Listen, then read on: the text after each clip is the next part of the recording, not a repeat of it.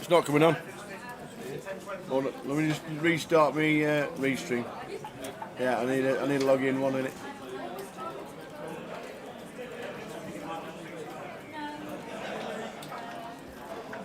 Testing. Testing. 1, 2, 3.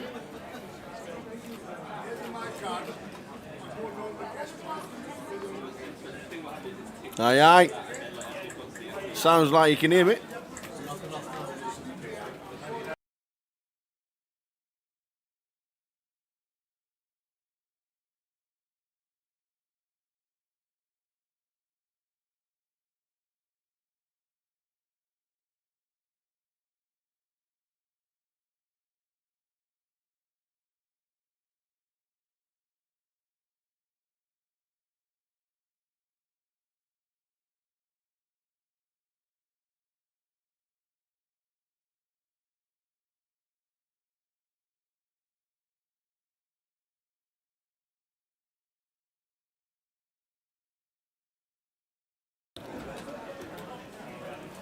Test 1, 2, 3. Sound test Leeds. 1, 2, 3.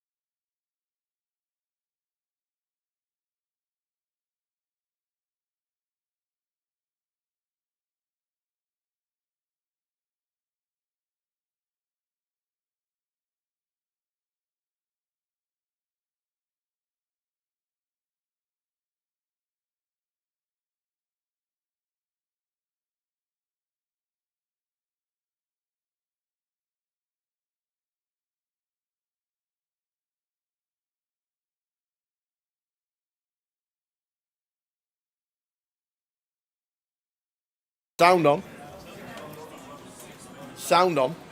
I'm hoping you can hear me. I'm hoping that the pictures are back. What happened to the stream, everybody? Yes, we don't know. It looked like a server crash, and it's just one of those things that has just happened. But hopefully now you can hear me. Give me some thumbs up in all the chat boxes, please. Sound is on now. Says the fit git. Yes, good to hear the pleasure of playing Ace. Yay, goddamn Brexit. You're not wrong. It's Brexit's fault. Everything that's wrong with the UK at the moment is the Brexit's fault. Good. You can hear us.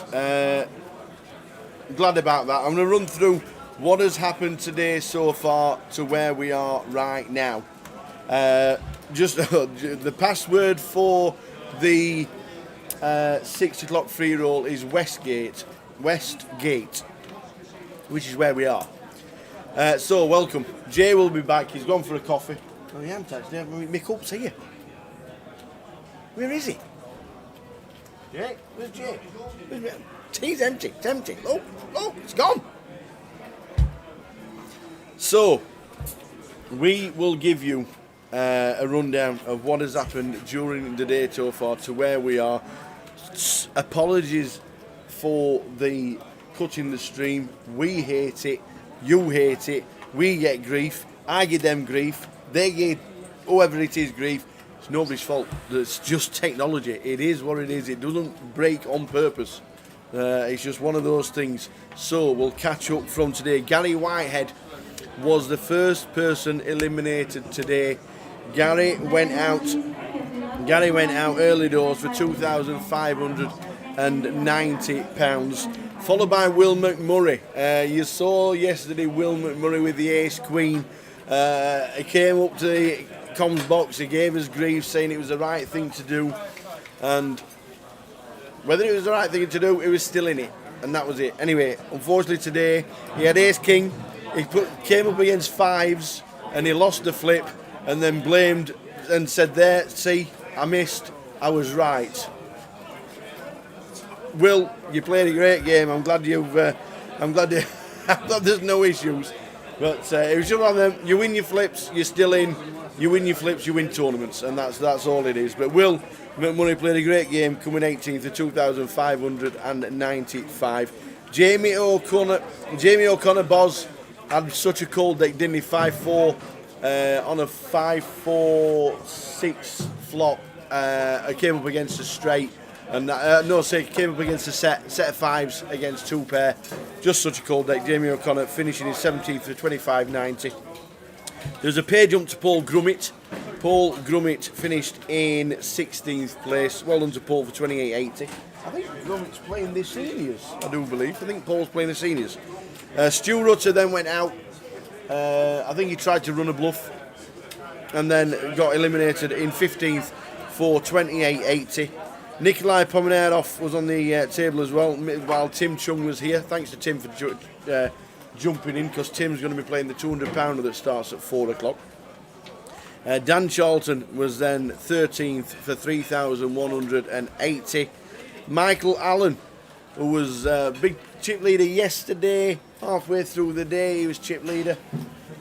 He couldn't get it going today. He ended up finishing in 12th for 34.60, and 10th for 11th for 3,740 was Jess Pilkington. She was short stacked, she was on there, and then while we were off, unfortunately, and it would have been on the outer table and it would have been the bubble for the final table, but Ryan Mandara, yes, Ryan Mandara, who was near a million chips. He had 3 coolers, and Jay's got the details of what happened to Ryan, because we thought, we being such a big chip stack, it must have been Jack Hardcastle that got him, because Jack was the only guy that covered him at the table. So he went running off to speak to Ryan. In fact, that's where he might be now. So he has got the details regarding what happened to Ryan, but Ryan has finished in 10th for £4,090, which means we are now on the final table. If I don't actually know if we've got the seating draw for the final table, which I need to go and get. I'll lean over there very shortly and find out where the who is sat down. In fact, here we go. And I've got the chip counts as well. Unfortunately, we've got no graphics, and unfortunately, the glasses need to go on. But that's what it is these days, because the only thing that got worse during lockdown was the eyesight. It went. So, in seat number 1, we have Andy Morgan on 491,000. In seat number 2, we're going to have Thomas High on 290,000. And I know somebody got Tom High at 40 to 1. Jack Hardcastle is chip leader on 1,170,000 in seat number 3. In seat number 4, we have local lady Sharon Horn with 338. Majid Nadeem in seat number 5 on 571. Bixie Yao is on 211,000. Apparently she jumped right up to, I don't know where her chips gone, because apparently she had about 800,000, so I'm not too sure what happened to the rest of her chips. Adam Bromley, 1.1 million and second in chips, and could be my tip for the final. Elliot Moraes, who I did say, watch out for Elliot earlier in the day as a bit of an outsider. He's on 396,000, and James Williams from Swindon, he's in seat number 9 on 318,000. We will be back as soon as the clock strikes. Down there, as you can see, up there, 18 minutes to the live pictures. We do apologise. We don't like it. You don't like it. You hate it more than, not as much as we do, because when I see something wrong, all I do is scream. But the guys have fixed it, so it's on. So we will be back with the pictures, and we'll have a chat. In fact, Jay's here with his own coffee. Forget that. You know, looking after the team. I did say Jay be back with the teas. This was the same one I left with. I just need you to sit down and just run through what happened to Ryan, because we've done it. We've done it all the way through. We've got the final 9. We said Ryan lost 3 big coolers. Yep. You've got the information. Yep, so got back after the break. He had a hand at straight versus a boat, lost a few chips in that, and then I think it was James Williams shoved Jack 10 suited. Ryan called with ace queen. James Williams flopped the flush. Ryan had the queen of clubs, had the redraw, but bricked out. It left Ryan short, and then it was James again who opened. Ryan reshoved pocket 6s. And James called the pocket 7s, and Ryan couldn't find a set on the flop, and just like that, he was out the door. Wow, simple as that. That's how it can go sometimes, Dale, just so quickly. So I could do with, if at all possible, looking at that. By the sounds of that, I've just read the chip counts out that were slightly wrong. So what I will do is run through the chip counts from the table. But obviously, when we do come to the table, all the chip counts from the players will be underneath the player, so apologies for that.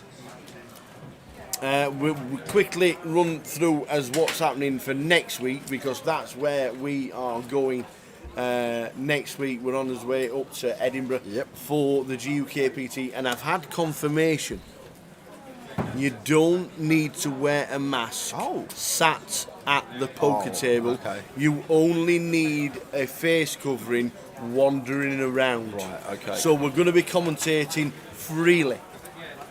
We're only sat down. Yeah. Soon as you stand up, you can catch it, so you have to put a face covering on.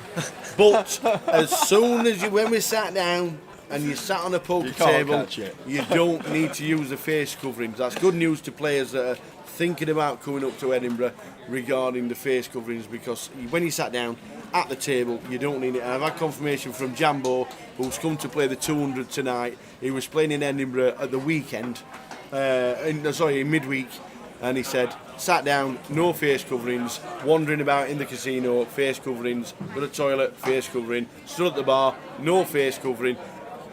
It is what it is at this moment in time. So that's for the players that are thinking, am I going to go to Edinburgh? Do I need to go to Edinburgh?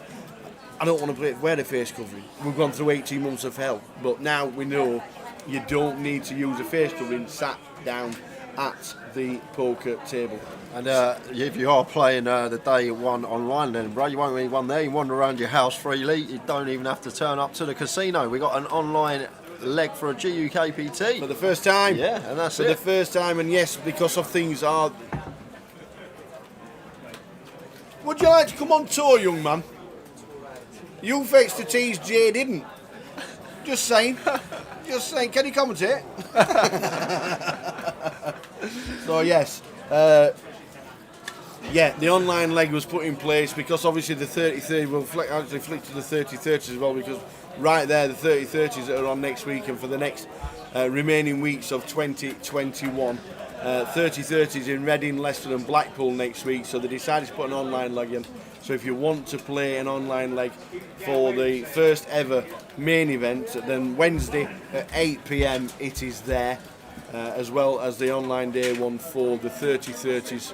And if you bag up at the end of the night, you can take your stack wherever you want to. So next week, if you play the online leg on the Wednesday and you get through, you can take it to Reading, Leicester or Blackpool. You can't wait until the month after and play Portsmouth, Bury New Road or Glasgow. Just to reiterate, Portsmouth replaces Southampton.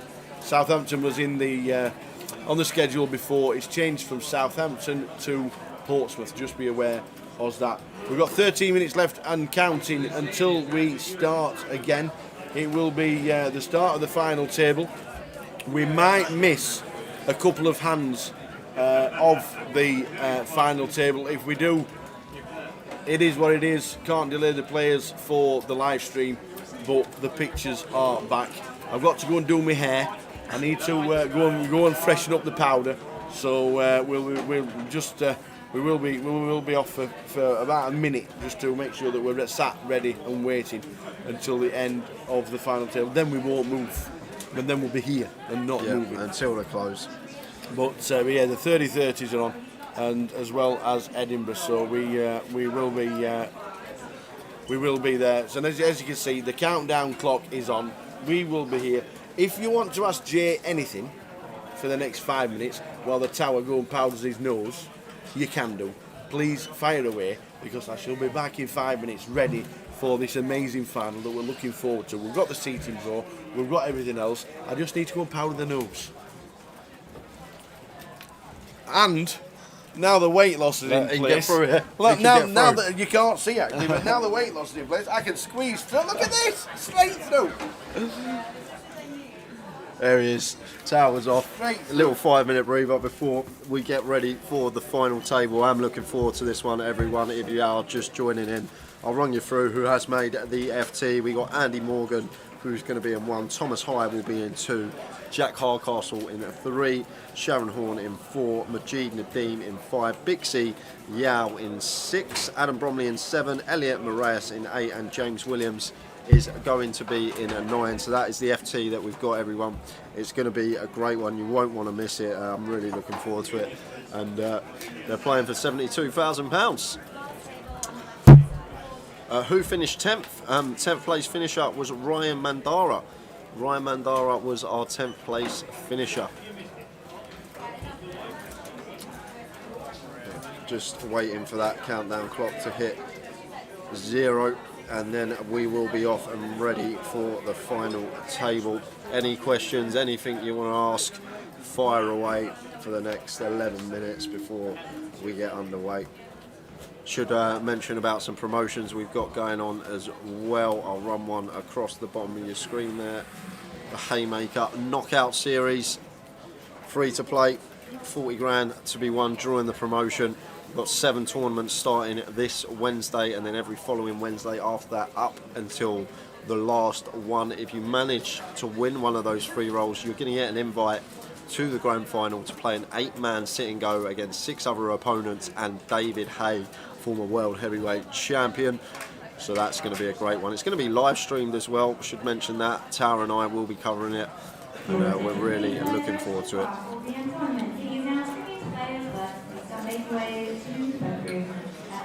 Mark says, Jay, you heard when the satellite for Luton start, the 1251s with 10k starting stack. Unaware at the moment on the client for the Luton satellites. They'll probably be up after Edinburgh, as Luton will be the next leg after that. The way it usually works is the next upcoming GUKPT, there'll be satellites running for that online. So after we finish Edinburgh, there will be satellites on the client for Luton. Just a reminder as well, if you are coming down to play Luton, it is a 12.50 buy-in. It's not 7.50 like the last couple of legs. It is a 12.50, so a bit more in there. Obviously going to be a bigger prize ball, but always get a really good turnout in Luton, so looking forward to that one. And I will be playing it as well from the start of the week. Obviously I'll be covering the main. If you want to come and say hello, I'll be there from the start of the festival, playing some side events. A bit of trophy hunting would be lovely to pick up a trophy at some point this year, but just looking forward to it, as I am all the legs after Luton as well. We are off to Blackpool, and then after Blackpool is the big one, the grand final, 2k buy-in. That's going to be a good event. John Kelly in the chat, what's the Sunday free roll password? The Sunday password for our online free roll is Westgate, all lowercase. It is Westgate. Get yourself in that, and if you have just tuned in and you don't have the Grosvenor client, it takes 5 minutes to download the client, sign up, and then you can get into the free roll yourself. It's free money. There's tokens being given away, £30 tokens, but the main prize in that free roll, if you do manage to ship it, is a £110 ticket to Monday night's closer. That starts at 7 p.m. on the client as well. Got lots of stuff going on there. Should actually run you through a few things that go on as well. We've got a rake race that's still going on in September, £60,000 going on in that. You've got 12.5 for No Limit Hold'em, 12.5 for PLO, and there's smaller stakes in there as well. The low stakes, the low Hold'em, there's a €5,000 rake race on there. All the details can be found on Grosvenor Poker. About 8 minutes to go before we hit the final table. And it's not just this evening actually. If you are on the client and you play the client a lot, we actually have a free roll running every day. Unpassword protected like today's live stream one, but there's £50 free rolls running every day on the Grosvenor Poker client. So if you want to maybe start building a little bankroll for the micros, don't have to deposit anything, you can just start playing them free rolls, try and get a few little tickets and then try and run it up. But they run every day on the Grosvenor client. I think Tower's going to flick in the free roll as well this evening for the live stream. I'm definitely going to have all my eyes on the final table. I do really enjoy it, covering them. And Sky Blue says, what happened to Ryan? He had chunks. Basically, he just had free hands, space of free hands. He was out. He had straight versus boat, and then James Williams shoved Jack 10 suited. Ryan called with Ace Queen, flopped the flush with the Jack 10 suited. Ryan did have the Queen of Clubs, so did have the redraw, but it come Brick, Turn and River. Left Ryan fairly short. There was an open from James Williams yet again. Ryan shoved pocket sixes. James called with the sevens, and there was no set on flop, turn or river, and just like that Ryan was out the door. It's how the game goes sometimes, and no matter how well you play in the space of a few hands, if you get unlucky, you get called, you can just be out the door, and that's poker.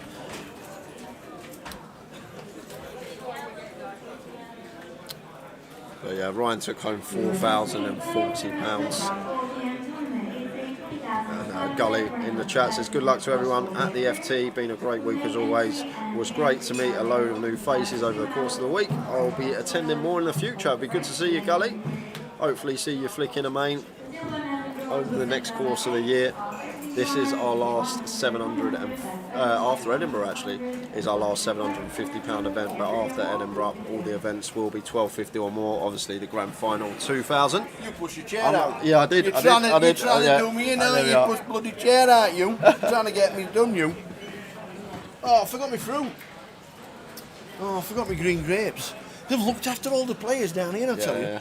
They've got all the complimentary fresh fruit out there. There's apples, bananas, grapes, Muffins. red grapes, green grapes, muffins, Blueberry muffins. chocolate muffins. I'll tell you what, they've looked after all the players. It's just over there as you walk in. Grab what you want. We've had complimentary bottles of water all week. What more do poker players want? I'll tell you Not what. much, Tal. Oh no, I've been disconnected due to inactivity on the free roll. Oh man. That's it, you're out. You can't get back in. Can't get back in. Damn, I have to concentrate on the final. Well, we've got 5 minutes left. Yep. 5 minutes to go. And then we are back. Whoop-de-whoop. Tighten the corset fit you. Hey dear. Oh.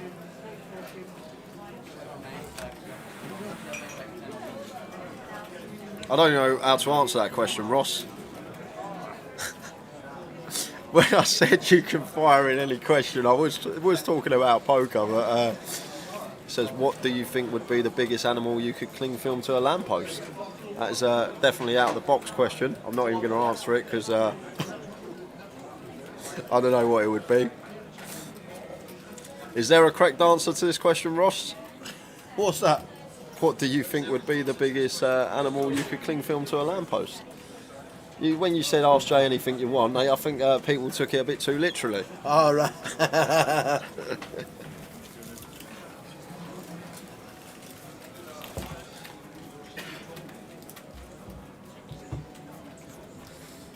So nearly there. 4 minutes counting down, and then we will be set and ready to go. Yes. Fingers crossed. Fingers crossed, baby.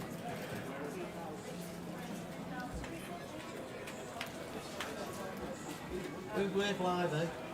I know, live. I tell you what, if it can happen to Mo Farah. Mo Farah when they were doing the Sports Personality of the Year, What happened? they did an international live feed to vote Mo Farah for his title, and it cut off.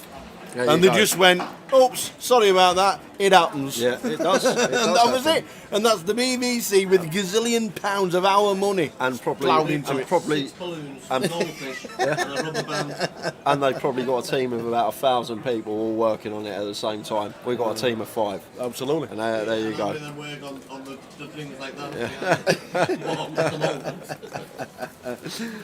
Yeah. So we are just about to.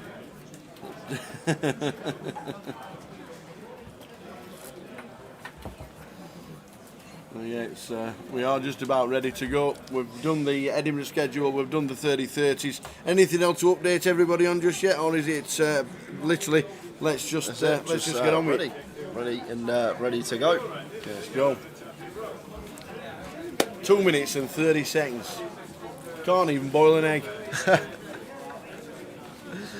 21 outs. What's the free roll password? Free roll password is Westgate, all lowercase. Yeah. On Twitch, if you put in the command for pass, I'll do it for you now. There we are. The Nightbot will let you know. Everyone watching, that's actually perfect. Can see the chat on the screen. So, password for the live stream free roll is Westgate.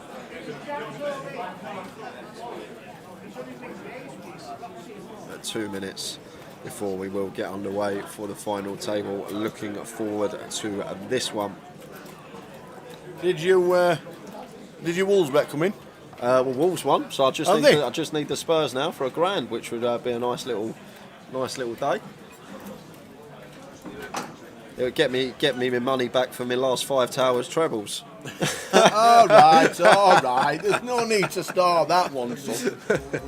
Oh, I tell you what, Ross, you're not wrong. Big shout out to the dealers and the floor staff. Yeah, great. Integral job as per, and I know you were normally part of that. But yes, they are the unsung heroes. They are so well run. They've got staff everywhere. Obviously, there's now 3 comps going on. They've got the seniors, which obviously the Horlicks the Horlicks is out at 8 o'clock.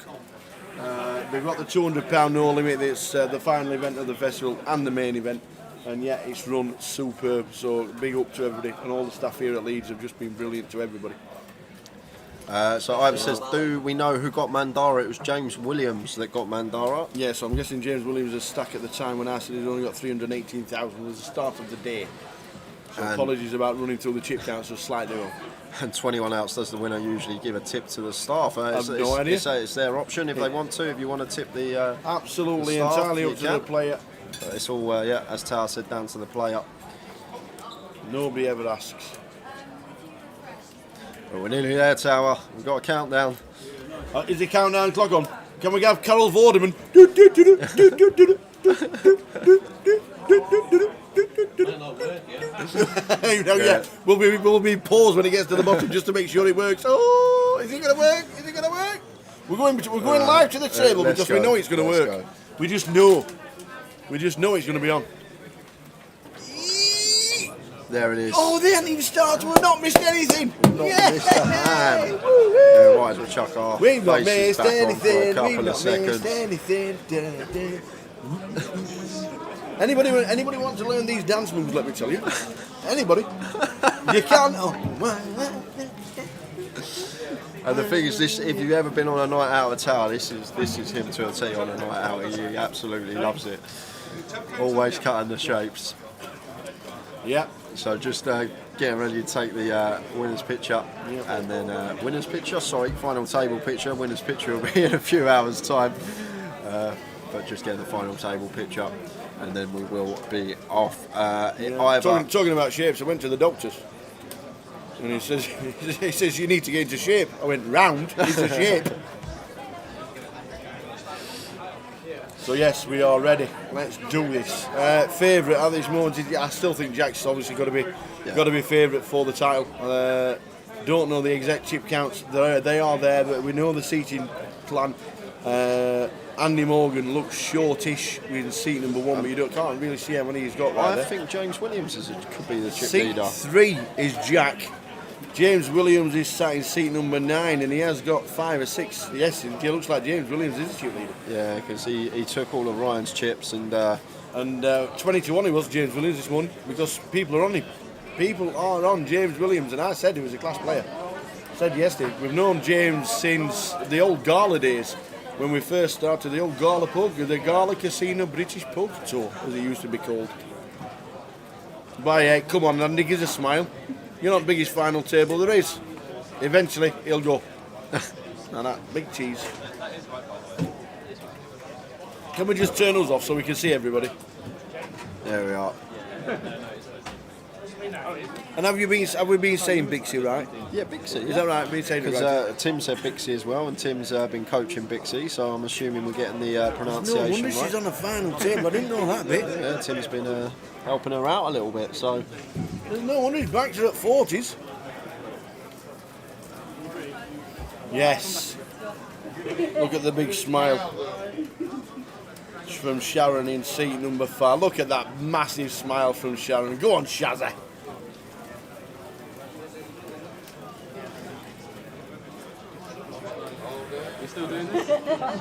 what's Andy holding in his hand there, Tower? That he's showing to the camera. Your eyes are better than mine. What's that, buddy? Andy, what's he got there? He's got, it looks like a little Duke, it looks like a little badge. I don't know what that says. If he's in a member of a club or something, Maybe. it's nice to see. And he smiled as well, to be fair. He gave us a big smile.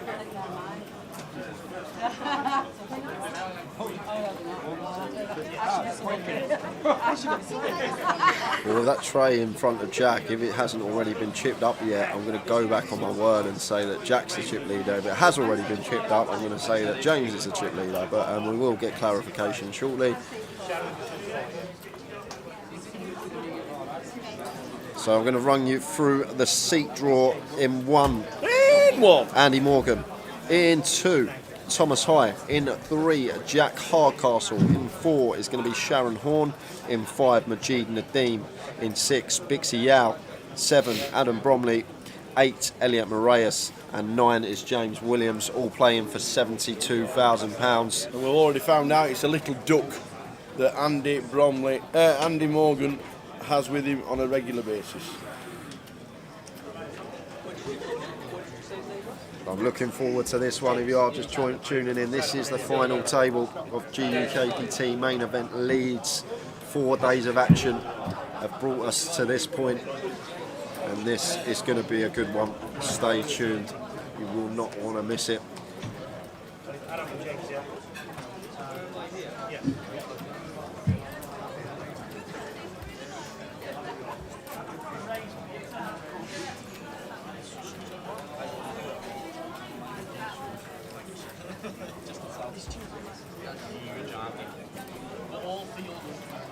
So, we're rooting for a female winner for the first time.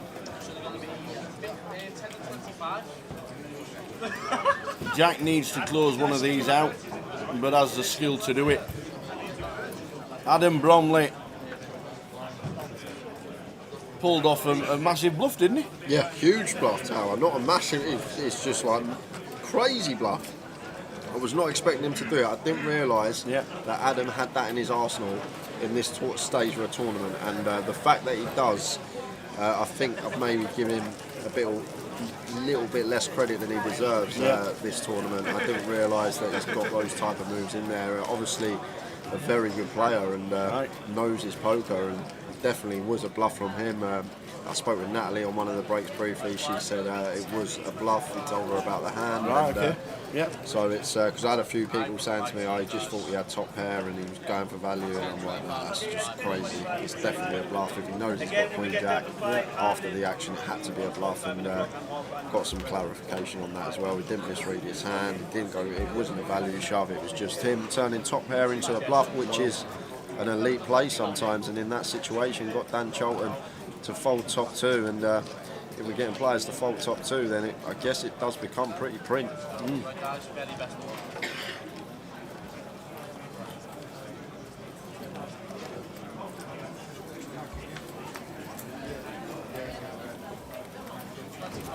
So we're off, guys. First hand of the final table. Whoopty whoopty.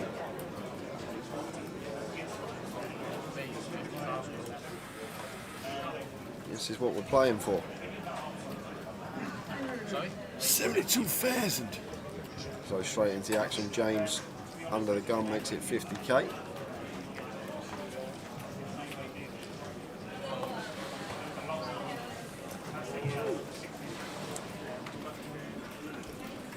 And folds all the way around to Elliot in the big blind, who's not going to defend at the 5-4 off. Raise and take first hand of the FT.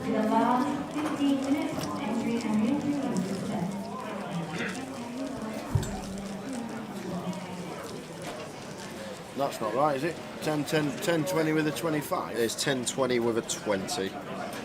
Let's just see if we can change that.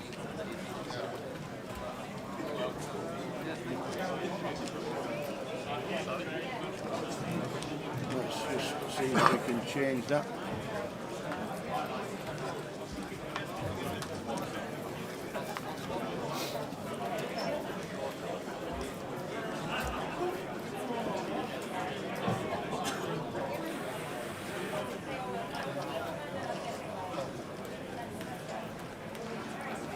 So the final table is upon us.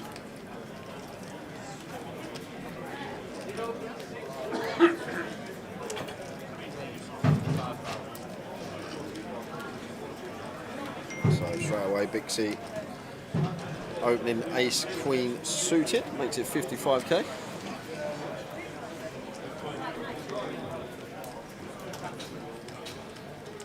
Elliot calls the dominated hand in the small, queen 9 of hearts, and he wants to see a flop. What a flop here for Bixie, flopping gut shot and nut flush draw here with the ace queen of spades as well. It's going to be pretty good for our range here. Opening cut off, but got to think about hands that Elliot's supposed to be peeling in the small blind. He's going to have a lot of pocket pairs in there. And then hands like Jack 10, Queen Jack, King Jack, 9-10 suited, all these type of holdings, like this can be good for the small blind range as well. Bixie comes in for the continue here, and the turn looked like it could have been a 10, which would have, it's the 8 of spades, so Bixie turning the nuts and Elliot coming in for a bluff and all in from Bixie. Would have much preferred to see her flat in that spot. We've got the nuts there. Just flat and keep some of Elliot's bluffs in and potentially let him barrel off on the rivers.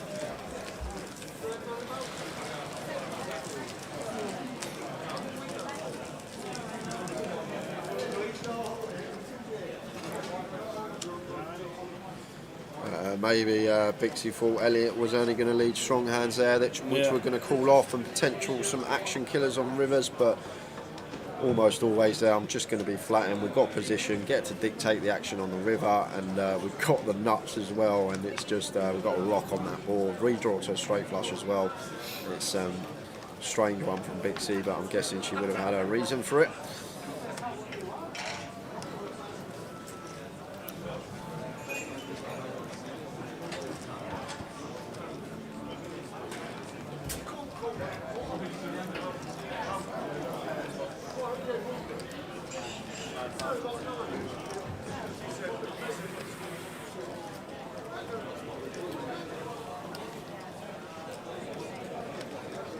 Ace King on the button for Elliot makes it 55.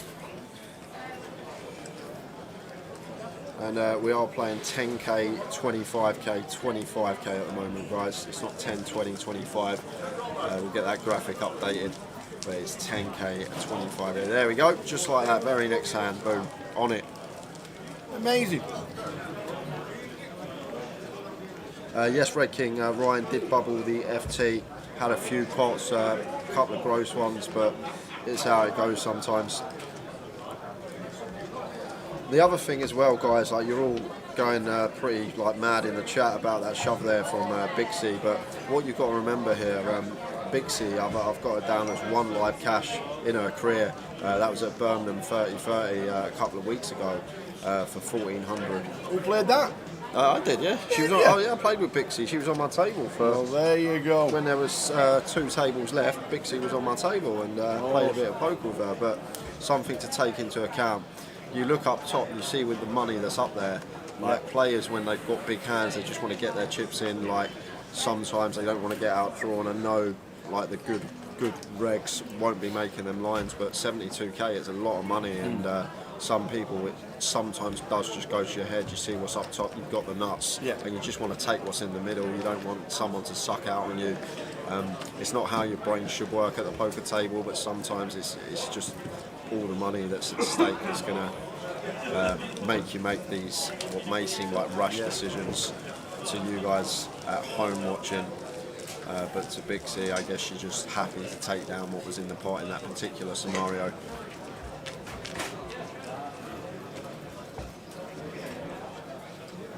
And everyone tuned in as well. If you don't want to miss a live stream, you can find us on YouTube and Twitch /GUKPT. Make sure you subscribe and follow. Whenever we go live, you will get a notification, so you won't miss any live coverage at all. And then other socials, Facebook and Twitter, you can find us at Grosvenor Poker.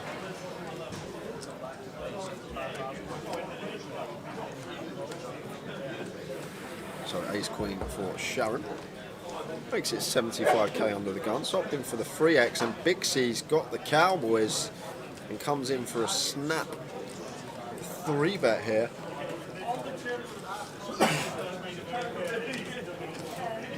Makes it 3x. And the thing is, if Sharon is aware, like that, her opening size here, she just moves all in, and Bixie's going to snap. And wow, we could lose one already. Sharon with ace queen, Bixie with kings. Holy! We got two women on the final table, and we've got the first all in involving them both. Sharon, local lady, Sharon Horn, ace queen, Bixie as the Cowboys. So Bixie, This could take her over $1 million. 1.4 million if she wins this tower. My word. So to the flop we go.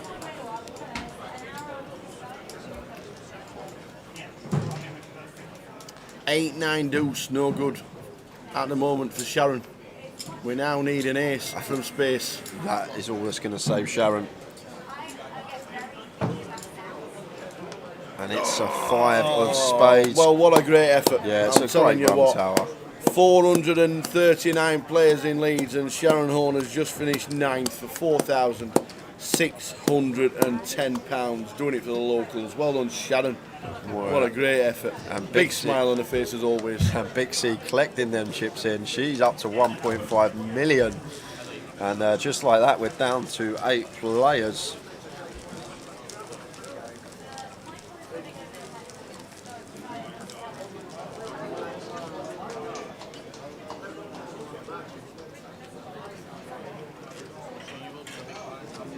That is what we are playing for. 1 place closer after that bust out for the 8 remaining.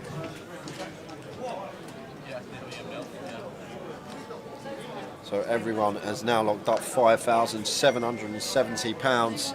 A couple more bust outs. The ladders are going to get a lot more interesting.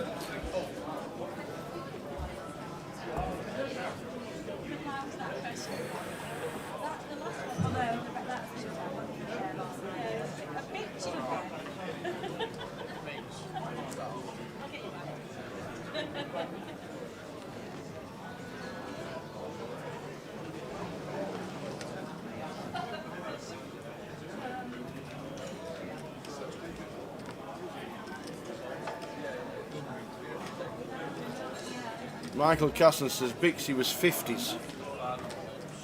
Well, she won't be 50s right now, and she's texting away that she's just taken one out. Yeah, Tim's got £100 on her at 50s. No way. Yeah, Tim's got. We were talking about. There's on the stream. faith. Yeah. Tim's got £100 on Bixie at 50 to 1, so Wow. he'll definitely have a little sweat up. He'll be tuned in, I'm sure. come and helped us out for an hour or so earlier. Had some really good insights from him, and if you missed that, you can watch all the coverage back. Everything is uploaded to YouTube. Is it too late to put the payouts on Twitch? You know, your little... No, when someone does it, I just press the ticker. I think it's easier than the command. It works. Because on Twitch, it clogs up all the chat because there's so many payouts. Maybe for the FT I could actually. Bernie, the password for the free roll is Westgate. I'll put that one up on Twitch for everyone. There's a command set up for that one. As James opening to 50k with the pocket sevens, same hand that he busted Ryan with on the final table bubble. This is Jack's second final table of the year so far in GUKPT's final table London, leg 1. And Majid defending the ace-10 of diamonds. What a lovely flop here for the pocket sevens of James Williams, and like to see him continue here simply because the calling range of Majid is going to contain a fair amount of King X in the small. He's going to have King 10 suited, King Jack suited, King Queen in there, and looks like Majid's just going to come in for a float here with a backdoor royal. And, King on the turn, and that's going to be a lovely card from our perspective as James, because we think, hang on a minute, if Majid has a king here, we are getting paid. So I don't think there's any reason to check here as James. I would like to see a bet from him. Yeah, this is good. Just understanding that Majid can quite easily have a king here in this particular spot. So going for value against that holding, and obviously would be setting up for a nice bet on the river. Also here, 8s, 9s going to have a tough time folding. Like 7-8 suited is going to have a tough time folding as well, and flush draws. We want to be charging them, even though they are drawing dead against us because we have a boat. But Majid just gets out of the way because he just had ace high in that scenario. I do really like the bet from James there on the turn. A lot of players that are new to the game, they'll make a strong hand on the turn and they'll instantly check it to think, oh, I'll try and let my opponent catch up. But what you should really be doing is still thinking about the hands that your opponent can have in these particular scenarios, and the times that they can have strong hands as well. You want to carry on betting because you want to build the pot for yourself.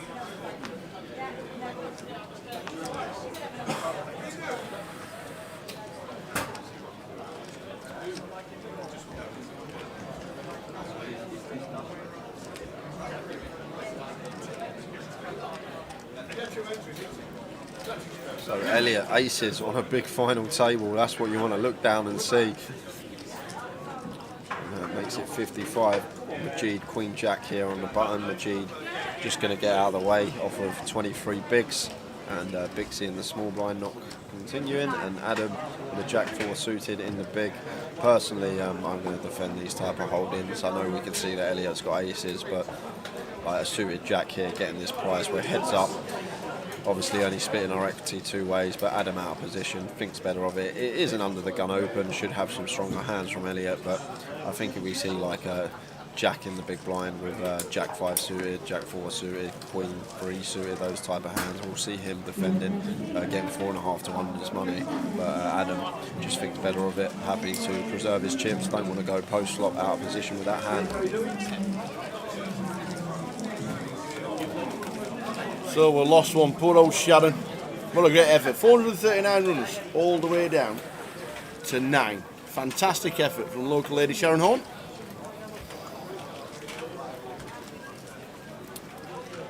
Wagwan Flame said, what happened to Ryan? A bad half an hour. Yeah. Literally a bad half an hour. I've already said about four times, but I've got last time for everyone. He just had 3 hands. He had a straight into a boat, and then he lost ace queen versus jack 10 all in pre. Yeah. Then he was short and he lost 6s versus 7s, and that was basically it. And that's how quickly it can change. You can be flying in a tournament, and before you know it, you're out the door, and that's just how the poker goes sometimes. Absolutely. And don't forget, follow us on Facebook, Twitch, Twitter, and YouTube. Whenever social media comes up, find out what is happening regarding all events, social, Grosvenor poker wise. And a lot of you guys watch us on YouTube and Twitch. You can also watch us on Facebook as well. and there's plenty going on Twitter also. So blind on blind, Adam with the ace-5, completing his option, and Elliot just going to check the 6-5. First stab at this, probably going to take it down, and neither player wanting to take the aggressive approach. King on the turn. And now Adam does come in for a stab, probably because he believes his ace-high to be a best hand. He probably thinks Elliot's going to be betting a king, queen or 5 on this flop with position, so comes in with a bet with the ace-high. So big chip leader, Jack Hardcastle. We know it's hard to close the tournament out, but he's been one of the most regular and consistent players this year, playing very, very well, nicely indeed. Final table London. Won massively in the last 18 months, absolutely crushed. Online and live, playing some superb stuff.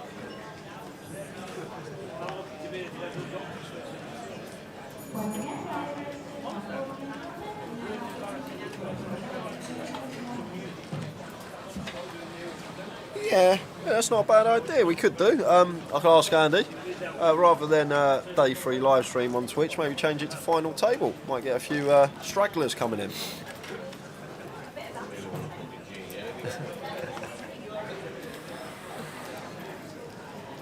Uh-oh, Pete Whitehouse will want to know how many started day 1 here. Okay, Pete, scores on the doors, 4-3. We got here on Wednesday. Yeah, yep. We set up. Well, Tower did in the We team. went out for a bite to eat. We had a bit of a little boogie. We had a bit of a boogie in a diverse club. We'll call it that. It was a very good night out. Then we went to bed. Is that what you mean, Pete?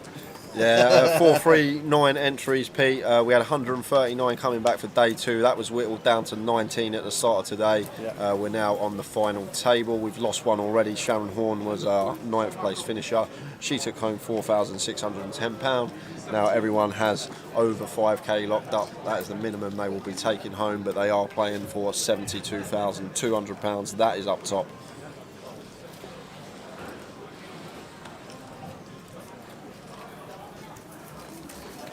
Yeah, Gibraltarian. I'll see if Andy can put that in there as well. 72k for the win. Oh, is that what people check, is it? Yeah. The title of Yeah. or whatever it is. You're scrolling down and So you see have you live ever- stream, have you you see ever 72 had- bags up top. Oh, I might watch that. Have you ever had titles that don't relate to anything that they're actually streaming? What, like clickbait? What's that? Don't look at me as if I'm 12. What's that? So basically, people would do post a title on a YouTube video or something like this. Yeah. But they'll exaggerate it more than it actually is to get people to click. Like best knockout in boxing history, and it's somebody shopping at Asda.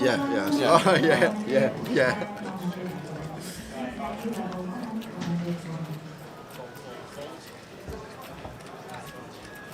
So I've got Tom under the gun, pocket 6s, making it 55, and Adam with the kings in the cut-off here. So I've got to look at Tom's stack here. Effective stack is 25 bigs, just over, closer to 26. And Adam with the kings. Looks like he's coming straight in for the free bet, not looking to slow play this one.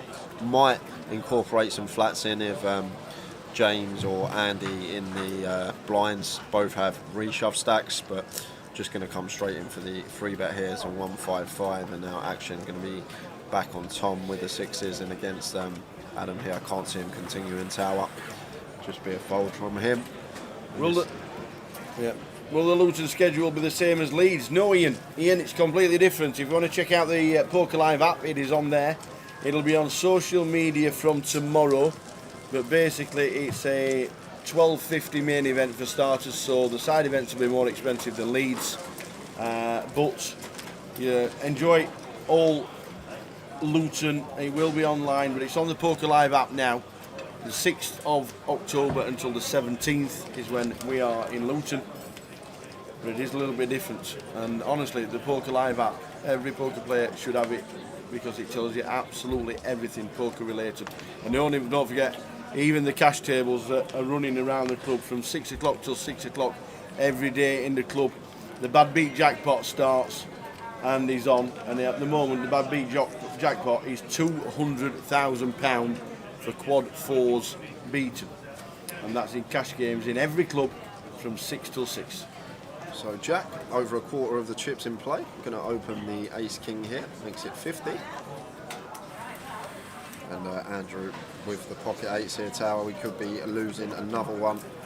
Andrew playing 11 big blinds over Jack's open here. Although it is under the gun, Jack's the chip leader. I wouldn't mind seeing him moving, but I know Andy's a very tight player. He's a satellite winner in this tournament, so he might actually take a tighter approach and choose to fold this one, or just call perhaps even off of this stack. And there it is in what world where this ace is just going to go in from a lot of players off of 12, 11 big blinds, especially against an open from Jack, even though it is under the gun. There's just going to see so many people move in there with the pocket eights, but Andy opts not to, and preserving his chips, he's going to wait for a better spot to get them in.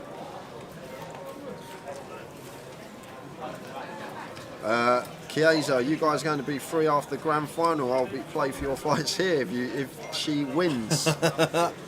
Tower might be. I'm not. I'm away all of December. I'll be out of country. Where are you going? I'm going. I'm going to Poland for. Are you really? You're going to meet the in-laws?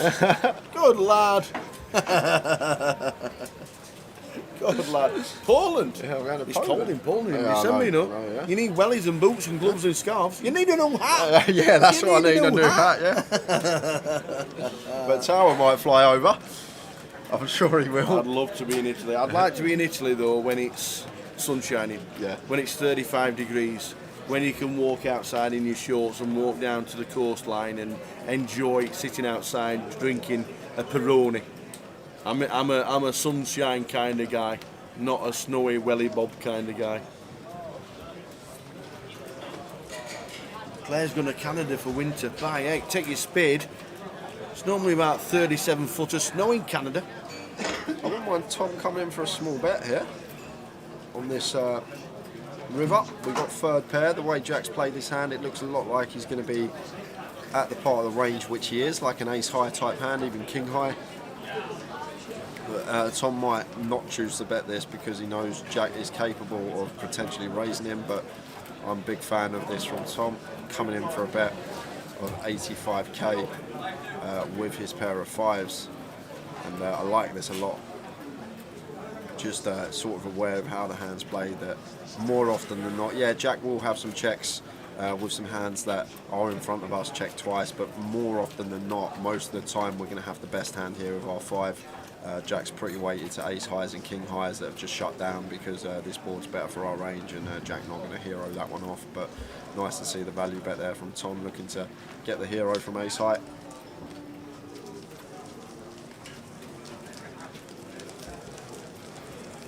Jade Chance is having to get paid. Everybody's in the money. We're on the final 8 players here in Leeds. This is what they're playing for. I'll throw it across the bottom of the screen for you all, whenever anyone wants to see.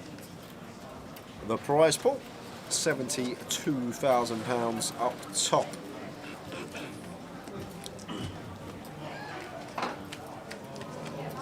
It's 22 degrees at the moment in Italy, in Florence. Very nice. Final table Leeds. GUKPT, thanks for tuning in.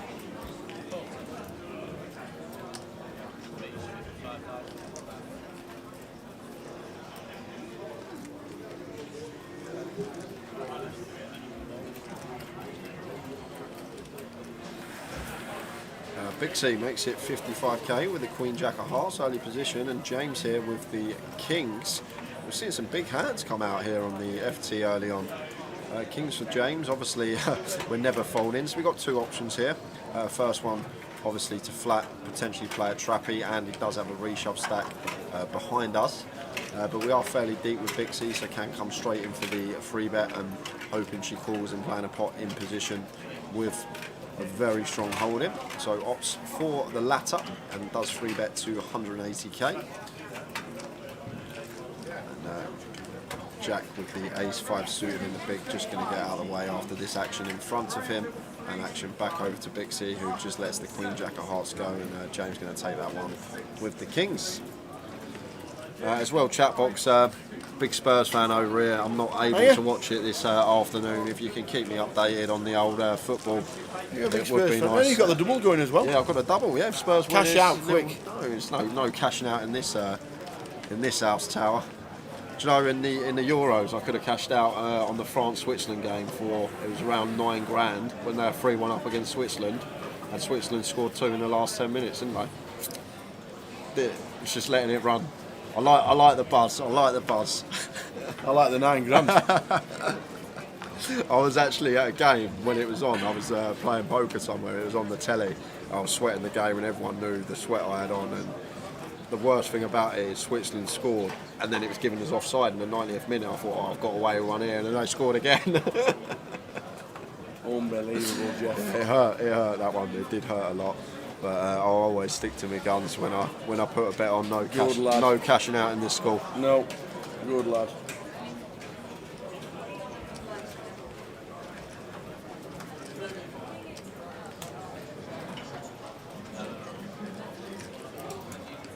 So Jack in the small here with the ace-3. Looks like he's going to come straight in for a race. I'd see 3x or more from him. And makes it 80. And Majid with a queen 7 off, just not going to be able to continue.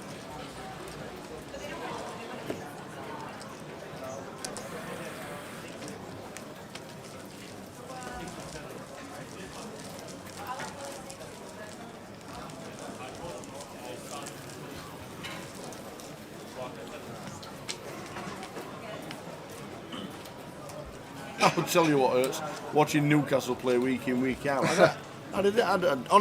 Genuine question, how did they finish last night? Because I actually don't know.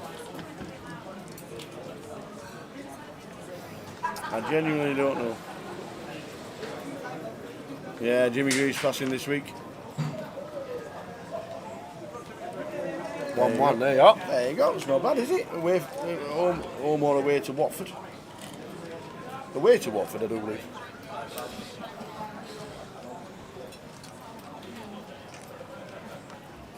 So Adam with jacks under the gun, making it 55. James got ace-queen here, so 2 hands are going to be colliding in this one. James is definitely going to be continuing this. It's just whether he wants to inform of a free bet or a flat.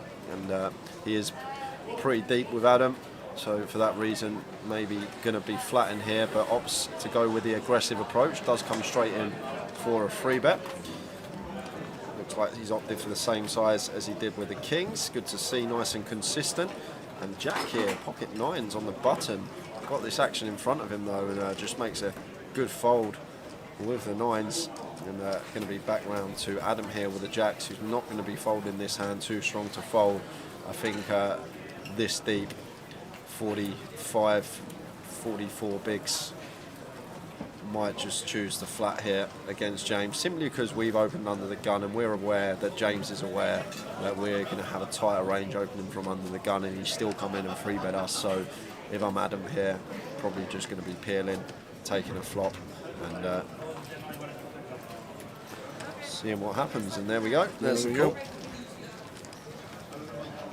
So off to the flop, James Williams.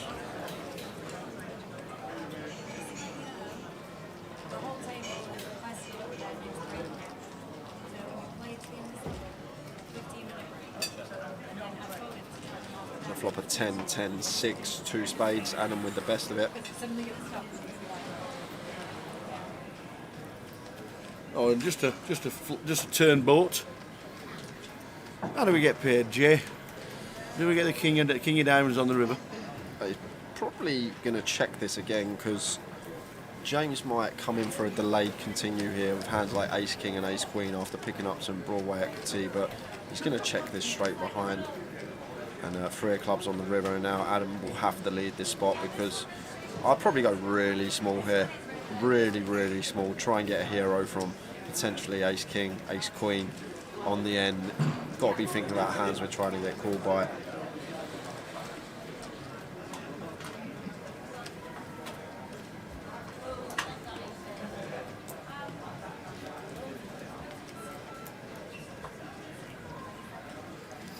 Is the new satellite structure official?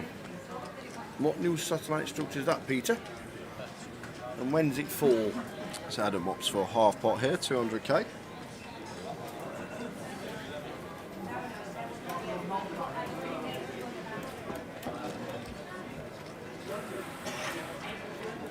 And James just makes a disciplined fold. I thought, will rob you. I thought Bixie opened to 60k and James made it 180k, 3x to 60k. Adam opened to 55, he made it 165, 3x.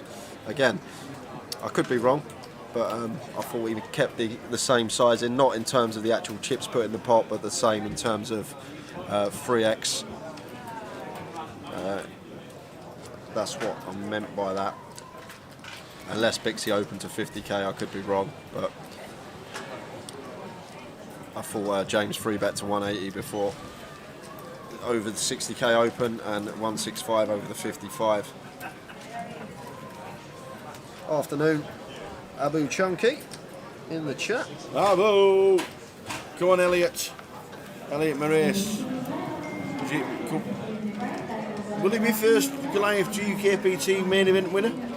Could be. I think he will be. Yeah, it would be. Yeah, it would be. I think he will be. If he does it. You're not mentioning the football just yet. Why have you not mentioned the football? Smith Rowe scored. I didn't even see. Oh. I didn't even see. Oh, okay, okay. Okay. He was 20s to score first goal. And I nearly backed him. Great. Cheers, Skids. Thanks, APC. Paul Fletcher says, hi gents, the senior events at Blackpool will be on the Sunday night as per with Leeds. As the Jolly Boys outing minibus needs to be booked. We'll give you information on Blackpool. We can't give you any information on Blackpool just yet, but we will be asking for confirmation during Edinburgh. So next weekend, Jim will let us know regarding the schedule for Blackpool. I understand you want things to get booked, but I'm probably thinking the seniors will probably be on the Sunday, but we'll confirm that in Edinburgh for you. Unfortunately, we can't update it from you right now. So Jack just opted into flat the ace queen versus Elliot's under the gun open. That brings Adam in the big blind with the deuces, and Elliot continues for 75k and takes that one down. But Andrew's our short stack. He's got 10 big blinds. I'm sure a lot of people at the table are going to be waiting for this man to bust. Get a little ladder in there.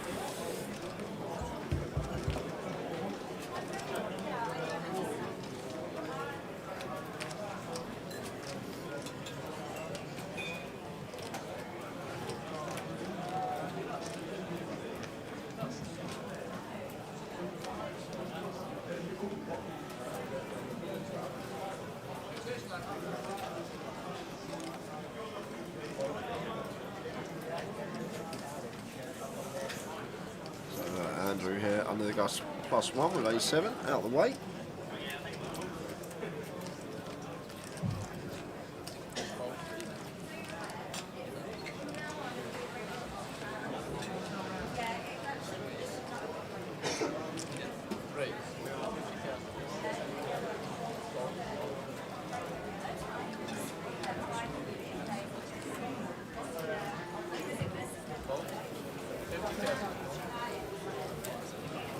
Jack and I open ace-4 off in the hijack. Elliot pills the 7-8 suited in. Adam pills the 7-8 suited in the small. No, he doesn't.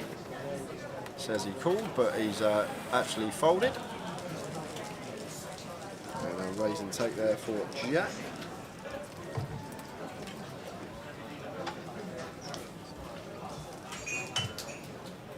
Yeah, Max Alley. I am aware. I think I might just support Rotherham after today if we do no good. What's wrong with that? I just might become a Rotherham fan tower. What on earth's wrong with that? It's just diabolical at the moment. She gets you down. She gets you down. Who'd be a Spurs fan? Yeah, free roll password, guys. That starts at 6 o'clock, so you've got an hour and 10 minutes. Is Westgate, all lowercase.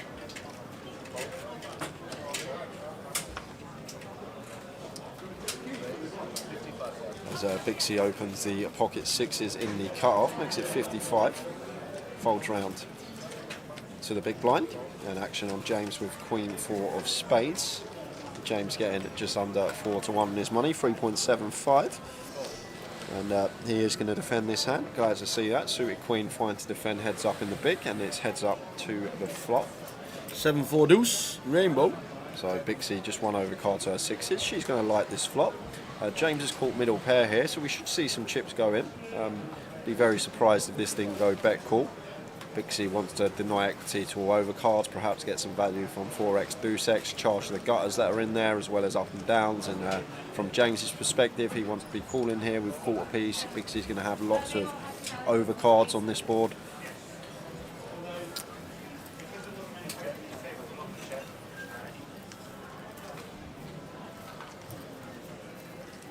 And it runs out Queen.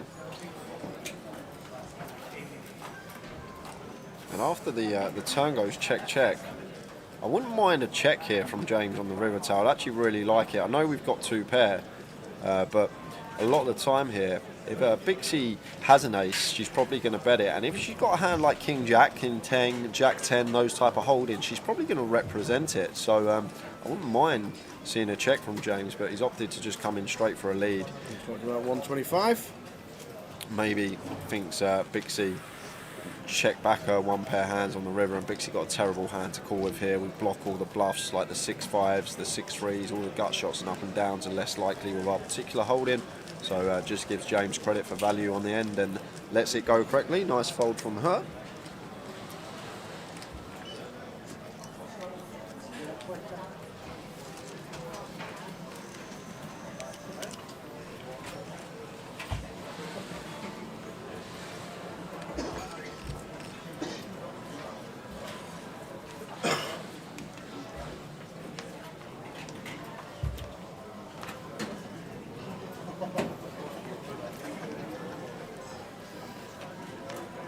I'm with Claire. She just can't watch football. I don't mind corporate days out. No, I don't sit in and watch it anymore like I used to. I think it's just an age thing. I think you just get fed up of losing. And eventually I'm getting just, there, Tower. I'm getting there, honestly. you know, it's a little bit like knowing what it used to be like and remembering it to what it's like now. And the falling about and the jumping about and the screaming and the shouting from all the players and trying to get players sent off and all that. It's just totally changed because it's now a business and it's now win at all costs, and that includes cheating. But you're not allowed to call them cheats. Winning a penalty is not a term that you should be able to use on telly. Winning a penalty is cheating. And until commentators start to be able to say that, which they're not allowed to, then it'll just be the same. But I'm with you on that, Claire. Support Fiorentina, we're doing much better. Yeah, you were 6th yesterday, weren't you? Chiesa. I know you've, I don't know how you went on. You were, I did look at, I actually, believe it or not, you've got me looking at the fixtures. And I was looking at the fixtures for Fiorentina over the weekend. And I know you were playing away somewhere, that a game that you should have won. So I don't know how you went on, but I would have backed you. Oh, there you go. Just won this afternoon. So folds round to James on the button. Opening the King 10. Easy open for us once folded to us. It's at 50k. Andrew with back-to-back 9-6 off. This one's going to go into the muck. Andrew now playing 8 big blinds, so going to need to find a spot to get it in, and I'm sure there's going to be a lot of play revolved around that. There is a nice little ladder for the, if you can, fade the next bust out. So I think the players will be aware of that, how short Andy is, potentially waiting for him to bust 8 big blinds there. But the thing is now is Jack or even James against Elliot, Majid and Tom can start potentially putting them under a bit of pressure. They're going to be waiting for James to bust, get their little ladder, and see how it's going to unfold.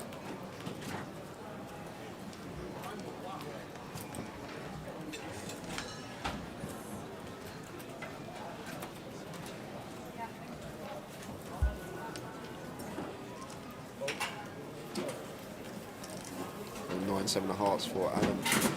EP, well, undergun +2. We are 8-handed. Not opting to open this one.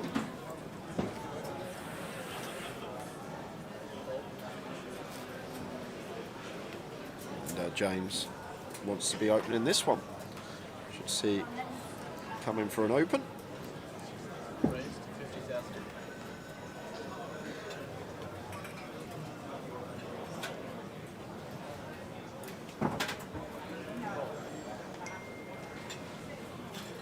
Ace 4 off of Tom in the small. This is going to be going in the bin.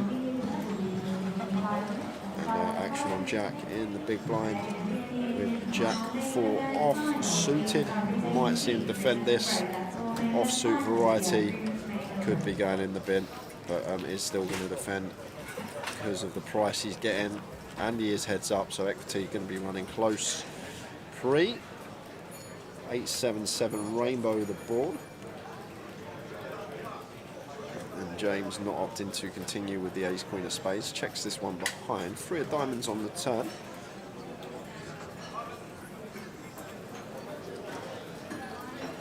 And Jack not opting to lead. River is the 9 of spades.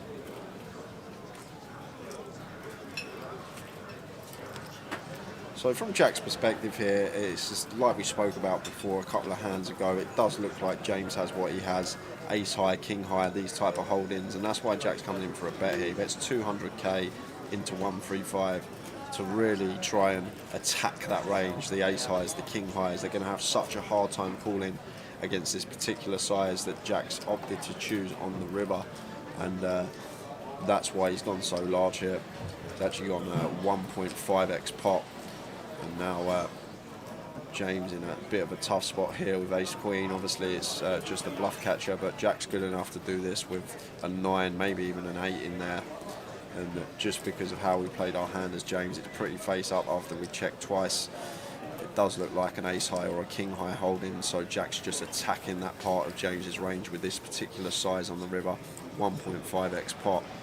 But then what might actually go through James's mind is, hang on a minute, if you want to get called by ace high or king high, why would you go so large? Why are you opting to choose this size? Because it's not really a size that ace high is going to be calling off. So might level himself into making the call here for that particular reason. But needs to be aware Jack can do this with a whole host of 2-pair hands, 8x, 9x, and Jack takes it down with just jack high. Nice play. Just Very exactly nice. where he was at, and went for the size that really put that part of James's range under pressure, and James just let the ace high go. Put the jack 4 off. Very nice That's the indeed. job. That shows the level Jack's playing at. Oh, Chiesa, have you got any good news? What's up now? Oh. What's happening now? What's happening now? 2-0 Arsenal. No way, man. I'm done. I think I'm done. I'm no longer a Spurs fan. It's just diabolical. Could have won fortunes on that game on Bet Builders. I always have Smith Rowe to have a shot on target. Well, whoever it was in the chat, I can't remember who, said that Son would get a hat-trick today. I hope you're right, and if he does, I owe you a few points. Elliot making it 60 with the ace-queen suited. And Tom with the pocket 4s on the button. Does have a pair. Tom playing a stack of 23 bigs, just gets out of the way, and Jack in the small with the ace jack here. And there's a little quick glance over at Elliot's stack. Not sure what we're meant to do here as Jack. Ace jack here in the small, and Jack just moves all in. And this is what he's doing. He's just applying pressure here. Knows that short stack's there, knows that Andy's there, and knows that Elliot's aware of that here, and knows that Elliot's going to have to call off a lot tighter because of that reason. And Elliot does have the best hands. We can see the whole cards here, Tower, but I think he might fold this one, because you expect Jack to do this with ace king. That's what's going to be going for Elliot's head. And look, he just snap folds the ace queen, and all that's to do with is the short stack at the table, and the fact that Elliot probably doesn't think that ace jack's going to be in Jack's range there. Wow. But Jack just applying some power poker. Hang on a minute, you're going to treat us to food on a Sunday as well? Oh my days. I'll go with last option. I haven't had it there yet.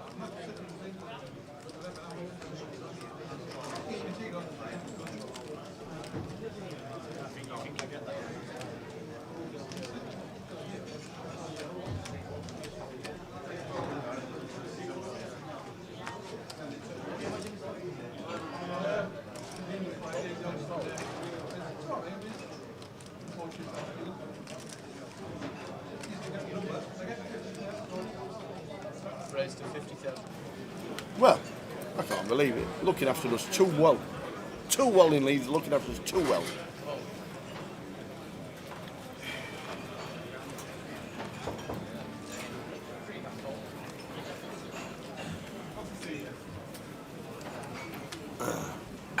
Yeah, the live stream runs on a 30-minute delay. Or an hour. If you pause it, it'll run behind us for as long as you want. No,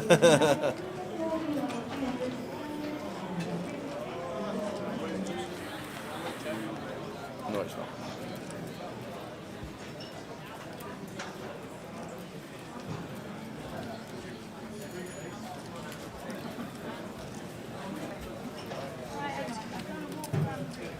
Hey. So my poor old Tottenham friend is looking at the board. Come on, Jay, it's all right, son. It's all right. King 5 ace is the flop. Big seat flops, very nice. James with the pocket 10s. Big C check calls the flop. Goes check check on the turn. And now I think she'll come in for a lead.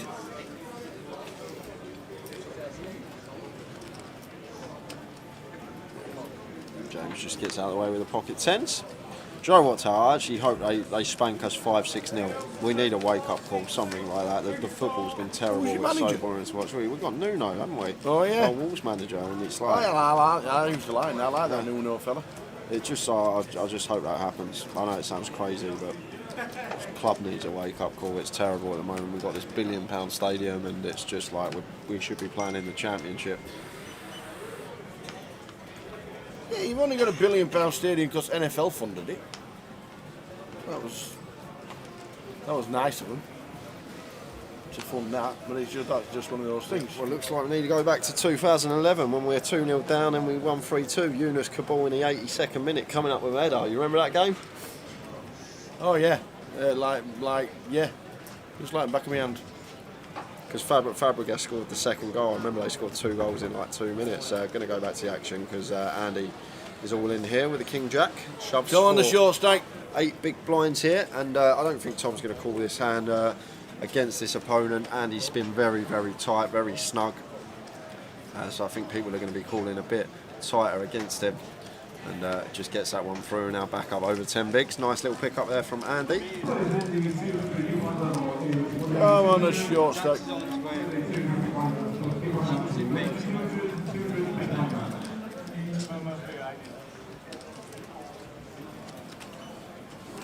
For the last 10 minutes.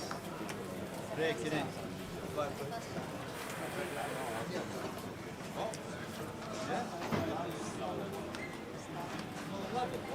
Oh. You're joking me. Join, I mean, it's Sunday. We did it on, man. By far the best. We said exactly the same about 2 hours ago. Yeah, go. We said exactly the same about 2 hours ago. If Danny wants to come on the tour with us, we'll hire him. He has looked after so many pub players this week. It's been amazing.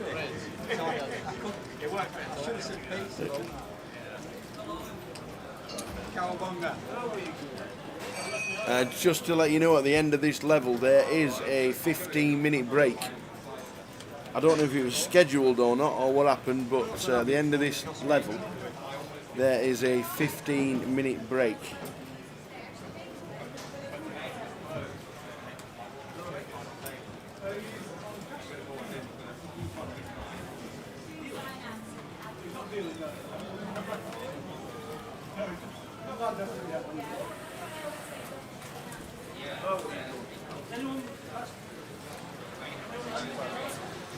So, as we've just been treated to a nice complimentary meal, Jay's just gone to sit down in front of the in front of the TV to watch the football for 10 minutes. He's just stood up and moved to the bar area because he must have just sat down when it was 3-0. He's actually just he's actually just. I wish I could pan the camera down. He's actually just stood up and moved across from the telly. Oh, bless him. Oh dear, bless him. Just 10 minutes for Jay till he, bit of complimentary. It's really nice of Leeds, and I tell you what, I know.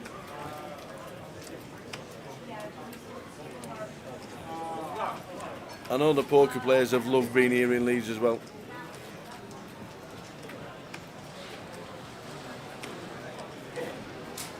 Lines 10-25 with a 25. When we get 5-handed, it becomes it comes a small blind ante. Spiritual eyes off to sulk. Come on, you Spurs. Hey, here's 10 for Adam. Adam Bromley playing super poker as he's on a final table here in Leeds. Calls a 55. We're going 4-way to a flop on the final. Jack, Queen, 3, all spades. King of spades in play for Majid, and he hits top pair, second nut flush draw.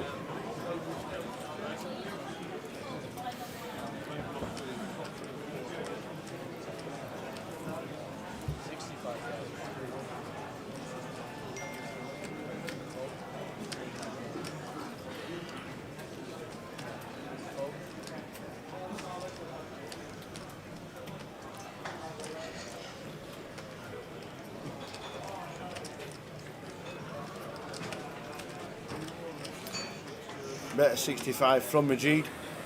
Folded round back to Tom, who's got the same hand but doesn't have the redraw.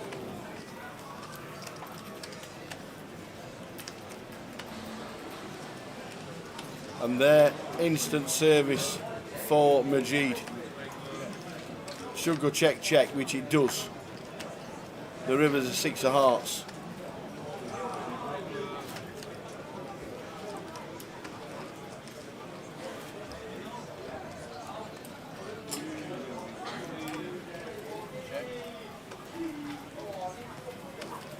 And now we put a bet in, and I don't think it's getting called. All right, let's stick a bet in around about 150. See if we can get the Queen a call. He's not checked. He has checked. No betting. Wow. Not even any kind of. Let's see see if he's willing to put a bet in. Nope. No value bet.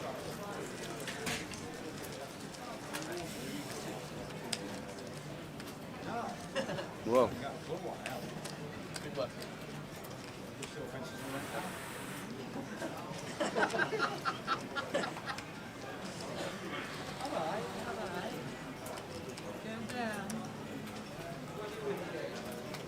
obviously didn't.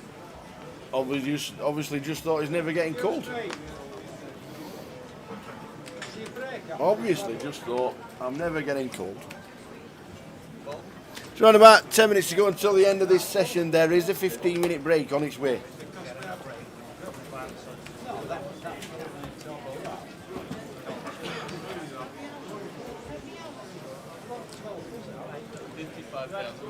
When have I had a 30-minute break so you can have your dinner?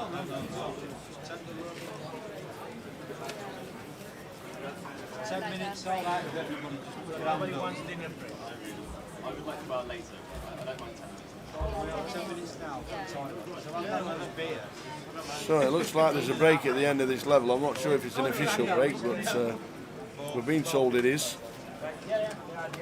We're 15 minutes, so we're just going to swap around. So how did the football go? So what, I sat down, I had one bite. And then walked away. I just can't watch it, so.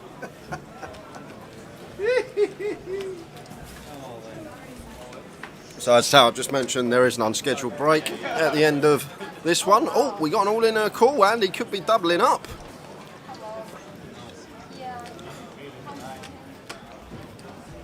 Aces for Andy. Bixie with the nines. The short stacker's going to get a good double up here.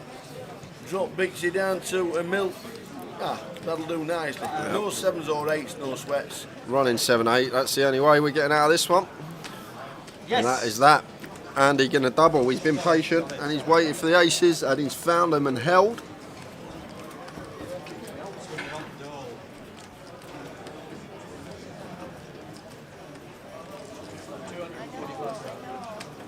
Wait a minute, I rephrased that.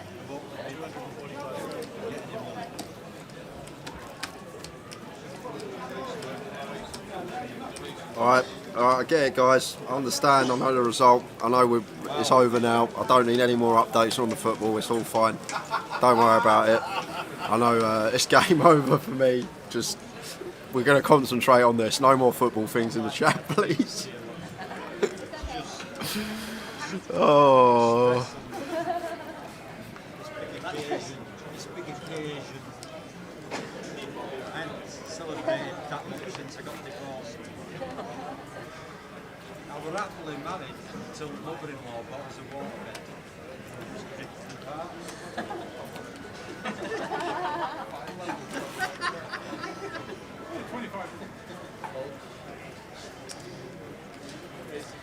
Bixie with ace jack, +2, makes it 55.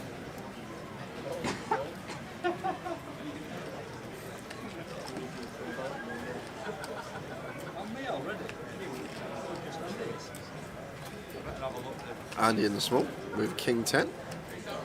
Way he's been playing, definitely going to be folding this one. Can't see him continuing. Only on a table.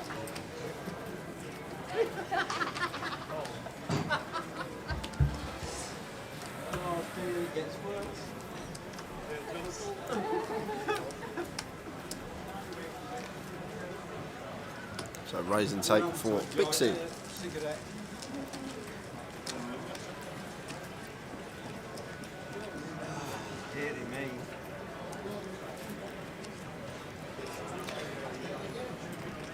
Do we know when the scheduled break is, Tower?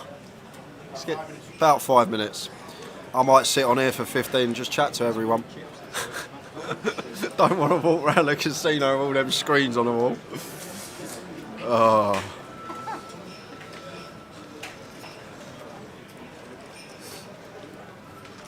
So this is the final table. We have 8 players remaining. These are the prizes that everyone is playing for. Everyone locked up over 5k now. And soon, when there's 6 players left, we're going to be hitting some serious ladders. Patrick Murphy, what's the free roll password? It is Westgate, all lowercase. Up top in that £110 seat to our GUKPT closer on Monday at 7 p.m. As we see James open in the cut-off with the ace-king. Action on Tom in the small. Queen 10 suited here. Tom playing a stack of 18 big blinds. And just moves all in. And we're going to have an all in and a call. Could be losing one. Tom got a lot of equity here though. Basically a coin flip. Queen 10 suited for Tom. Ace-king for James.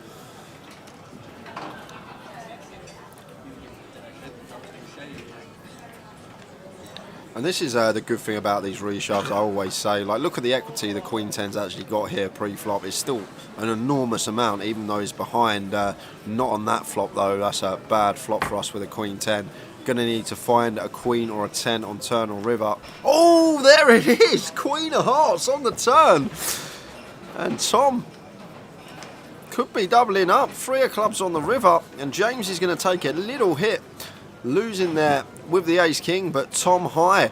He's going to be on a high after that turn card. Up to 870. And the Queen 10 of clubs gets the job done. And Tom doubling up through James Williams. And that's that for the session. We're on a 15-minute break. I'm just off to watch the footy. I don't know what the score is. Yeah. Funny. We're going to be back at 5:30, everyone. So we will see you then.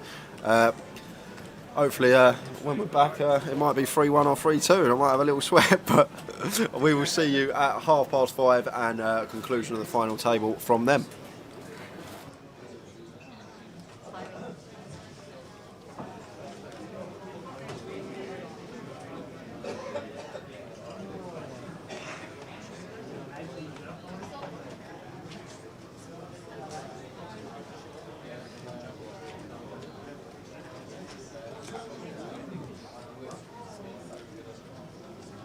I thought they won in the budget. I thought they won in the budget. Get off the table. My table. I've got my own. Kyle just rent. I've got plenty of things.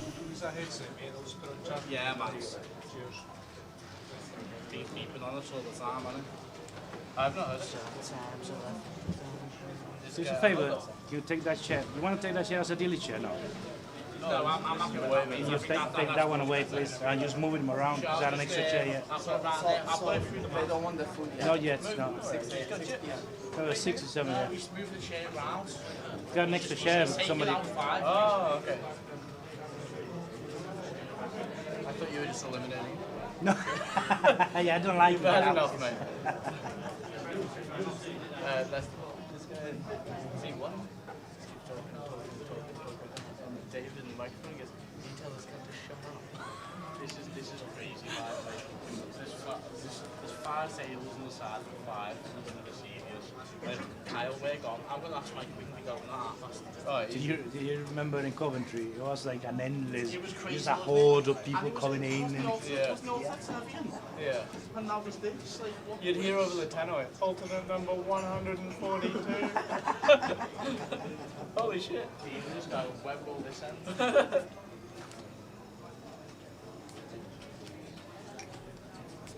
Yeah. Just in a minute, say to Mike to come out, or I'll say, because obviously I'll send you the ring. So I just like, yeah, set it apart. Did they not have all the triangles before? No. They definitely just didn't.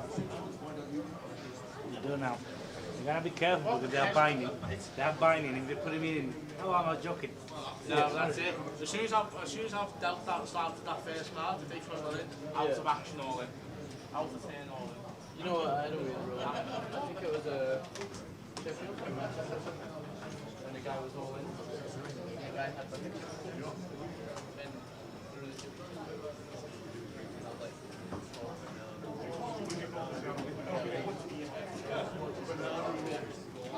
no, it's Andy shooting. Yeah, I was yes.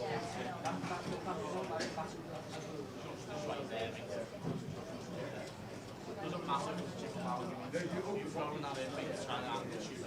Get your chips in.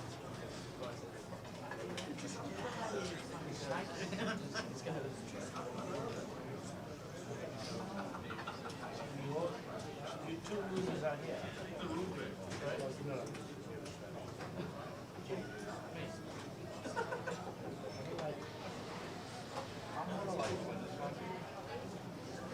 You call this, winner.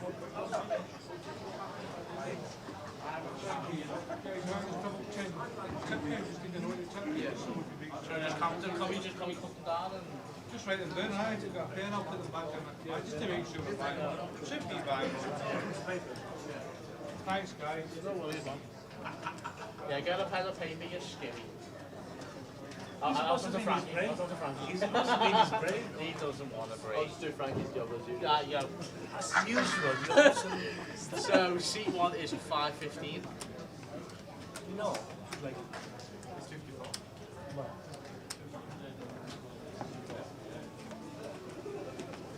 Seat 2. 2 is 8:70. when I first started working and I met Kyle, I was in Manchester, by a guy, never speak, you do this job. Now, I'm going to do this job now. Happened between Manchester and now. I feel like he's spent a 6 hours. I was just going to say, I know. I That's basically, you using your thumb. Are you for real? I should have like that. You using your thumb? I can do either, that's why I'm good at it. That's 700.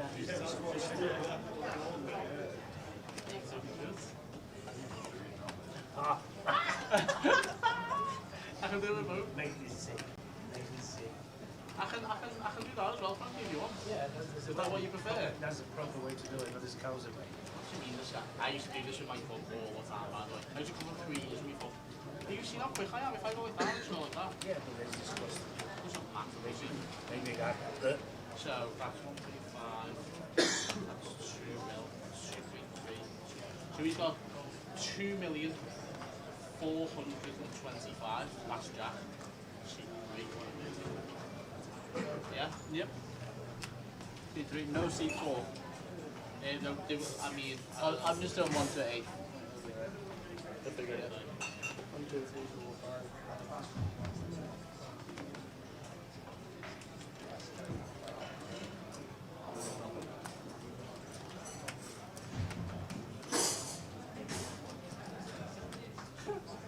Now I can't stop putting me first, we go.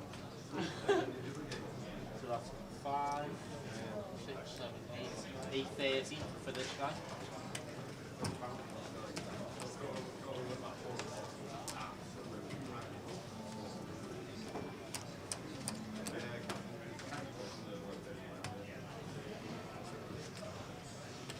Receiving of him.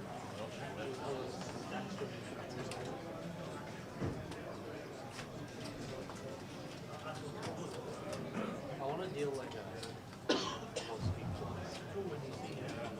Absolutely.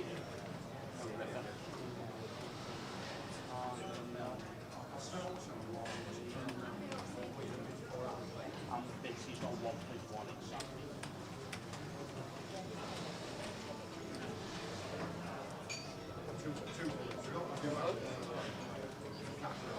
Just tidy that in.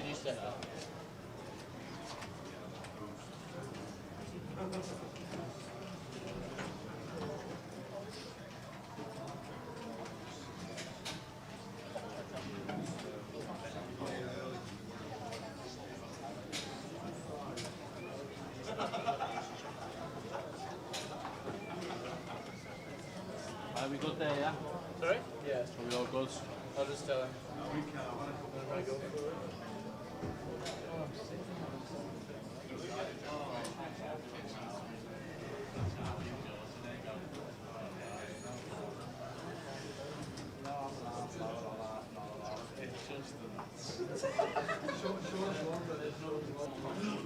Is he actually human, as I said to him? Yeah, I'll pass him in a bit. Yeah, I think it's good.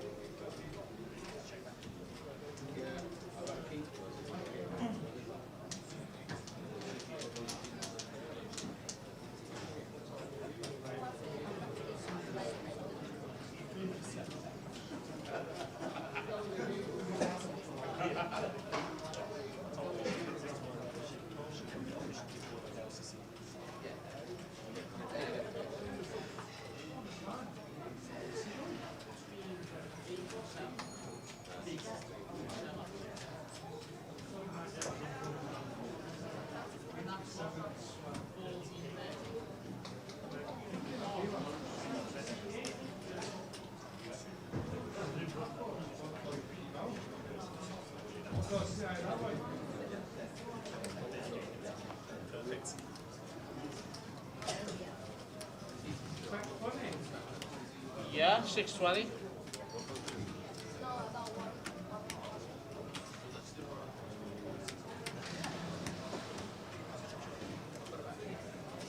Yeah, definitely 620.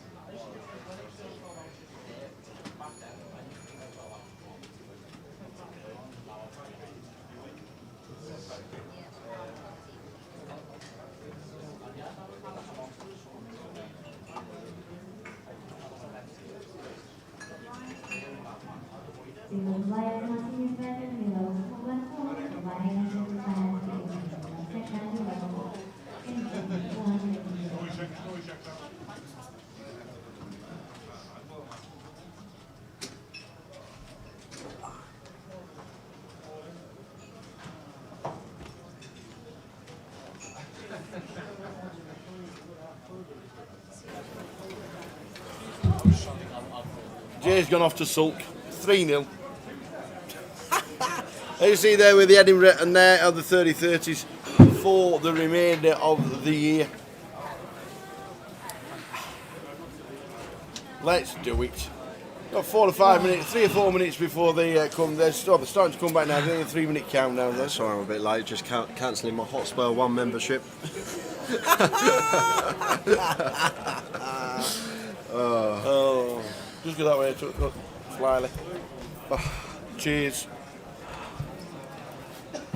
Anybody coming up to Edinburgh as we had the schedule on? That is now the schedule for the 30-30s. Don't forget, you do not need face coverings when you're sat in the card room in Edinburgh when you sat playing poker. We're speaking to Jambo earlier, and you do not need face coverings sat at the tables. You need them to wander around. So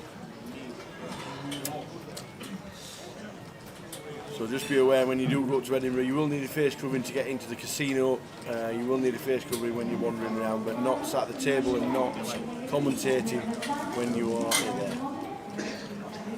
Is anyone else having trouble logging into Grosvenor Poker? That says the bottomless hole. I tried and registered, but I'm not going to play it because I'm going to concentrate on this, and there's plenty going on. So, Even if it's hard, I say it. Trig, oi, watching on Facebook. See you in Edinburgh. One of our sponsored pros on the way Trig. to Edinburgh. What's happening? What? It's a bit too late to set it up.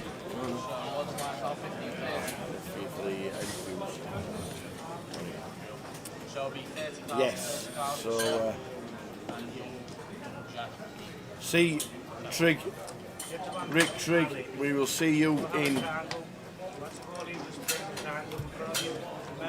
Edinburgh. Looking forward to it, and I know Katie's going up as well.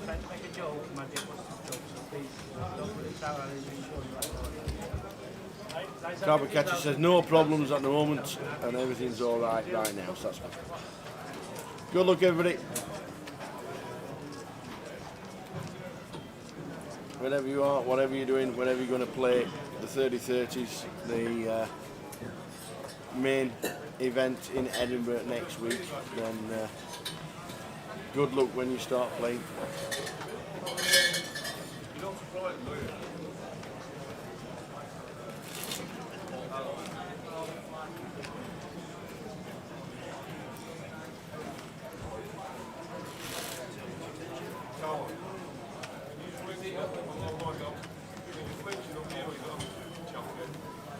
No way! No way! Raggy comes second in London. He wins the 30-30 or the mini main in Manchester, was it? He goes to Coventry, smashes it as well, and now he's Kaluki champion in Leeds. Paul Drummett has no idea what he's doing. He can't even count to 51. Never mind play the game. Come on, son. Come on, sort him out, will you? There's so many poker players play that game they call Kaluki. So many.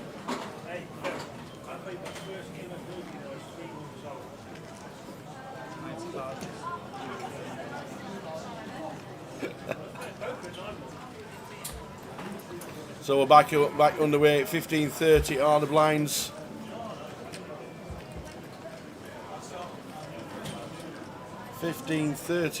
blinds. Jack is our chip leader.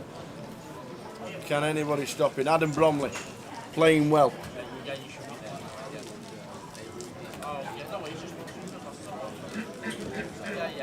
Sharon Horn, the only elimination on our table.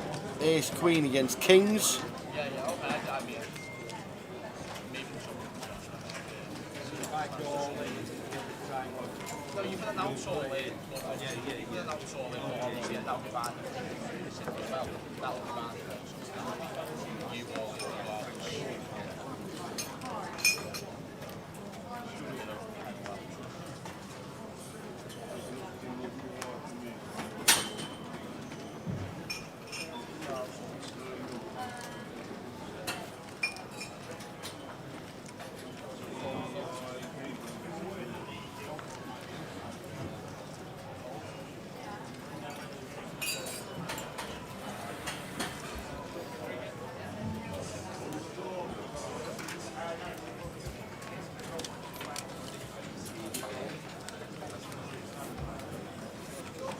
Good luck to Andy.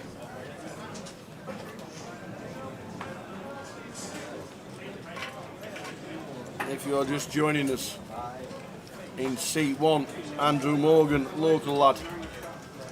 Seat 2, Thomas High. Seat 3, Jack Hardcastle, favourite to win it by a lot of people's books. Majid Nadeem in seat number 5. Vixie Yao in seat number 6. In 7 is Adam Bromley. 8, Elliot Morace. And in 9 is James Williams. Says to Elliot at the break, he says, I'm guessing you've had messages about the Ace Queen and the Ace Jack. He went about 40. Okay. So...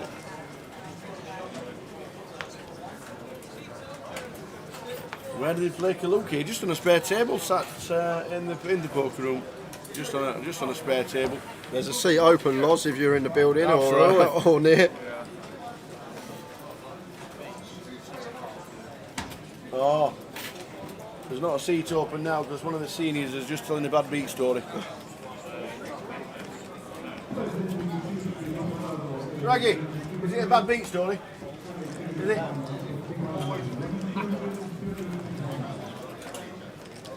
It's a card game, 21 outs, so I'm guessing you assume that. Yeah. It's... It's 50. I think it used to be called 51s, didn't it? I don't know. Sure, it used to be called 51s. Basically, 3 card hands or 4 card hands that make a total of 51 points, counting every spot. I don't really know how to, what I'm doing or strategy. I know the basics of it. Yeah. Yeah, I think once you play the basics, it's then just a little bit of practice, obviously, same as everything.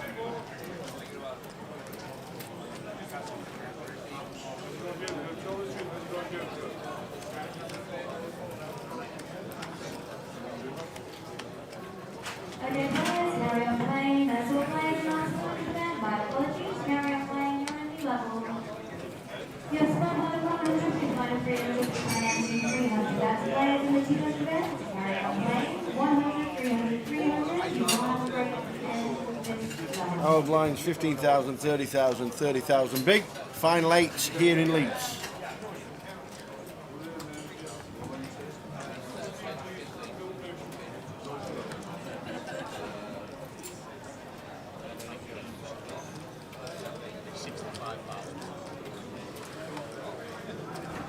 So Majid in the cut-off, opening ace jack.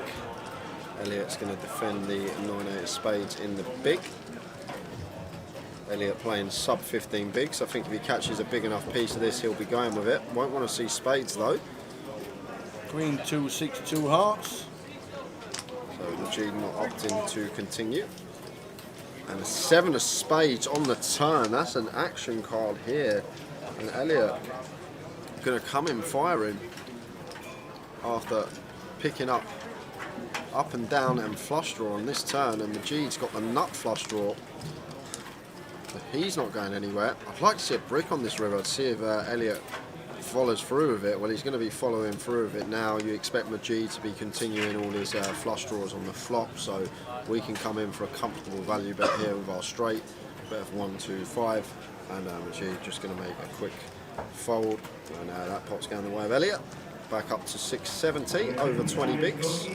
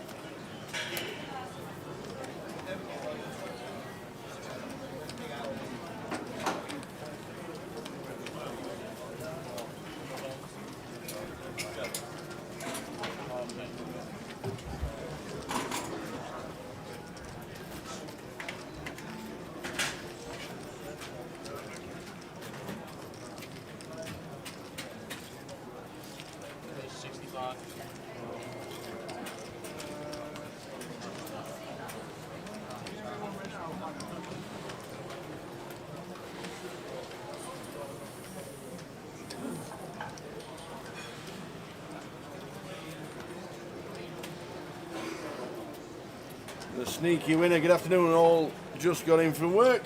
Would anybody have the 3-wheel password? Yes, the password is Westgate. That's where we are located.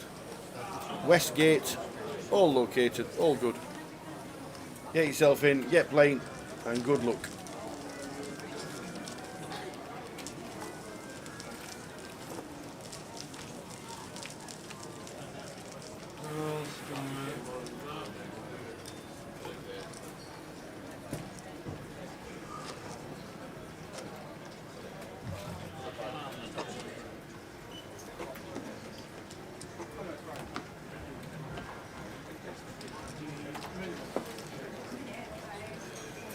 Eight players left in the main event. Jack Hardcastle, chip leader.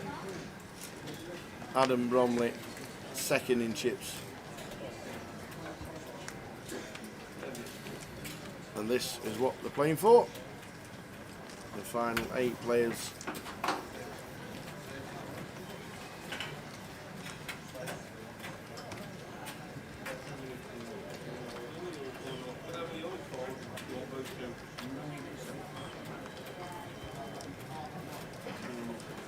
James here, blind on blind versus Andy. James playing 25 bigs. Just moves all in. I'm assuming Andy is sub 20 bigs for James to move in with an ace. And if James been getting information fed to him, Andy's like he folded pocket 8s to a single open. We can probably shove hands like this, and Andy's actually woke up with a pair here and 15 big blinds and shows him the deuces, and that's great for us, getting him to fold the best hand, and James going to pick that one up.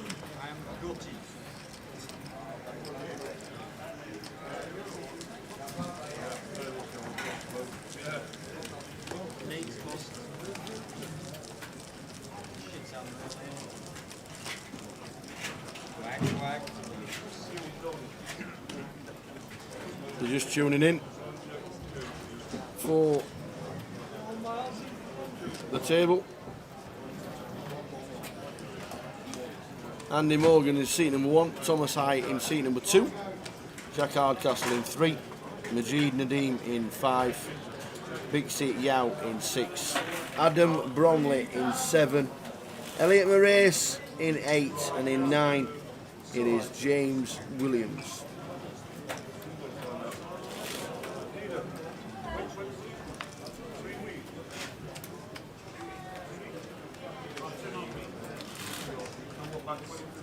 Jack 9 suited, Andy here, 15 bigs, short stack at the table.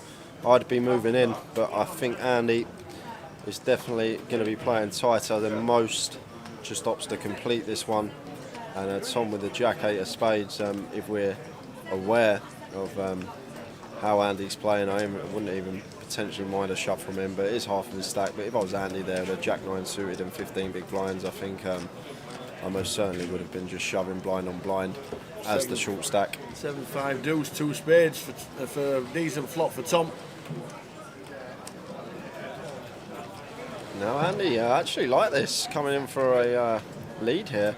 I know he's just got Jack high, but blind on blind, Tom's going to miss this board more often than he hits it. Just going to try and take it down here, perhaps using his image to his advantage. And Andy gets called by Tom on his left. Queen of spades on the turn. So Tom turning the third nut flush. And probably going to come in for a small bet here now. And potentially try and get more value on the river. Don't need to go too big against this particular opponent. You want to try and keep him in. He's probably going to overfold some hands, so like 40, 50k. Bets and a quick fold. Andrew had already made up his mind. He wasn't putting another shekel into that pot. Yeah, went for the one stab on the flop and Yeah. gave up. Can get behind that. Absolutely. Perfectly fine from him.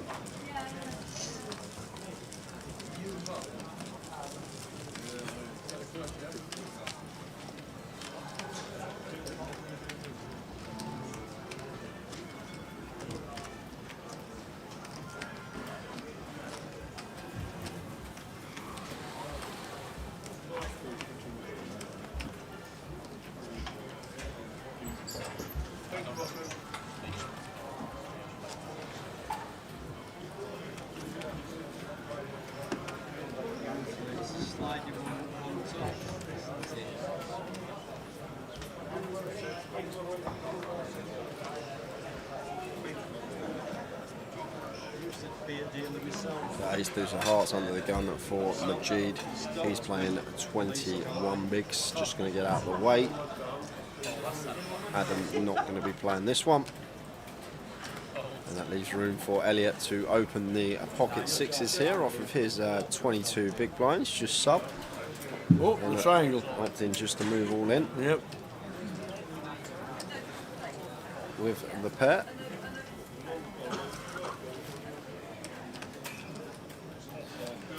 I guess with Jack in the big blind, this is perfectly fine. I think Elliot's aware Jack's going to be defending very, very wide and perhaps doesn't want to go post-flop against him. And especially here, it's worked perfectly in this scenario. If Elliot opens, Jack might elect to shove the king-queen heads up for 20 bigs effective. So and then we're not going to be able to call off with sixes. So Elliot takes a little one down. Thanks for the info, Katie. Yeah, but he looks better than some of them. Katie Swift's watching naked. Well, she's in the bath. Oh. Good evening, Katie. Get in front of your big screen, get the Pringles out, get the glass of rosé, and we'll see you next week in Edinburgh.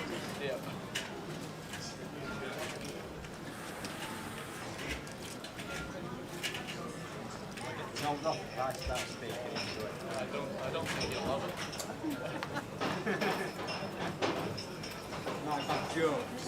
Edinburgh should be a cracker. Looking forward to it.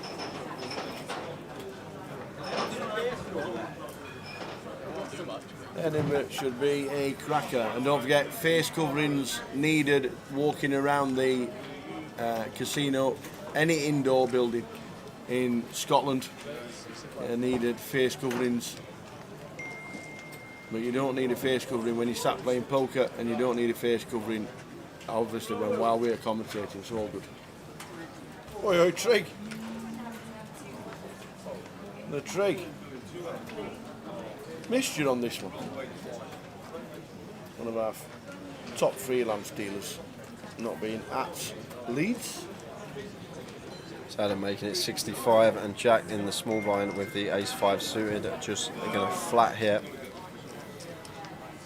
Let's heads up to the flop between Adam and Jack. Nice flop for Jack. Yeah, that'll do nicely. And he's going to get some chips out of Adam as well, because Adam wants to be continuing here on this ace-high board. We've got equity to the nuts in form of Broadway, and this is just going to be better for our range, opening early position, than it is for Jack's flattening out the small blind.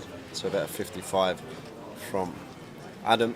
And Jack now with two options. We can either come in for a raise straight away, or we can flat, keep our range wide, and that's exactly what he's opting to do. Maybe induce some bluffs from Adam on later streets. Just gets better. And I think Adam might check this one behind now. Going to struggle to fold out 10x on this turn, and obviously Jack can have some ace-x peeling out the small. Have suited ace-x in there, hands like ace-jack, but he's not going to check it back. He's going to come in for another bet, and Jack might love this, because from Jack's perspective it may look like Adam can have a hand like ace-king, ace-queen, ace-jack here, which obviously we are smashing with our full house. Potential to win a big pot here from his perspective, but we can see Adam just with the Broadway draw coming in for a double barrel, and looks like Jack's just going to flat again tower. Yeah, it should do. Yeah, simply because as well, what we're going through, Jack said, if Adam does have one of those hands I just mentioned, the ace, king, queen and jack, he's going to value bet river anyway, and we can get our value on the river. Got that win to Jack. One check, and Jack's going to win this with the ace-5. Living the stream dream says, are you sure regarding the face masks? It's just guidance, not had to wear one for ages. And you live in Glasgow. It was just what we were told off Jambo, who was playing in the card room in Edinburgh last week. He says, yes, he did actually say there were a lot of players just not even bothering with their face coverings. But I think just to be on the safe side, make everybody aware that if you are asked indoors to wear one, then you've got one handy. Just in case, as they say. Now we've got 15 minutes to our live stream. Free roll kicks off at 6 p.m. everyone. Password for that is Westgate, all lowercase. Free money. Tokens being given away in that one. Up top, £110 token for tomorrow's GUKPT closer, which starts at 7 p.m. As we see Elliot with the King 10 making it 55. And Bixie just going to defend the fives in the big. Ace, queen, 4, all spade flop. Expect Elliot to come in for one bet here versus big blind range. Don't have to go too large. Third quarter pot is fine. And Bixie does have the 5 of spades, but needs to be aware that this is just going to be a board that's going to be favouring Elliot. And that is the reason for the fold. Ivor up top to the winner, scrolling across the bottom.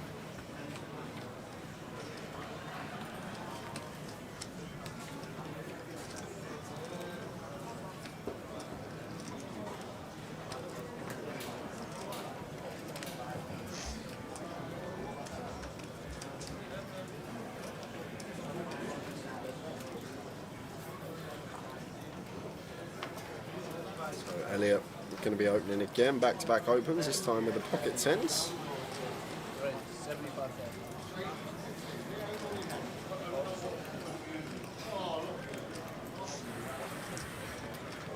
Makes it 75k.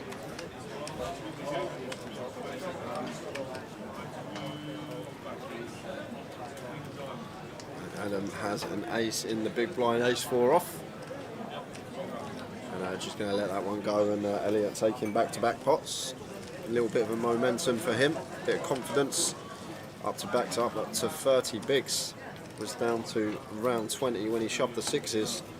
So a nice little 66% stack increase for him.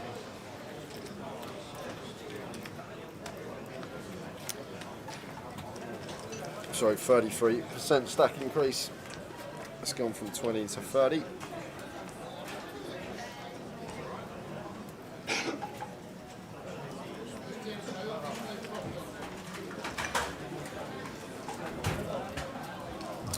Who do you fancy, Tower, at the moment for the final? I can't see past Jack or Adam. Heads up, I think Jack and Adam will be a battle, and then obviously swing either way. But I think favourite coming into today hasn't put a foot wrong. He's not got unlucky either. Yeah, which obviously helps. Ace King suited for Jack now in the hijack. And going to get a defend from Elliot with a 10-9 off in the big blind. Into the flop of Ace Queen 5, 2 hearts, Jack flopping top pair, top kicker.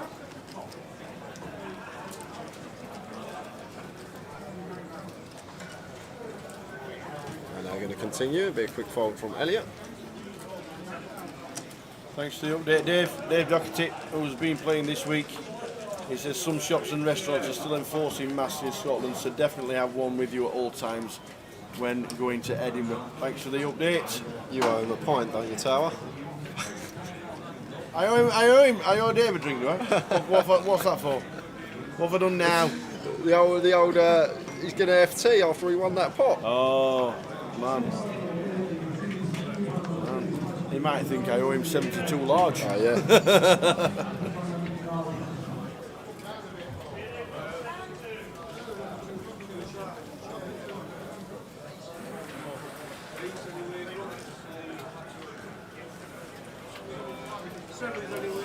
Andy Morgan is the big underdog, says Aidan Sykes. The final 8. Yeah, grinding away.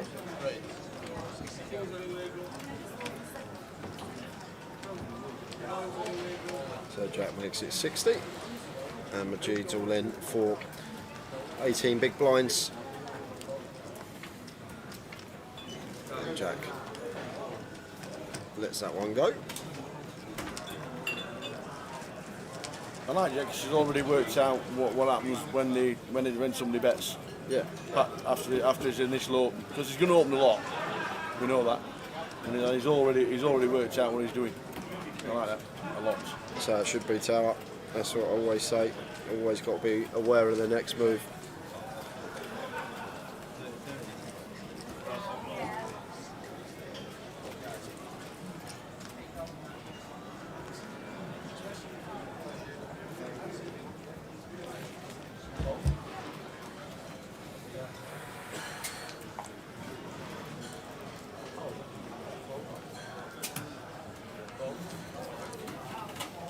So Adam in a cut-off here, not opening the ace-4 off. Has the chips to do so, but opting not to. And James here with the king-5 in the small blind. He's had the better of Andy in these blind battles so far. He's been taking the aggressive route. He's been getting a lot of folds from the man on his left. Let's see if he continues with that same strategy. And he does. He's going to be an all-in. And he's just pounding on Andy every big blind and blind situation. Tower, he's aware that Andy's probably going to be the tightest player at the table. He's not going to be calling off the right range, so he's just going to town on him and just shoves the king-5 there off for the effective stack of 11 big blinds. Andrew obviously can't call off with 10 deuce anyway.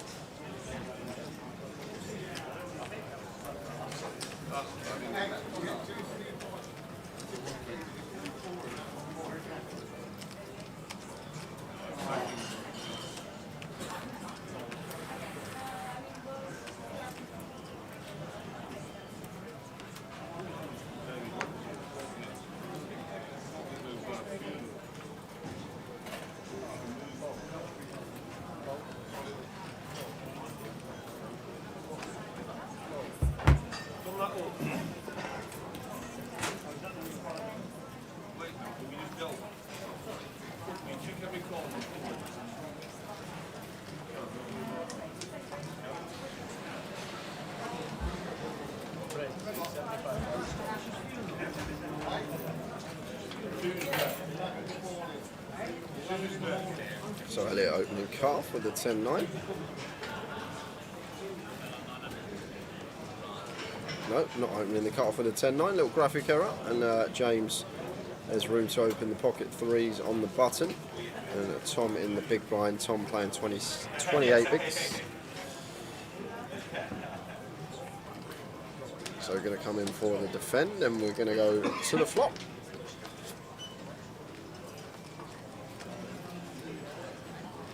Of 9-6-6, 2 clubs. So James here with the threes. I'd like to see him come in for a bet once here with this small pocket pair.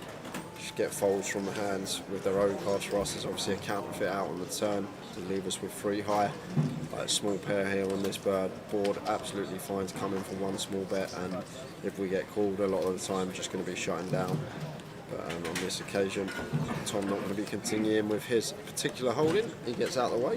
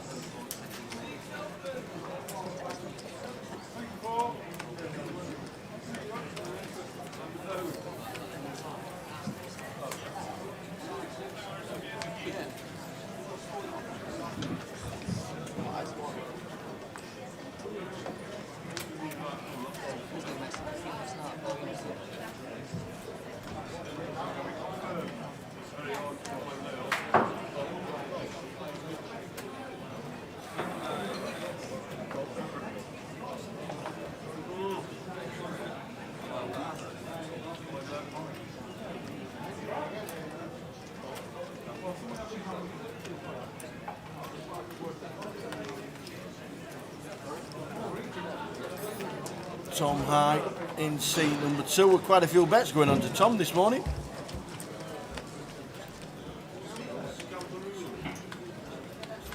Jack Hardcastle, well worthy favourites.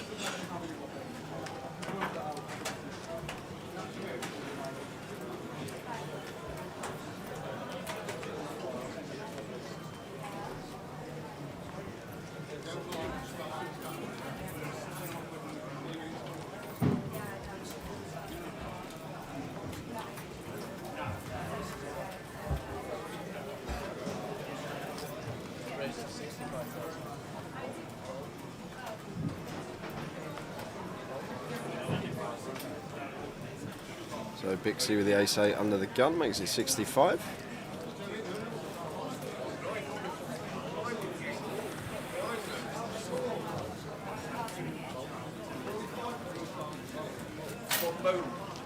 Raise and take for Bixie, no action for her. So nice and steady at the moment. Steady final so far, no fireworks at all. No fireworks at all.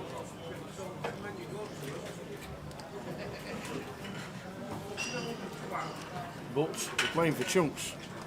We We're are. playing for a lot of money.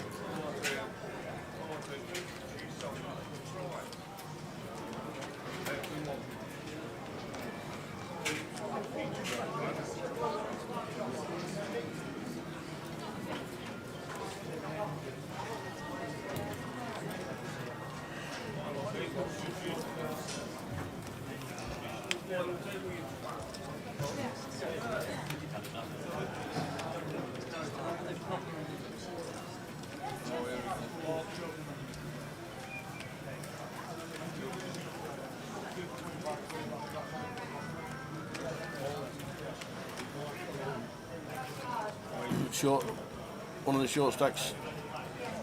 Andy, in fact Andrew is the short stack in the room.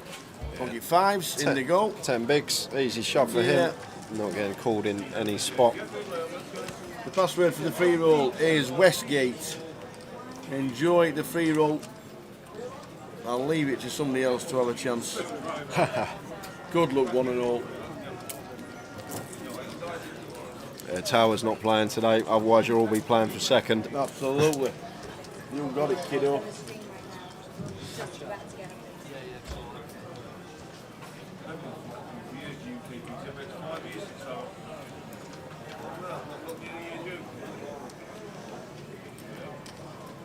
There are 5s for Elliot under the gun, opening to 65, and James with aces. Wow, this is a bit out, I don't know. That's a graphic error. There's no triangle in front of him. Dealer's still looking at James. I was about to say this is a bit outrageous from him, but just going to rip aces for 32 Frankie, stop bigs. talking today, we're not. Jesus, man. James going to free bet the pocket aces. And something I will mention, Tower, I haven't actually seen no light free bets yet on this final table. I've seen it throughout the course of the weekend, but no one's actually come in with any lighter free bets. Every time there's been a free bet, it's been a hand for someone, and once again we see the same with James free betting to 160k here, and Elliot now with the fives. Not too much he can do here. We've opened under the gun, we've been free bet on our direct left. James reckon a very, very strong range, so with the fives, I'm just going to be letting this one go as Elliot, and he does the same. The aces are good. Yeah, C4, there's been no fireworks. Nobody's really taking control of the table as well. So yes, it's going to be anything before 10 p.m. finish for the team. I think we've done well tonight. And that's just feeling the final hand.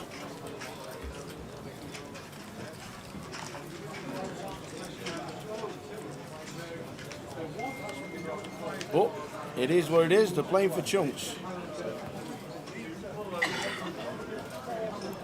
19 started today. Gary Whitehead was the first man out. Then Will McMurray. And this is what they're playing for, strolling along the bottom.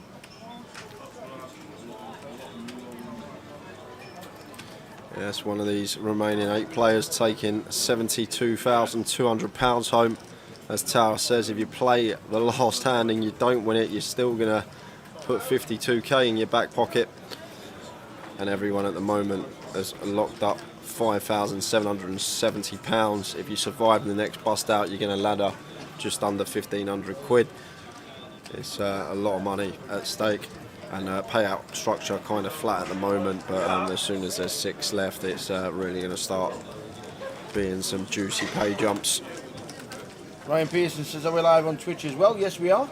Yeah, you can find us on these locations, live on Facebook, Grosvenor Poker, YouTube /GUKPT, and twitch.tv /GUKPT. For all social and updates as well, we are on Twitter at Grosvenor Poker. Give us a follow on there. If you're watching on YouTube or Twitch, subscribe or follow. You will not miss another live stream. You'll get notified every time that we are live streaming.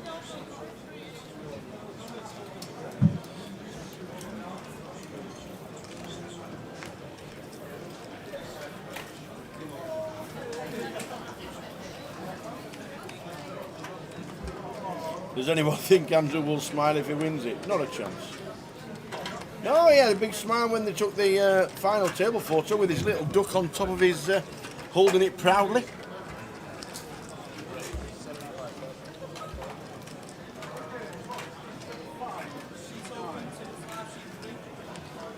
So 6s for Majid, raises to 75.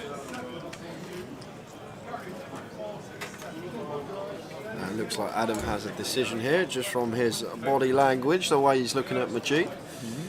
Bixie has folded.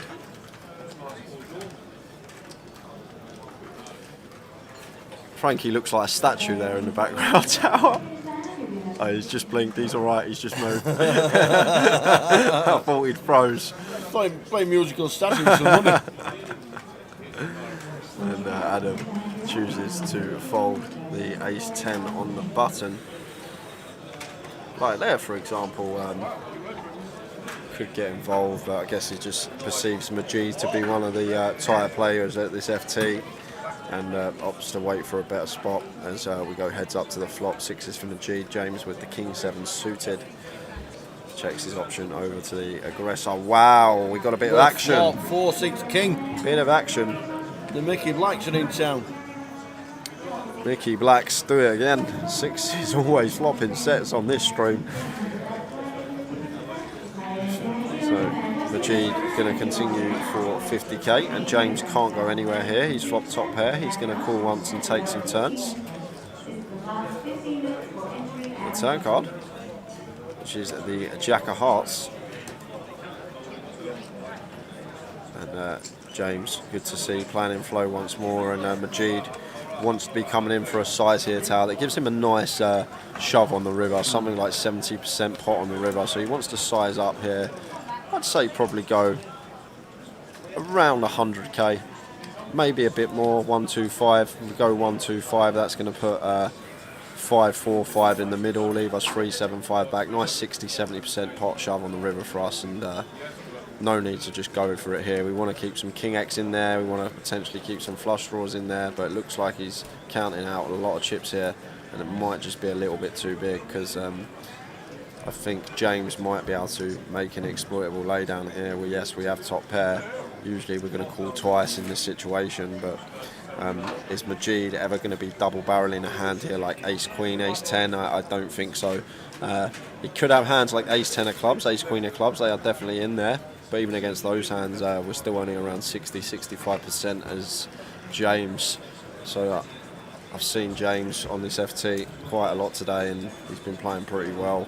So I'd be very surprised if he made the call here against his opponent. There's the fold, and I think if Majid goes the size we were talking about, could have perhaps got another street, but against that sizing, James just chooses to make a good laydown, folding top pair, lost the minimum there. Good to see. Folds will make you money just like calls will. Saved money is earned money. We called it. Hero fold incoming.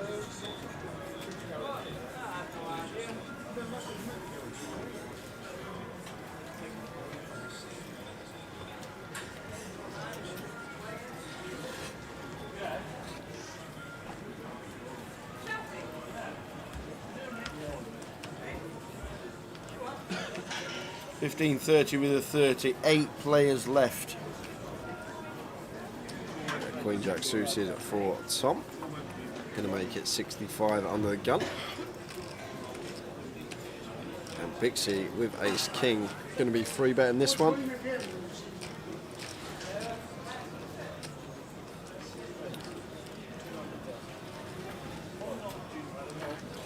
Makes it 200, like the sizing that she's elected to choose here.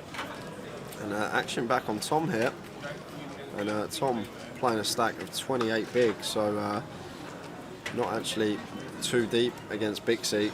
And we have opened under the gun and still been 3-bet from middle position. So Bixie repping a strong range of hands. I can't see Tom continuing against this particular opponent. Lets it go. A nice pick up for Bixie there, looking to become the first ever GUKPT female champion.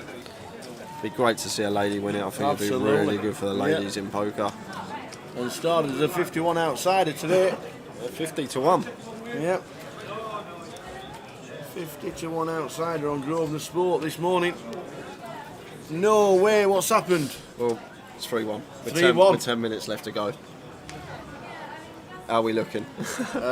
Slim. If it gets to 3-2, then you better start backing them.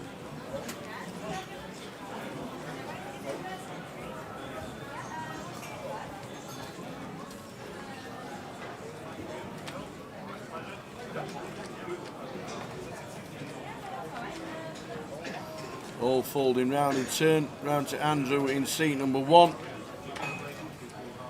In it goes, Sarah. In it goes. We got 10 big blinds.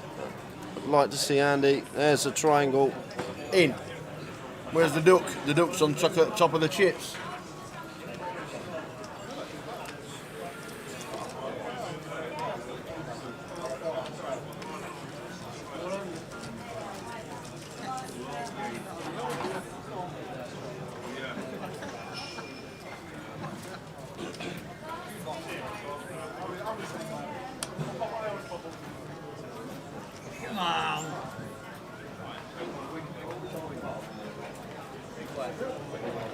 Out come the cards again.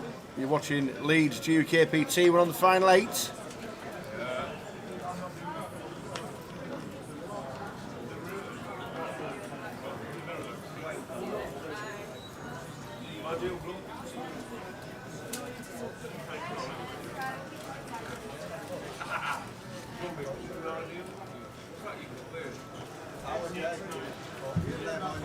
See you later.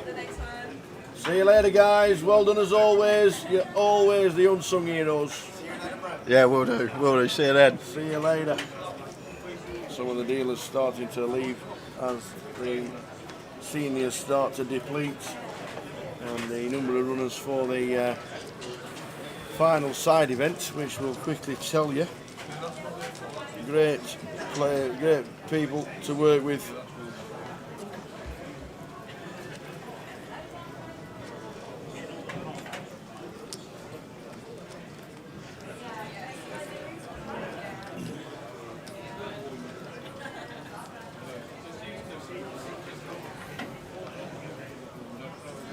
In the 200 pounder, 60 runners in the 200 pounder. In the seniors, there were 86. They're down to 26, and we're on 8.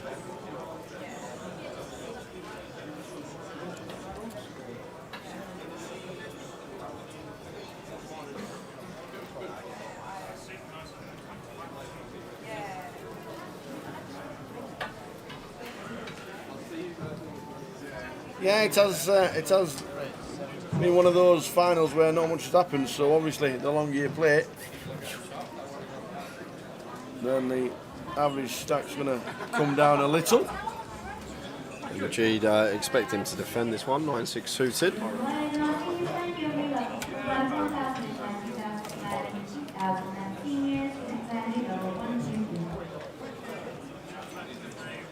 I just charge it there.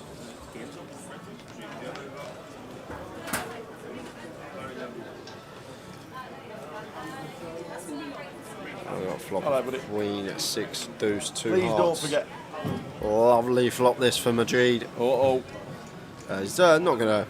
Tom's not gonna put too much No. in here. He's gonna put one continue in, and then he'll shut down. Bet of 55k, and Majid just shoves, and Yeah. Wow. Tom's got an easy fold.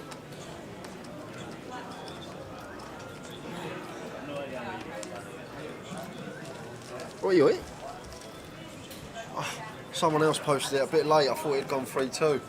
What? Oh, right. It won't go 3-2. It's just nearly finished.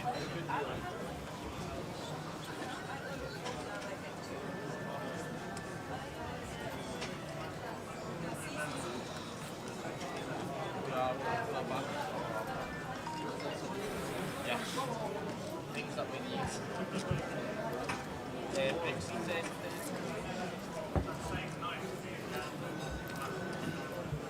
So if you have been tuned in all week, thanks for being super in the chat boxes. We've had a great time yet again.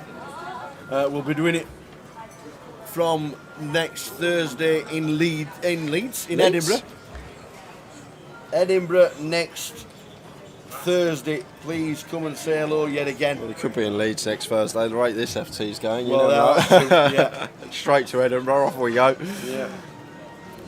There will be something that gives at some point on this FT. But we will be up in Edinburgh, and What? it is. He's not at the table. Andy would have had ace queen. He's gone for a cigarette, No way. and he's missed ace queen He's with missed his 12 chance to bigs. double. Where are you with 12 bigs? So yeah, thanks for being with us all week long. We've had a lot of fun in the comms, a lot of chat. Been a lot of very active during the start of the week.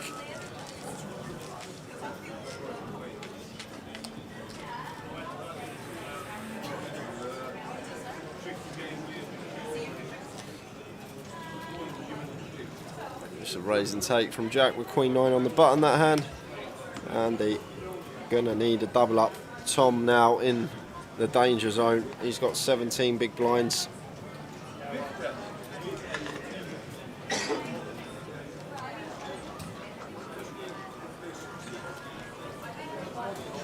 Ace queen for Elliot under the gun. We'll be opening this one. Playing exactly 25 bigs. And Andrew, king queen of diamonds, not there. Does the dealer keep putting them into the box so we can see? I love it. We should do this more often. We should do this more often. The dealer's been amazing. And Jack with king. We can write down. We can write down what hands he's missed. Somebody text him and tell him he could have doubled up twice. So Jack with King Queen in the cut-off here, and this is the first time we've seen this on the FT. Someone coming in for a light free bet that isn't a legitimate hand. King Queen, great free bet bluff hand, and Jack just attacking the open of Elliot. Oh, and action back on Elliot here now, and Elliot knows already what happened with the Ace Queen. Wow, he's flatted. I thought Elliot might move in there. Folded Ace Queen suited. Oh, look at that for the Ace Queen suited that's folded. Never thought about it as well. Adam is just like, yep, that 3-bet's strong. And a check from Elliot here, and action on Jack with the King Queen. This board's going to be a lot better from Elliot's perceived range. He's going to have hands like 6s, 8s in there.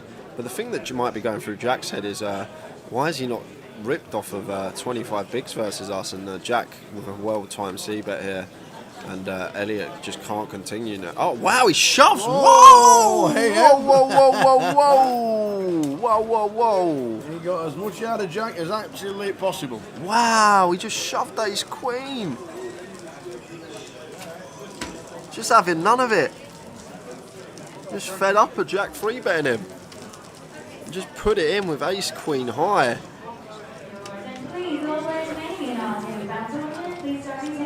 And Elliot gets the job done. Going to get snapped by Jacks, Queens, Kings and Aces there. But just went for it with Ace Queen. Is the best hand in that scenario, but that was the last thing I was expecting there, Tower. That is I don't even know what to say. It's the last thing that I could have had 100 guesses, and all in would have been my last guess of what he was going to do.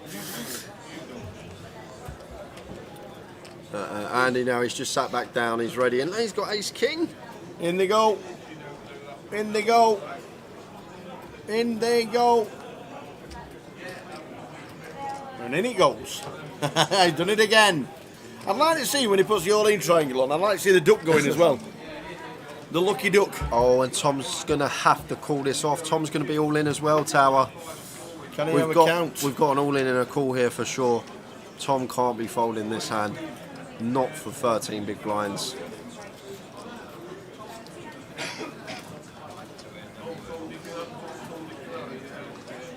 He's asked for a count. If he makes a hero fold here, it's some fold maybe if he thinks Andrew's just never shoving Ace Jack the way he's been playing.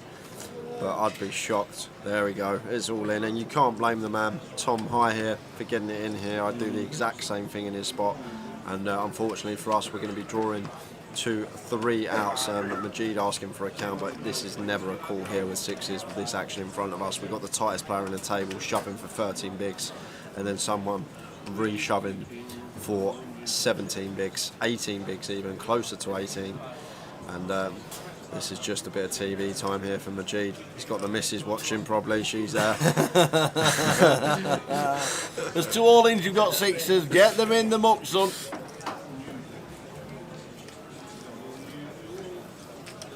Exactly, all folded round, and we're now all in, and Andrew is at risk.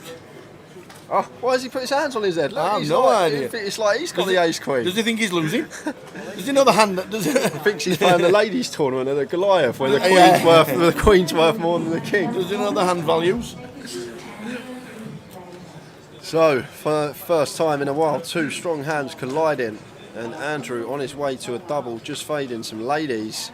Opportunities. Yeah, I've got some chop outs now. Jack would chop this one up. Can also find the case ace would also chop it.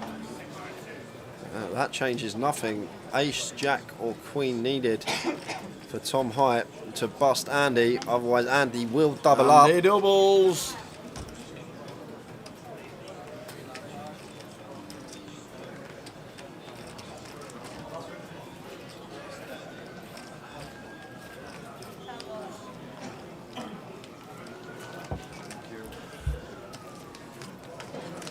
Afternoon, brothers, watching on Facebook. Tuned in while he's cooking his burgers. Now we got Tom left with 4 big blinds. 4 bigs for Tom. They're going in.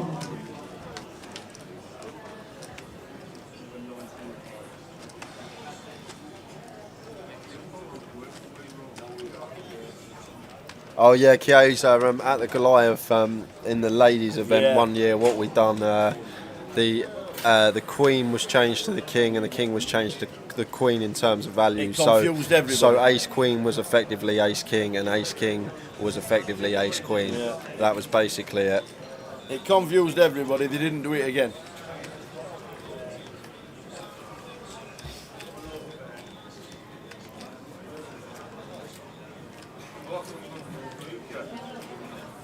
Tom's got one. 4 big blinds now. As Jack with the ace-9 going to open this, and this is rightly so. Once Tom folds here now, Jack can just go ham as the chip leader. Yeah. People are going to be waiting for that player to bust, but Bixie wants to get involved with the 5s here. Not worried about it. Doesn't even care there's a 3 big blind stack at the table. Comes in for the 3 bet with the 5s. She's not worried about it. She's not fussed about the ladder, and gets it through. Hi Dan, can you still read the blogs? No, we don't do a blog anymore. We concentrate on social media and the live stream. That's where the money's pumped into these days. There isn't a blog as such.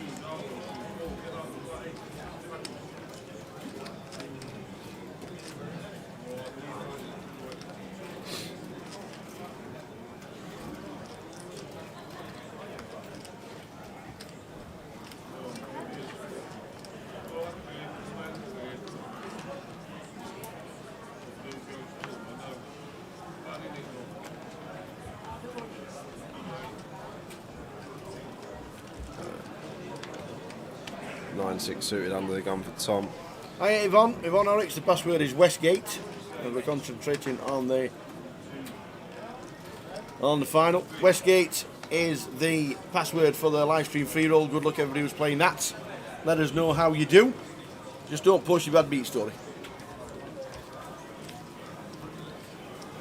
So Tom raises to 100k.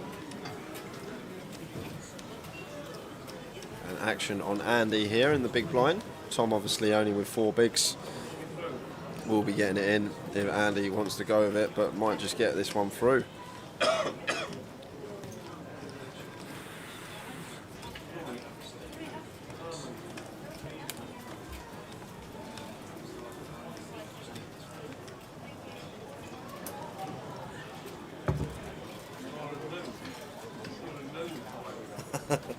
Sponge, we like that idea. I wouldn't even know how to set one of them up, Sponge, to be honest with you. But we do like the idea.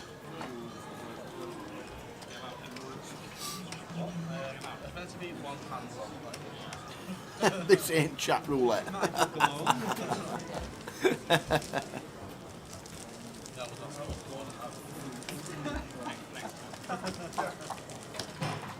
Connected to his camera. Psycho duck. It's like its owner.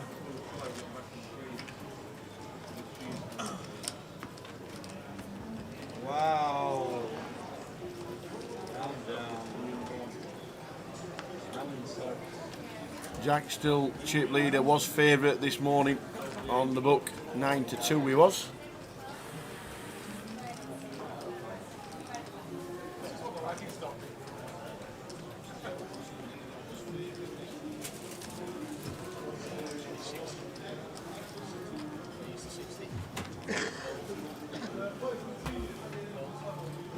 So Bixie with the kings, making it 60.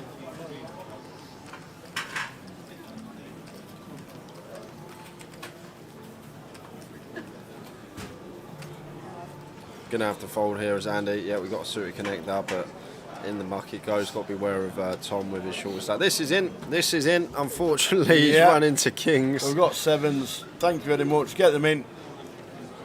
5 bigs. Snap call. Kings against 7s. He's had them twice now, kings. Puts them on the table. Boom. Have some of them. I've got Cowboys. So Bixie looking to knock out Tom. already busted Sharon with the same hand. Can she go Yep. back-to-back knockouts with the Kings? Tom needing a 7 to survive. No help there. Got some straight runners.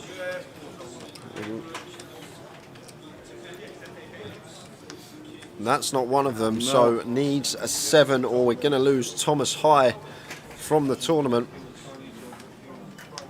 And it's the Queen of Diamonds, so Big C has knocked 2 players out of this FT now, both with the Kings, and she's back up to 1.4 million chips. Great run from Tom High. He comes 8th for £5,770. That means everyone's now locked up 7,200. Money definitely starting to get a little more interesting. Do you think it's the low point of his tournament? It's terrible, Tower. It's terrible. Well played, Thomas. Well played, Thomas. Great effort. We are on 7. 7!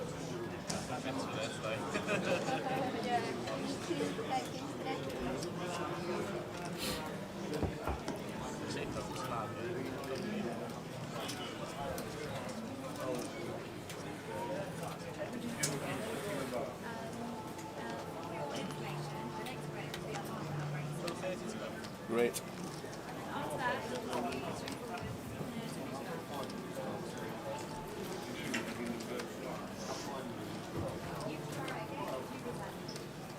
So we've got Queen Jack for Elliot in the hijack, and this is the first limp we have seen of the final table with the Queen Jack off for Elliot here. And Andrew with the pocket 6s with 27 bigs.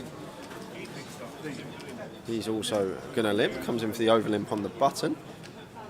Jack with Queen 4 here in the big blind only. He's going to check his option, and it's 3-way to the flop.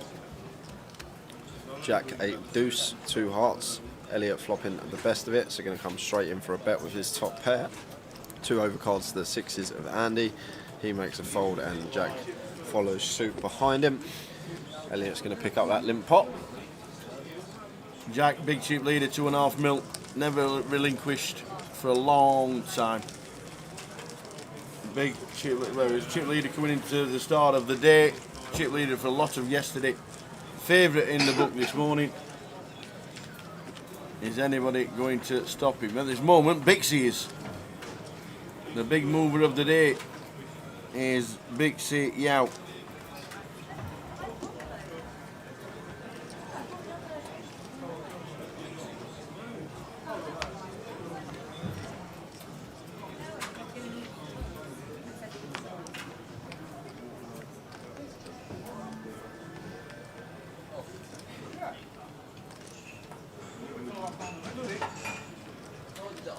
So we've got Adam with the ace jack. Been pretty quiet the last half hour or so, but getting involved here. Raises to 65.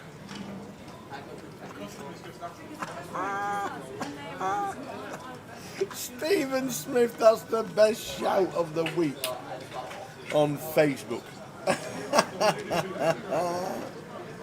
Oh, the best shout of the week. I'm expecting C1 to pull a mouse out of the top of his pocket as he's just spitting image of Edgewater Deluxe out off the Green Mile. That's amazing. One of the greatest films ever made. The Green Mile. One of the best films ever made. Tom Hanks has been an absolute genius for years. And the voiceover in the Polar Express is one of my favourites, and obviously Toy Story and all that, but it's all my days.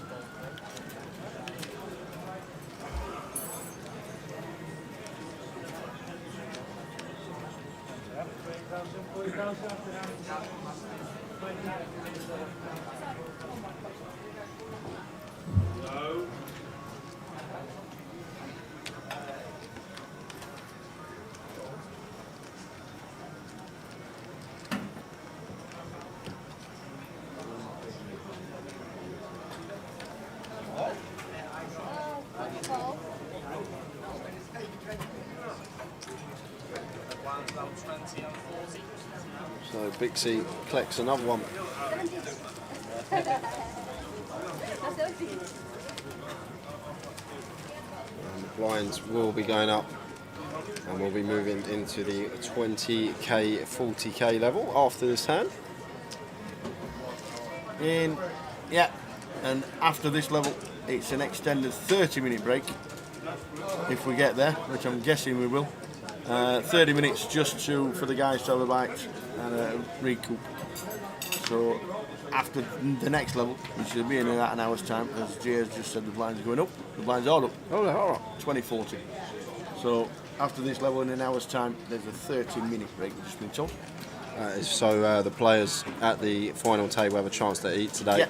There won't be an hour. Dinner break is going to be shortened, so it just gives them time to get some food down them. As Andrew here in the hijack playing 19 big blinds, wants to be opening this one with ace queen.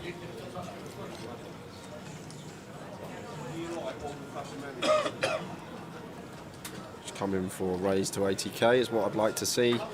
19 bigs, maybe a bit too many to be shoving, but maybe from Andrew's perspective at this table, he doesn't want to go post flop too often. He might elect to just shove, but opts for the raise to 95, and it's 3 quick folds behind him. I should say 4 quick folds behind him. Nasir Javid, password for the free roll is Westgate. There is late registration on that, so you can get in up until 7 o'clock, but it has already started. Westgate. And for all social media, make sure you give us a follow, YouTube and Twitch. Hit that follow or subscribe button. Every time that a live stream is live, you will get a notification. And for Facebook and Twitter, you can find us at Grosvenor Poker.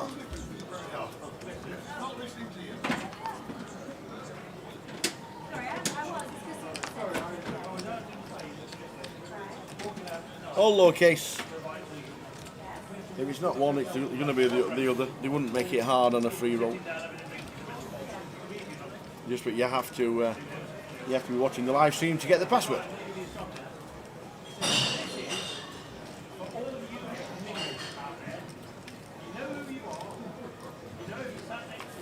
So blind on blind here. Adam going to complete with the 9-3 suited. Elliot checks his option.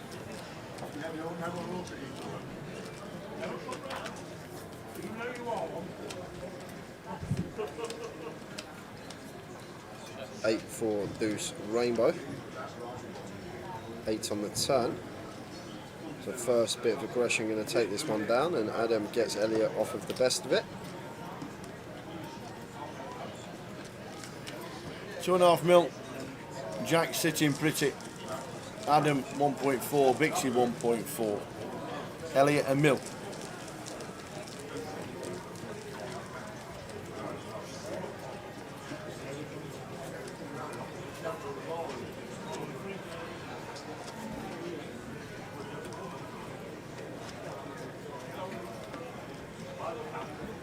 Thanks, Leonard. Leonard watching on YouTube, enjoying the live stream. Thank you very much indeed. What are the dates for Blackpool? The 26th of October is the Wednesday, which will be satellite night and the start of the festival. And then, the 27th is the satellite night, which is the Wednesday. And then it follows through all the way through to the 7th of November for the final day in Blackpool. No schedule yet. Hoping to have schedule next week in Edinburgh for Luton and Blackpool, because they're both 12:50 main events. So 27th of October till the 7th of November, and for the first time ever during a GUKPT, the illuminations in Blackpool will still be on, because they're keeping them on all the way until Christmas apparently. Chipper Crawl on Twitch, thank you very much. Hi Tara and Jay, great stream as always, top work. Thanks for tuning in. We will be here all evening. I'm loving this dealer, by the way, because Bixie's just missed a hand and it was bullets. I am loving this dealer. I want this dealer for the next 10 hours. That's Chris Kelvin dealing for us. One of the best on tour we got. Being in this final table. But Bixie weren't at the table and she missed the aces. Loving it. We need to get this as a feature.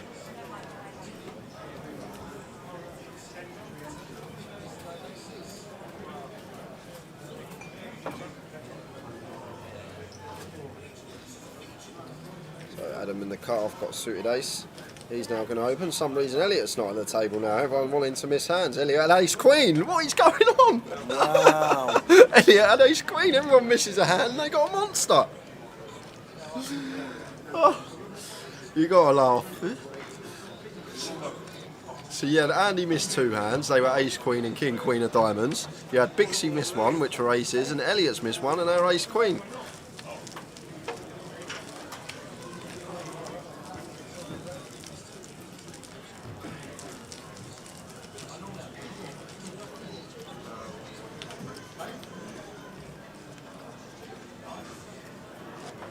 Let's see for us watching on the coach from Positano to Sorrento.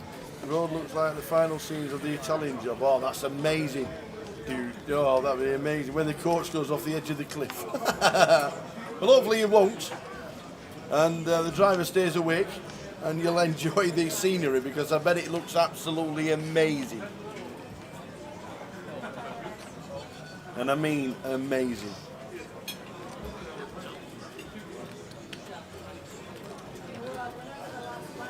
But this dealer that's given us the enjoyment of the folded hands is just brutal for the players. Let's see what...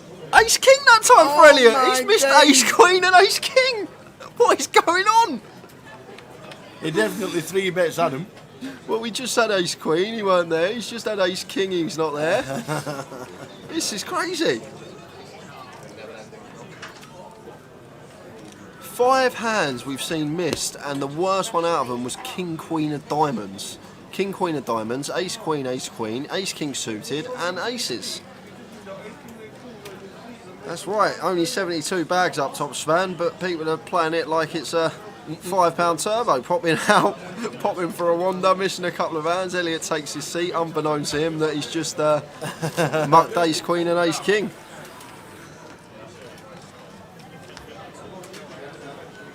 Yes, man, it's the first time I've seen it, and I don't know if we should request it on a regular basis.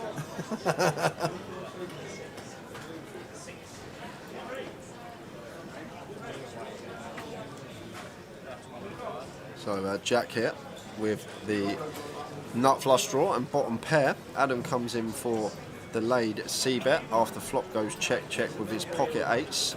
Feels fairly confident that he'll have the best hand now versus Jack's big blind range. Maybe expecting him to lead a lot of his queen x on the turn. But unless it's an 8 on the river, Adam's always going to be checking this one back. It's a 7 of hearts. Jack's running pretty hot today. He's running well, and that ain't a bad flop, turn and river. And it has gone check. The nut flush. Just the nuts.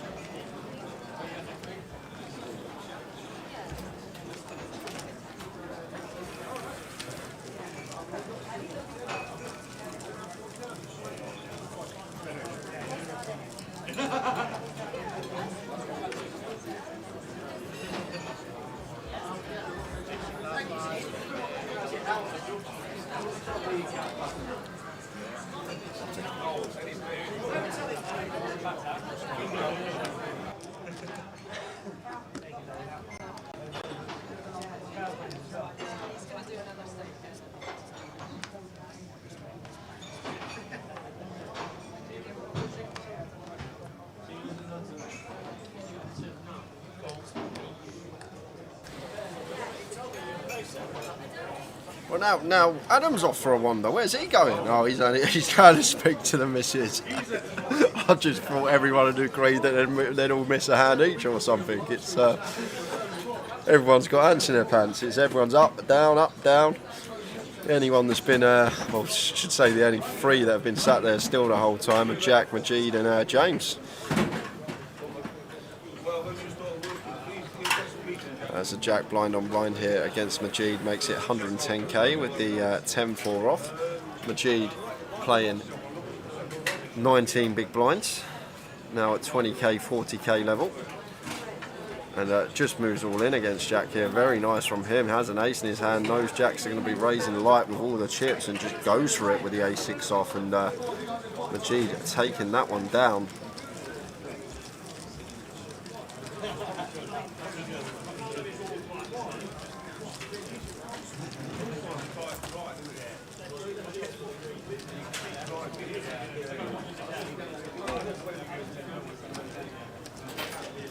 Paul Smith, I'm watching on Facebook, says, go on Elliot, my race.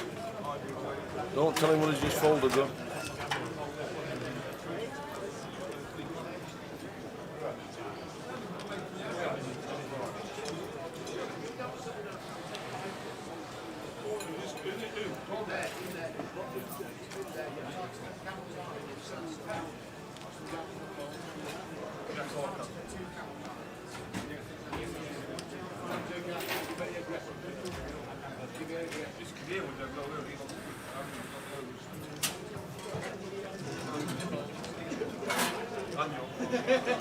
Pocket eights for Jack on the button here. Going to be an easy open for him into the blinds. Majid getting out of the way and action on Big C, who's got an easy fold.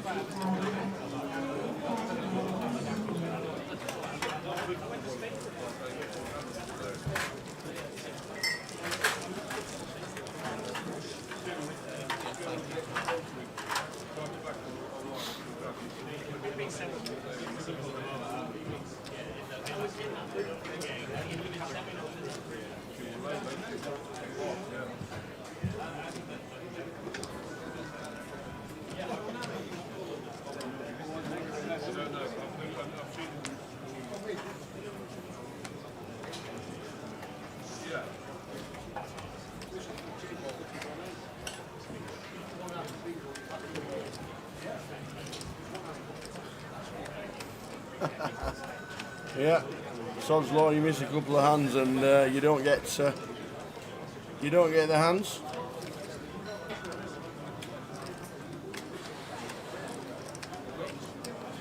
So Jack finds an ace in the cutoff and it comes in for an open, and Majid with ace king here. Majid just chooses to move all in, and Jack's going to have an easy fold.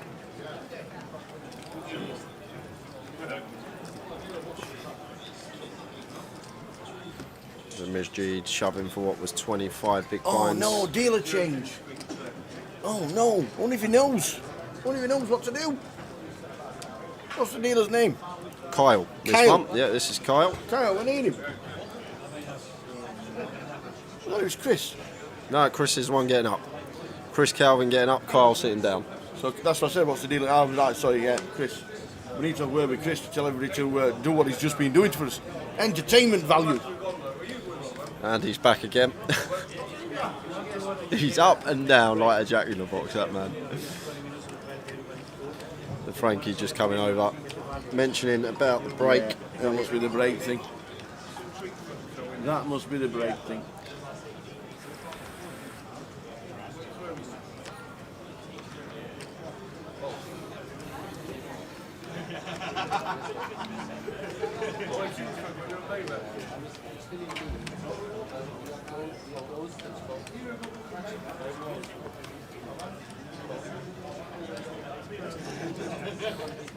Six-five suited for Adam.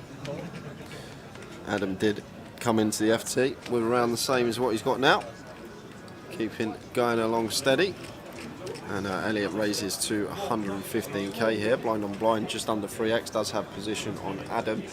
These guys are 30 big blinds effective, so Adam's going to make the call and see some flops. Going to flop a lot of good hands with this one.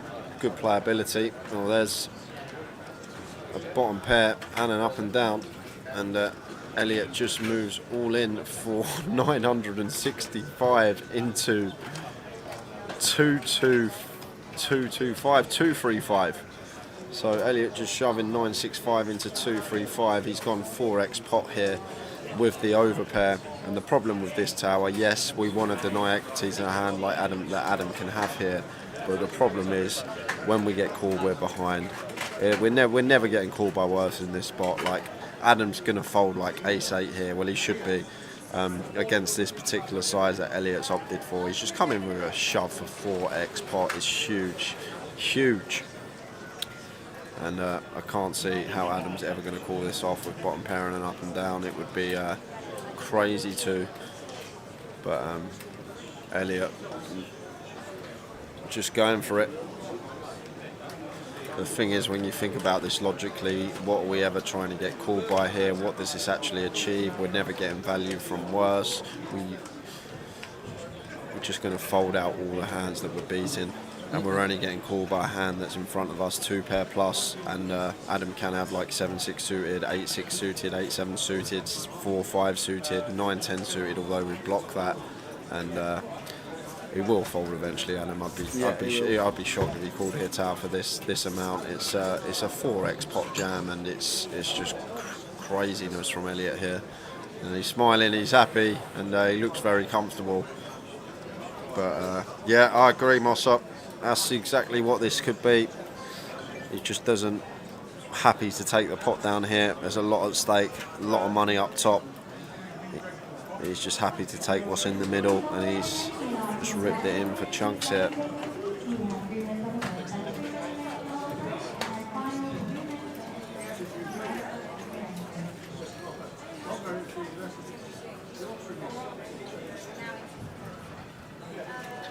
It's got the rail interested.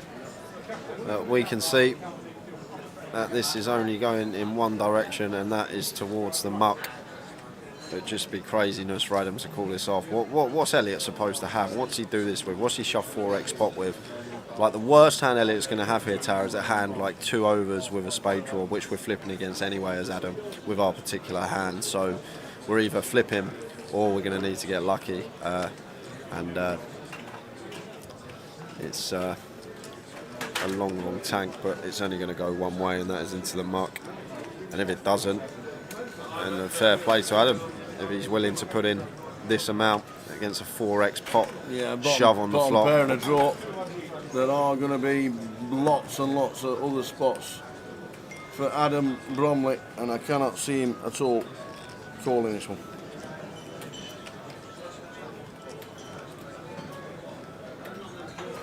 Joe Foley, free roll password is Westgate, all lowercase.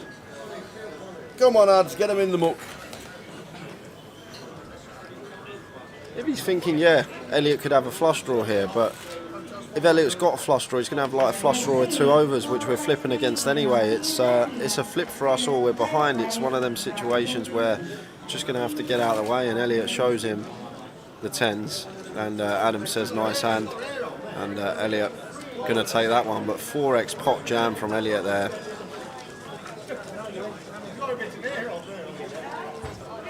Did I just see a smile on Frankie's face?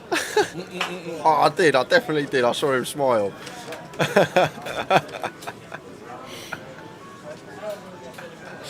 Frankie, part of the floor staff here, turning valet for these players at the moment, letting them see what they want for grub. Yeah.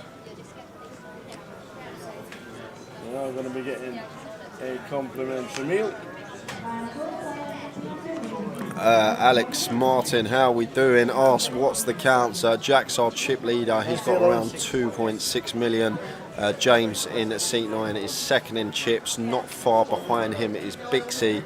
I believe Bixie's got around 1.4, 1.3. You can see there. Majid's got 1.1 million. Adam's got a bit less than that now, probably after that hand, and I'm unaware of Elliot's stack sizes. Need to wait for it to recalibrate with the system after that pot. I'm not sure what he's going to have. It looks like Elliot's got about 1.2 million after that pot, but I'm sure we'll find out shortly. Yeah, 1.1 for Adam, 1.2 for Elliot, and James. Oh, James is on 670. I thought James was a bit more chipped up than that. My mistake. So James is actually one of our short stacks now. James only playing 17 big blinds, just under 16 and a bit. And he just moves all in versus Bixie's cut-off open with the Queen 7 suited. And Bixie never going to be calling this one off. Count to 10 and fold.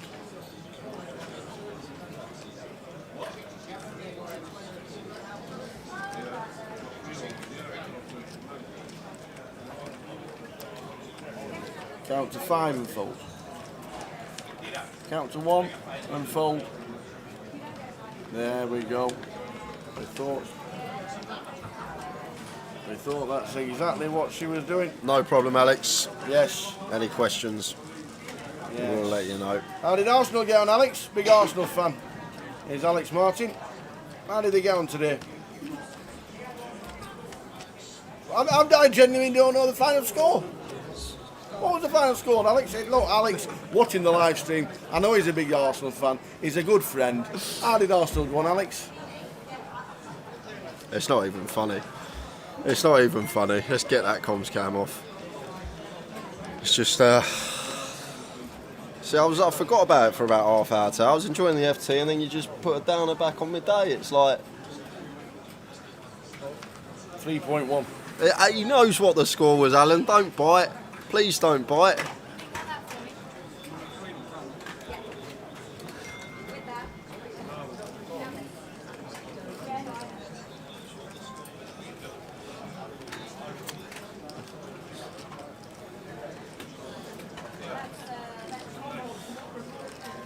James completing in the small blind, and Andy here in the big opts to move all in for 17 bigs.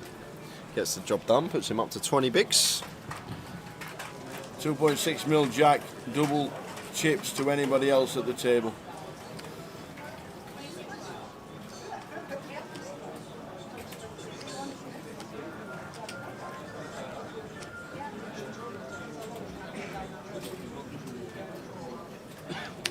Tottenham would have been favourites today, wouldn't they? No, Arsenal were favourites. Arsenal were 5-4, we were 5-2. That's why I'd done the Spurs Wolves double. I thought they were a great price. 5-2 against a team that hadn't won.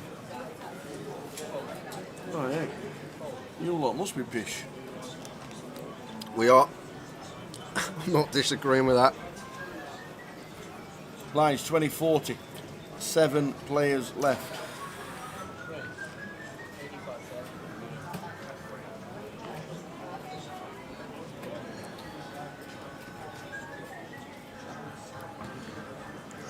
First time as well, Tao, I should mention the whole tournament that the average stack has dropped below 30 big blinds. That's how things are starting to shallow up. Yeah, exactly. Things will have to give eventually. But exactly you see there, Jack's the only one. Jack's the only one with above average. But as I say, it doesn't really matter about the average stack. Look about your stack in terms of big blinds. Play your stack in terms of that. But that middle of the pack, they're all so close together.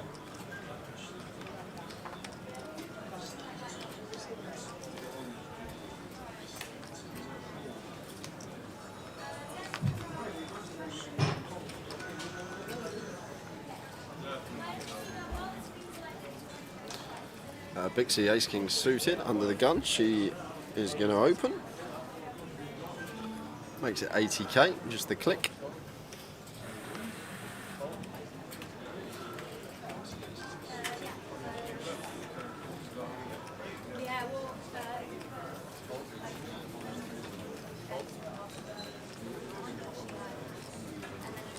And action on Majid in the big blind, 4.5 to 1 on a call.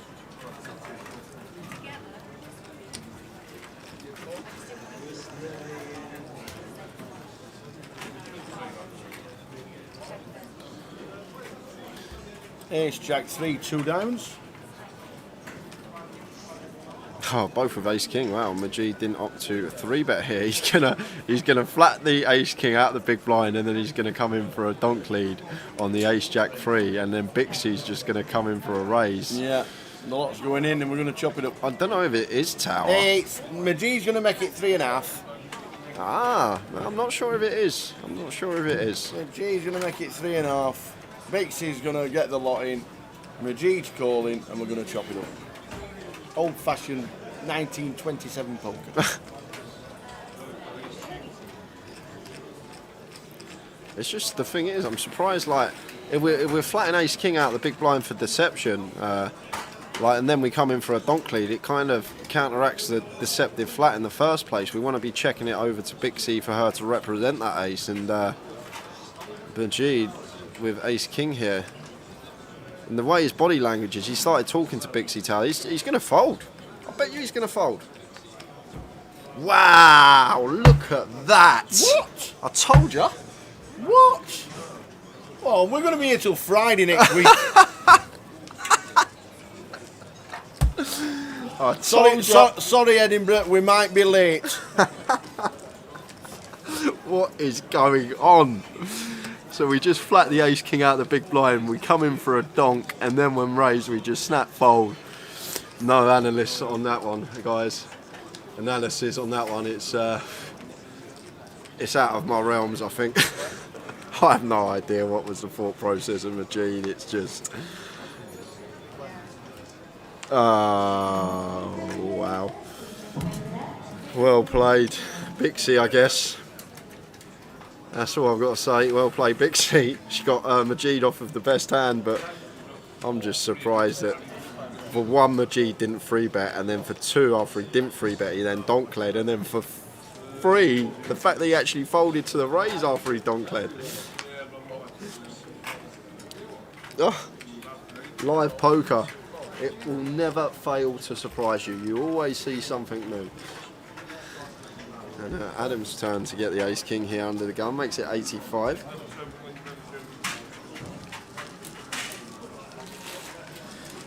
There's a lot of money up top, that is true. That is what's going through these players' heads. It's the thing. There's 70 bags up top, and people, it does funny things to people in a poker tournament. When they look how close they are, there's 7 players left, they look up at that money, they think, I'm so close to winning 72k. It can be life-changing money for some people, and it's like, it's a lot of money, and it just does things to people. I see it so much on final tables, people doing things that I've never seen before, and it's just makes people go like into this mode of just playing super tight, like ultra tight. Just bet folding, top pair, top kicker to a raise, and after we've played it deceptively in the first place, post flop and pre-flop, it's just, I'm lost here. Majid, he'll watch that one back, he'll think, oh, I made a little error up, but he's still, at the end of the day, if Bixie had ace jack or a set of threes there, he looks like a genius. He looks like a genius.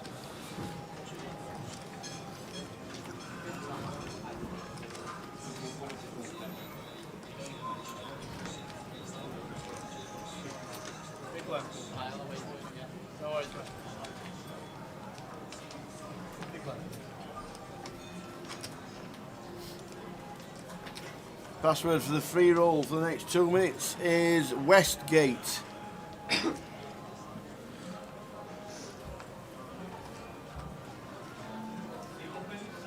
GBSK, no problem.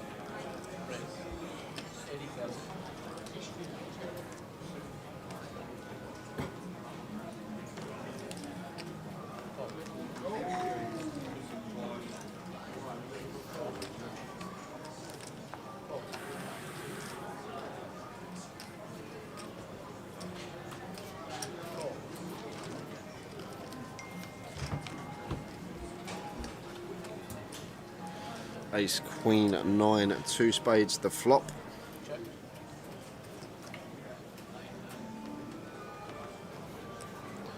So James flops the best of it. I'm just going to come straight in for continue. Can incorporate this into our check back range with top pair, but opts to just fire now. Gets Elliot out of the way.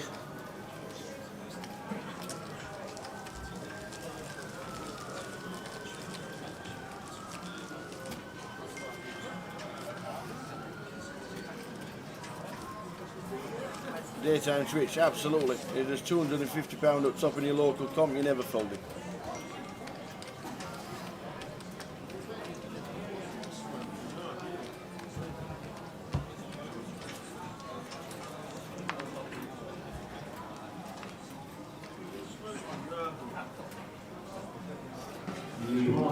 Oh yeah, Bongo and Golo's back on Facebook. Bongo and Golo. Oi, oi. What a name.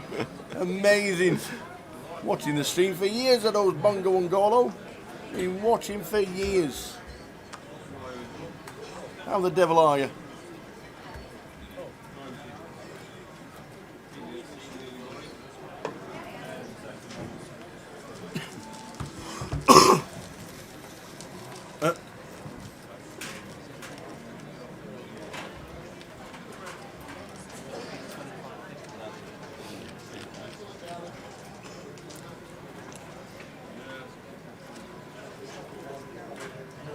Yes, running well in the free roll. 15th at the minute. Keep it going.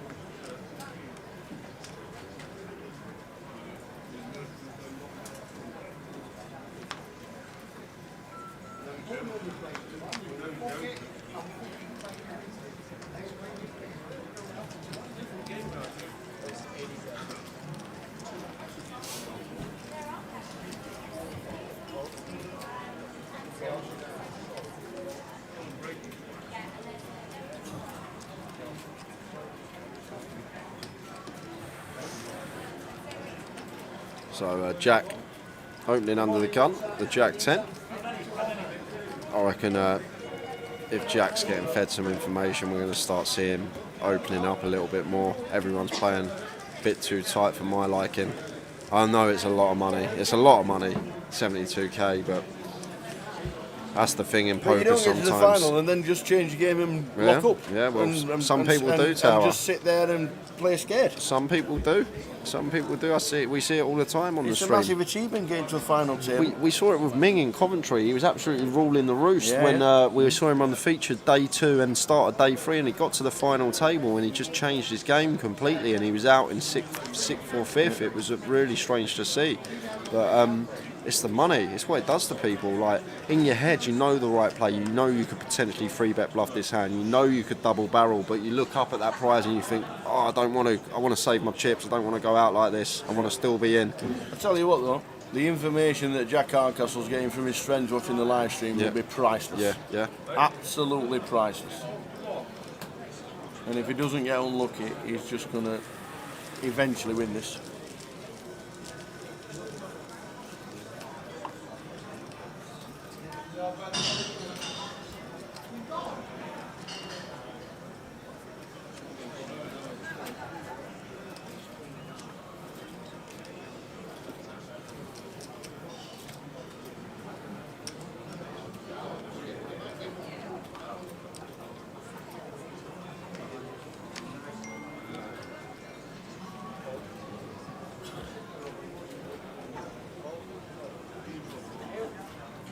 The free roll's now shut, guys, so if you're in it, good luck.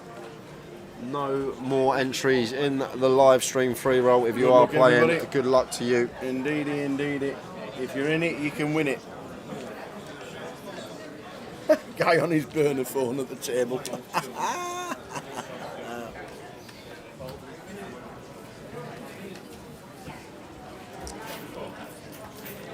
Colin Gordon, how many left in? This is the final 7, and I'll run the prizes across the bottom of your screen so Any you can tens about? see what they're playing for.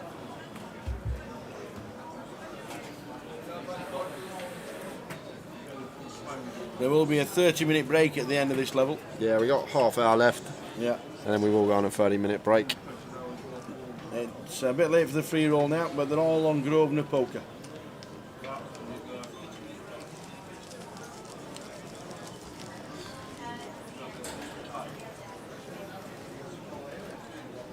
Yeah, of course. Are you allowed to be fed information by people watching the live stream? Of course you are. It's available to everybody. We don't condone mobile devices at the table, apart from not watching the live stream and not slowing down play by being involved in a hand and being on your phone at the same time. Because there's a 30-minute delay and they're receiving the information from 30 minutes ago, so then we've got to work out which hand it was and what they were doing then. And so yeah, we're on a 30-minute delay. Are there any 2 to 5 events? The 25-25s, Adam, look like coming back early December or the start of 2022. The 30-30s at the minute are booked and ready for the end of the year. The 30-30s will show you what's coming up for the rest of the year. But the 25-25, there is an indication that they will be back late in December and the start of 2022.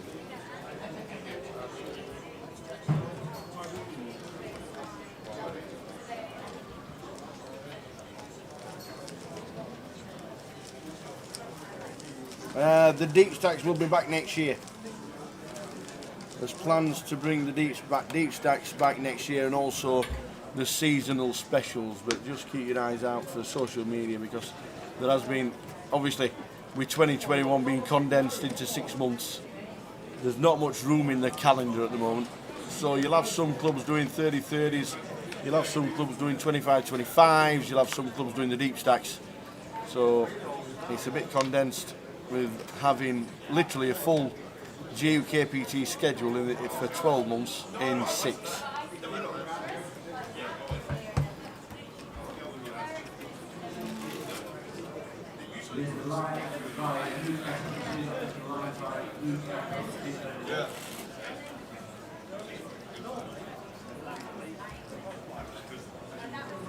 So Andy, maybe going to be using his image to his advantage here. That's exactly what he's going to do. A little open with the king 9 off. Like to see it. Like to see it. And gets Jack to fold ace 9. Right, it's just loving it. What I'm waiting to see, Tower. I just think someone could really take a foothold Go on this on, Andrew. FT, and Andrew picks that one up with the king 9 off. Delicious. Well done, Andrew. We like that a lot.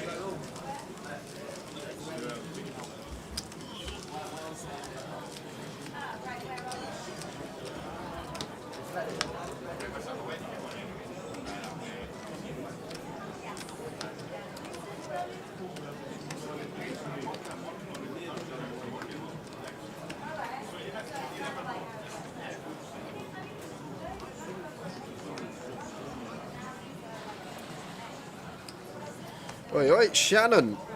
Hello from Toronto, Canada. Beautiful. Toronto. First time viewer, and hope to come and play sometime. Awesome. We like that a lot. How's Toronto today?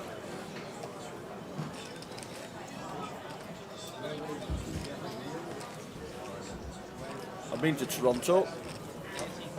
Toronto. Jack's turn to open the king 9 off from the hijack. Deja vu from the last hand. Hijack open to 80k with the king 9. And Bixie going to peel the jack 10 off on the button.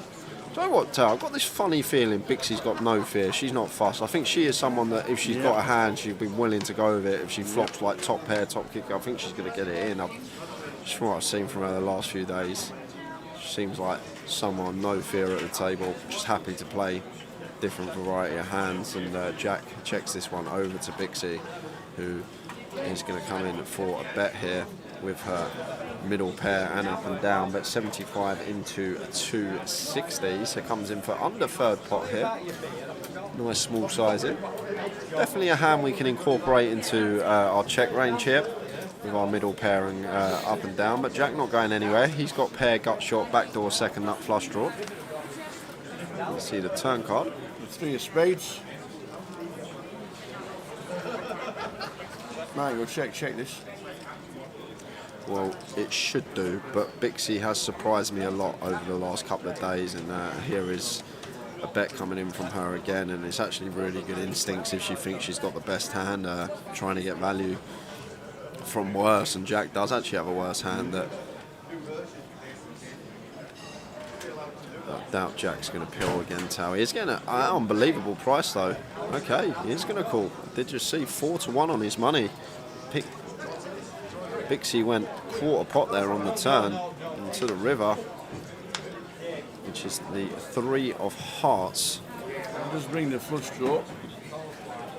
And if Jack checks this, Bixie will snap check behind. Yeah, check. Bixie shows the jack and it wins.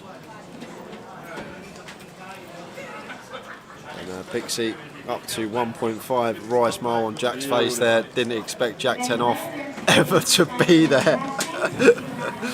Jack 10 off on the button. A lot of the time going to go in the muck versus the hijack open, but Bixie had other ideas and she's chipped up And if you do want to come join us, Shannon, and come play one day, this is where we're off to next. We Where are we off going to next? Edinburgh. Are we? If you look When? there we are. We're there on Wednesday. From Wednesday, the main event kicks off on Thursday at 7:50 buy-in, same as this one, same structure, same starting stack. Everything's the same except we're going to be in Scotland. Friday's the main event.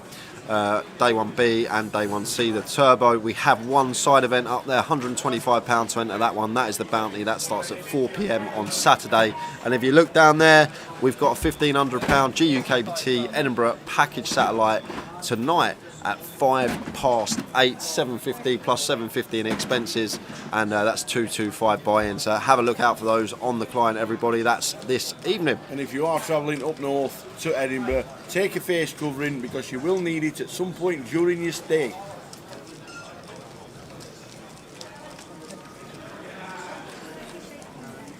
Yeah, I love Toronto. Oh, Toronto's sunny today. Hope you're enjoying the live stream.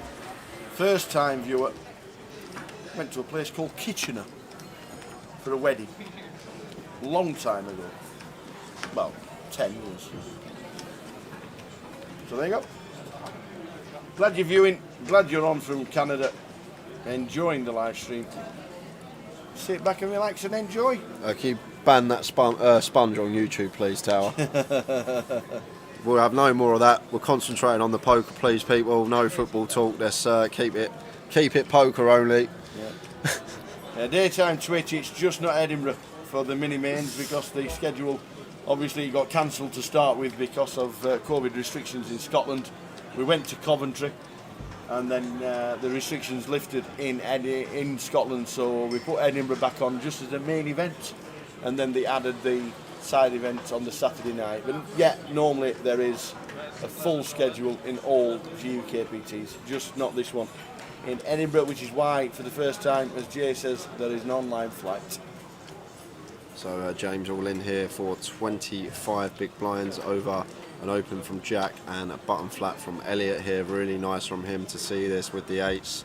Just this is more of what I like to see. To be honest, James has been pretty card dead this FT. I must actually mention that. Been fairly card dead. Elliot shows him the ace jack and into the muck it goes, and a nice pick up there from James with the eights, just taking a good shove spot, and now up to 31 bigs from 25 just from getting that shove through. It's massive.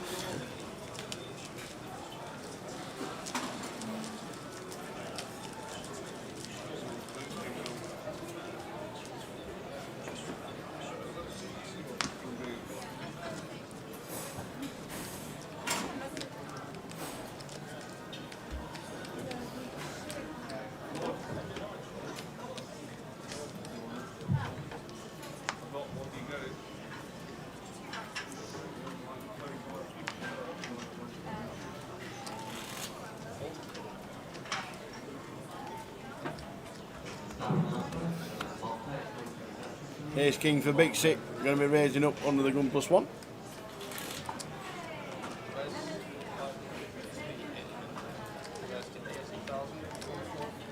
That makes it 80.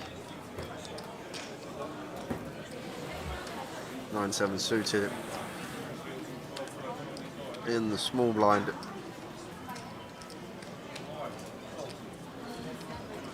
And Jack and the big here with the Queen 5 off just gets out of the way. Let's Bixie have that one. And good evening, Stephen Jackson from Edmonton, Canada. Enjoying the commentary, fellas. Lots of Canadians watching the old live stream. Lots of Canadians watching the live Yes, stream. good. Hello from Edmonton, Steve Jackson. Edmonton, Canada. Love it. Thank you very much indeed. Glad the live stream is coming out loud, clear and good for everybody. It's been a great tournament, 439 runners. 439 runners in total. We're down to the final 7. After this level, there is a 30-minute dinner break.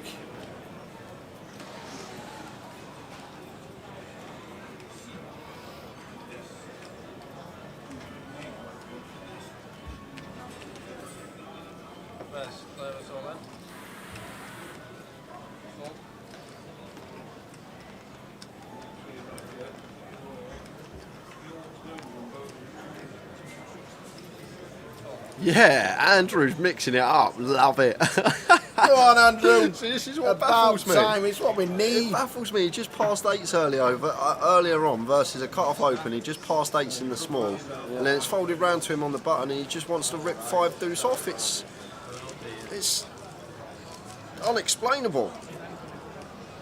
Just suddenly rips 5 deuce off. He's been the tightest player at the final table, and then We're back now. a little bit of rush of blood, and in goes the 5 deuce. It worked. It did work.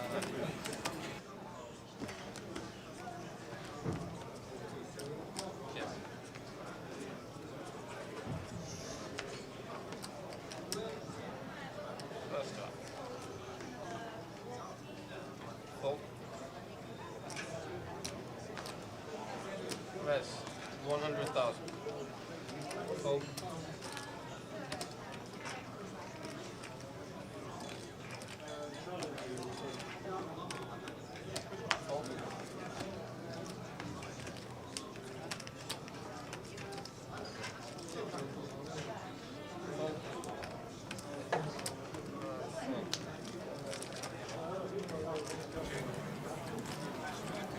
Yeah. Can you do the chip counts and make sure they're right on the string? Awesome. Aye, Jamie Whalen, let's go. Quality from Andy Morgan. He's getting the love now. He's flaring it up, baby.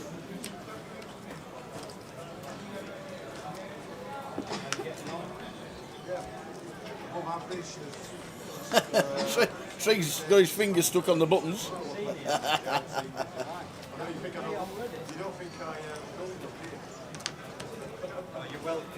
Yeah, it is one of those things, unfortunately. Money makes the mind do wondrous things. Jamie is ready for Blackpool. It's going to be a fantastic festival from the 27th of October all the way through to the 7th of November. It is going to be a busy one.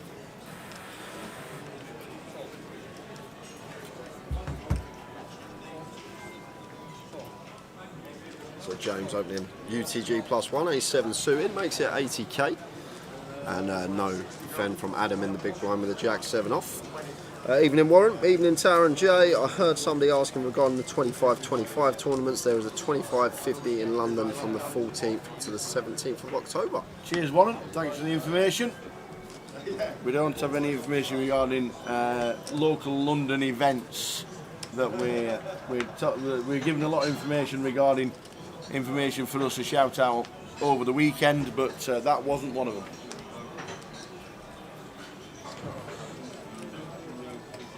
Jesus, Sean, get the Jaeger bombs ready. Cannot wait for Blackpool. So James ace queen suited under the gun here, makes it 80k. And action on Jack, who's not getting involved with this hand. Majid going to pass this one, you expect, versus under the gun open, but no, looks like Majid's going to get involved now. He's going to reach for his chips. Majid playing sub 20 bigs here, probably wants to find a better spot to start putting chips in, so does let it go, and Bixie out the way. Adam does the same, and can't see Elliot defending this one. Tower. Nope.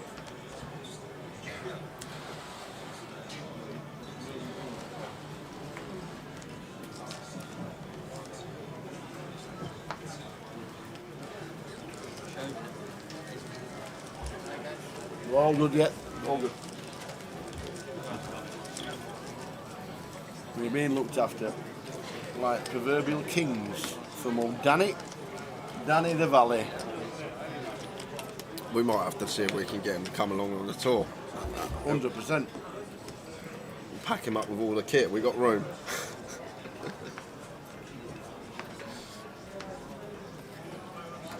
Our staff here have been amazing all week in Leeds.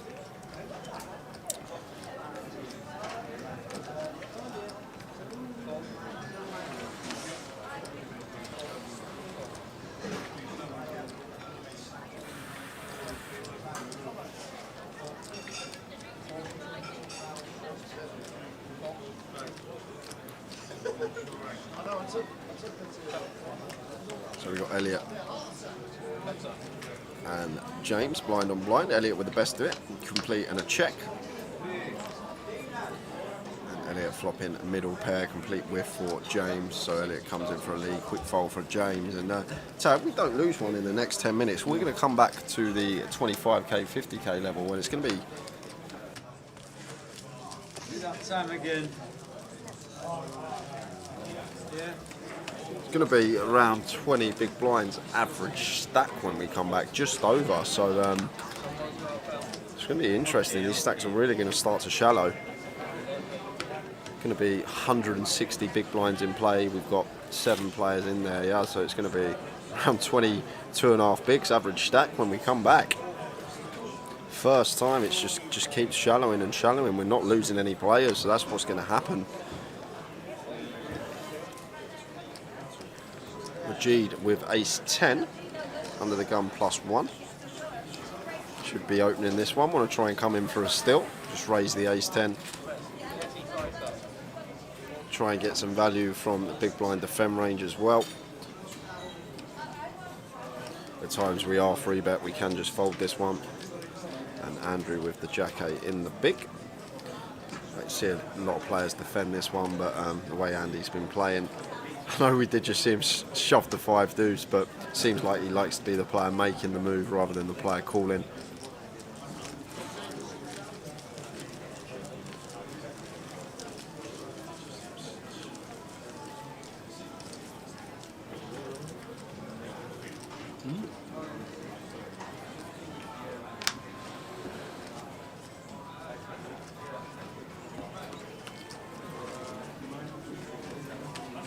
Just leave it.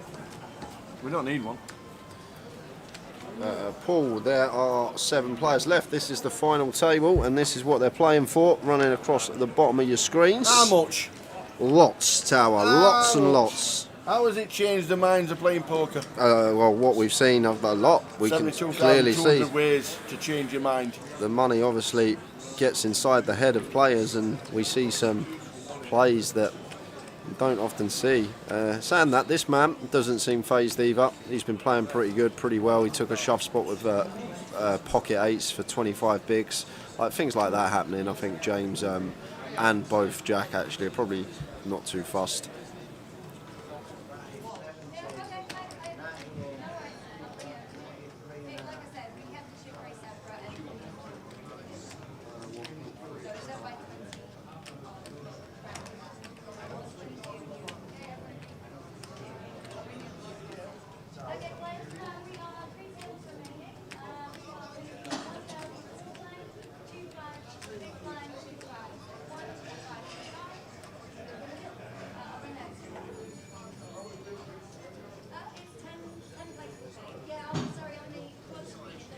Where's 350,000?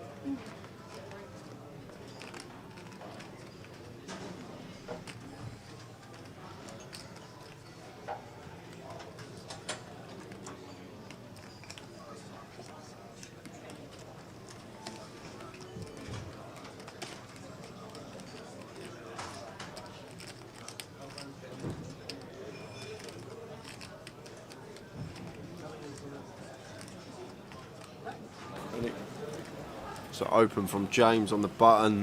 Jack 3-bets the 350 out the blinds, and versus this particular opponent, James could potentially rip this one for what would be 30 odd bigs, but it's hard to do, especially being 4th in chips, I believe he is at the moment, when 3 shorter stacks below us. But it depends how often we think Jack's going to be getting out of line here, exactly like he is here. But pocket 8s in this particular scenario, button versus big blind, in an online situation, you might just see the pocket 8s rip it in, and there is the all-in from James and snap fold from Jack. Really good from him, and that's what I've wanted to see a lot more of. Just no fear. He's not fussed about busting now. He's going for the win, and I know you get a lot of people in the chat that talk about ICM this that, but some players just don't mind going for it. And Jack has been taking some hits, back down to 1.9 million now, was up to 2.9, but lovely to see from James Williams in seat 9. He's impressed me a lot, Tower. He's playing very well, very well. A lovely 4-bet rip there with a pocket 8s. Just understands the situation that Jack doesn't necessarily have to have a hand here. 3-betting out of the blinds, and James goes with it.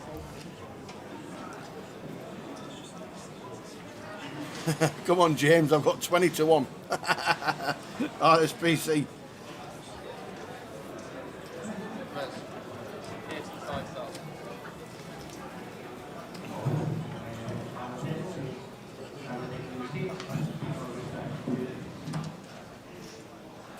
So we've got Adam opening the King Jack under the gun +1. Adam been fairly quiet this FT, and Elliot with the ace 10 of spades just gets out the way.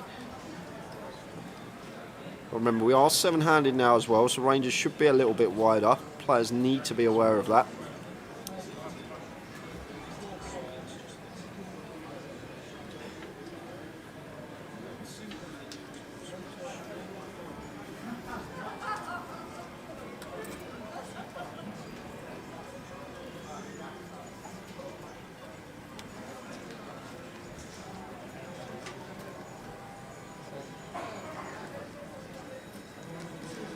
Raise and take from Adam, keeping his head above water, keeping at that steady stack size. He's been between 1.1 and 1.4 million all FT, keeping it nice and steady. Ryder watching on Twitch. Oh, loving Jack's shirt. New chip leader.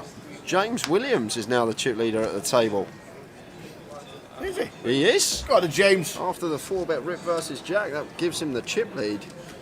As we got about 3 minutes left on the clock, and we will head out on a half-hour dinner break, and then we will be back at 8 o'clock for the conclusion of this final table. Still 7 players left.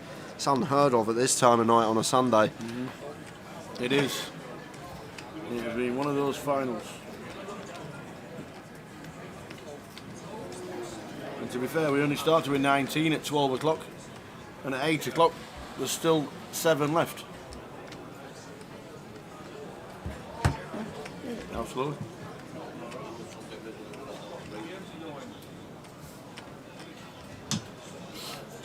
It's one of those days. 19 to 7 in 7 hours. 8 hours actually.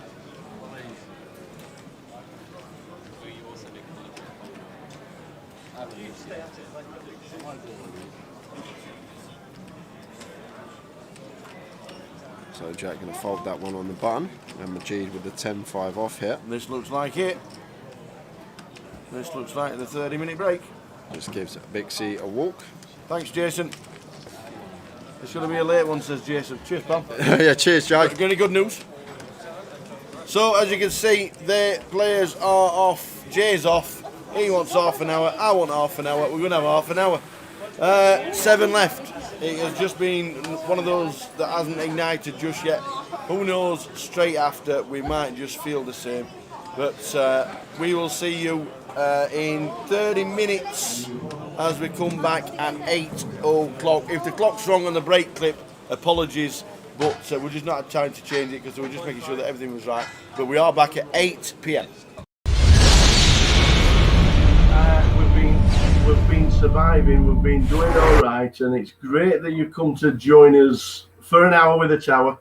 Yeah. We're going to try and run through a little bit of what's happened to Steve Warburton, probably over the last 10 or 12 years, because that's how long it's been. If got a little bit further. When did you first start playing, and how did you learn? And when did you decide that this, do you know what, playing poker for a living, this could be a very good career? Making me feel old, that. Every time I play poker now, everyone still sort of sees me as like the kind of young kid. Yeah. Yeah, it's quite a few years, isn't it? I first started playing when I was like 16, 17 years old. Yeah. And I was a sort of typical kid. I had no idea what I kind of wanted to do for a living, except for the fact that I didn't want to work for anyone. So, you know, when you were growing up, you're always asked, what do you want to do? What do you want? I never had an answer. Except for, I don't know why, I just always said I never really wanted to work for someone. So when I started university, I kind of had this plan, which was to not really go to university and just basically use the student loan and basically start playing poker from there. Yeah. Which didn't really go down too well. I remember my dad specifically wasn't very happy that I was quitting university, and I've got quite a few aunties that are all teachers. And so I kind of had this plan of just get this, kind of $3,000 student loan. Yeah. And all of a sudden the rest of my life will just be sorted, which has kind of happened. So yeah, I basically went to university. I went to the first lecture that was on a Thursday morning at 9 a.m. And I remember turning up thinking, I'm just not going to come back. But I kind of had to tell it a few porkies the rest of the year, pretending I was going, I was committed. Yeah. All I was doing was just playing 1-2 cash games in the Manchester G in the age of about 18 years old. Yeah. And that's pretty much how I got started. I kind of played some £5 sitting goes with friends when I was younger. Mm-hmm. But yeah, it was just, and it was relentless back then. It was like 5 or 6 games every night, waiting lists. Yeah. Constant action, just everyone was coming through the door. What's this game? Do you know what I mean? No one could really play. Every pot was maybe 4 or 5 way. None of this kind of check calling, taking ages. It was so exciting when you first started playing it, especially for me anyway. And I just loved it. I was playing till 6 a.m. every night. Moved to Manchester. It was so exciting. It was this game that you didn't need to be that good at. You just kind of need to be better than your average Joe sort of thing. Mm. And it was fantastic. So the early days were all cash. All cash. What are you drinking, by the way, Tower? Water, believe it or not. Consummate professional. I thought I could rely on you, mate. Come on. Right. Come on, son. Your first drink, just so you know, I've got some Pims. Yes, very nice, very posh. Saturday afternoon, and I've also got a nice Peroni as well. Just so you know. Anyway, carry on. Sorry. Multi drinking as well. So you've played cash, but then you go on to your first ever Hendon mob. Can you remember what it was? Oh, first ever Hendon mob. Well, basically, I'll tell you it was a win. Oh, I know what it was. It was. So I was playing cash games every night. I thought tournaments were stupid. I thought tournaments were the most ridiculous thing ever, and it was too fast. And I wanted some, to kind of play deep and all this stuff. Yeah. Nothing much has kind of changed over the years, but I played. I think it was Walsall, right? £100 side event. That's exactly what it was. I played £100 side event, and it finished at about 5:45. Yeah. They told us that if it got to 6 o'clock, then they were just going to say whoever had the most chips won. That's when they closed at 6 a.m. That's correct. Yeah, and I basically folded something like 15 hands heads up. So I'd fold. It was on him. He'd raise. I'd fold. And then they told us this, and I moved all in with Jack 5 offsuit. I got called by Jacks. Won the hand, and then won the next 2 hands, and basically won it. Obviously, looking back now, I had no idea what I was doing heads up. I was folding all these hands heads up and whatever, but yeah, that was my first one, I think. Yeah. And then your first 7 cashes ended up being on GUKPT side events and APAT side events. So I'm not being funny, but I'm not being funny. You played cash, but every time you seem to play to UKPT or an APAC, you seem to cash in the sides. Yeah, I think that was more to do with the cash games weren't as kind of good as they were. I was fairly lazy about, kind of. I'm like I was studying back then, and now people study just an insane amount of things, and so you kind of maybe kind of go with the flow of, okay, what's next on? It's GUKPT Bolton or Walsall or London, and so you're almost kind of forced into it. I didn't have lots of money back then, but when you've got maybe 10 grand to your name and there's a £500 tournament on, you kind of go with the flow. And it's all about people as well, Towers. When you play live, you just meet people every day. You're playing cash games maybe 8 to 12 hours a day. You meet people all the time, and people talk, and where are you going next week? Oh, there's this thing on. And so it was very strange how I kind of got into tournaments. It was more kind of, that was what everyone was doing, and you know what I mean? So that's kind of where it kind of started. It's a good job you went into side events, because in May 2011, you do realize that's nearly 10 years ago. May 2011, your first 5 figures cash for 11,000 at the Salford Megastack. Raf White was running that. And he said, I remember him saying something like, and this is one of my first tournaments, if you don't play, you're in trouble. And I was saying, Raf, I don't really play tournaments. And, and he was saying, you basically got to come down and stuff. And I remember we had 2 tables left, and Alex Martin was like the kind of big player back then. And I think I knocked him out, and then from there I won the tournament. And then probably after that I was thinking, tournaments are actually all right, aren't they? Completely being results orientated to the whole thing. Pretty much after that one was when I kind of started playing them more regularly. Did that first 5 figure cash go straight into the bankroll, or was it just like party time? I'm pretty sure that doubled the bankroll. Well, that's you got to start. You have to start somewhere. Honestly, Tal, for probably the first 4 or 5 years I played poker, I had between £1,000 and £9,000 or £10,000, and never ever got beyond that. I was just playing low stakes. You kind of win a few quid here and lose a few quid there. To win 11,000 back then was like, wow. I mean, let's basically play these tournaments because you can win huge money. So I think I had about 4 or 5 grand to my name, and obviously won that one in Salford. And then coming out with 11 grand in Salford, by the way. But well, it wasn't a bad year 2011, because the GUKPT 500s, you got 8.8 and 7.7. So now you must have been thinking. These tournaments now, all right, cash is good, cash is nice to sit with the mates, but tournaments, I'm pretty good at these. No, I really used to struggle with confidence, like a lot.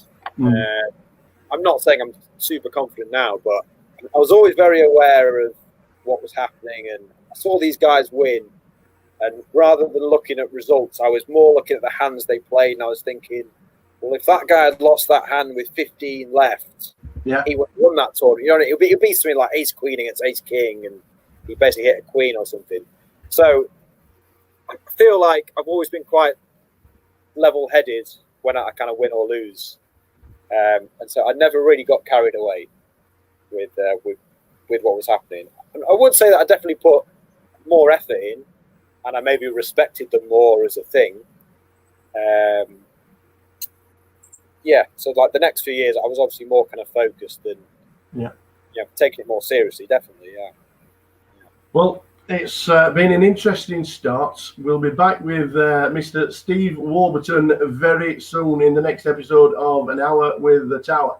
Looking forward to it.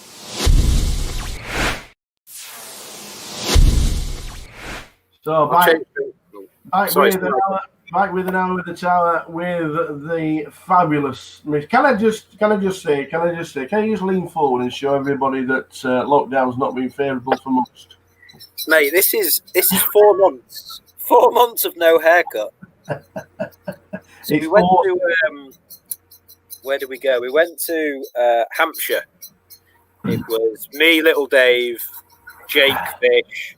Yeah. This was about 3 weeks before lockdown started, because everyone in all the different countries was saying, look, this is basically going to come to you. So we basically went to lockdown, and I just thought, Jesus, for the next 3 months, no one's going to cut my hair. It's just going to be an absolute disaster. And it is an absolute disaster, but I've made no effort to make it better. Just so you know, this is literally just as it comes out. This is nothing. It looks good. Back to the Steve Warburton story. 2011, your first Vegas cash. I'm guessing right now you still need ID to get anywhere in Vegas because you're such a young-looking chap, and I mean that. And that's the time. You will need a passport forever. 2011, your first ever Vegas cash. How was that?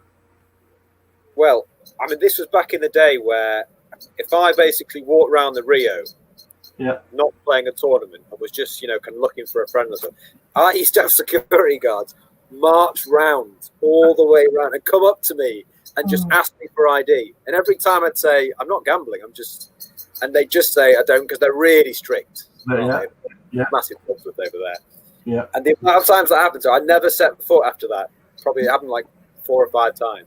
I would never go into a tournament room unless I was actually playing, because I just used to get ID'd all the time. But 2011 cash, that was probably 3 years before I actually played what I'd consider proper tournaments in Vegas. I basically went to Vegas for 3 years, 11, 12, 13, and just played cash games.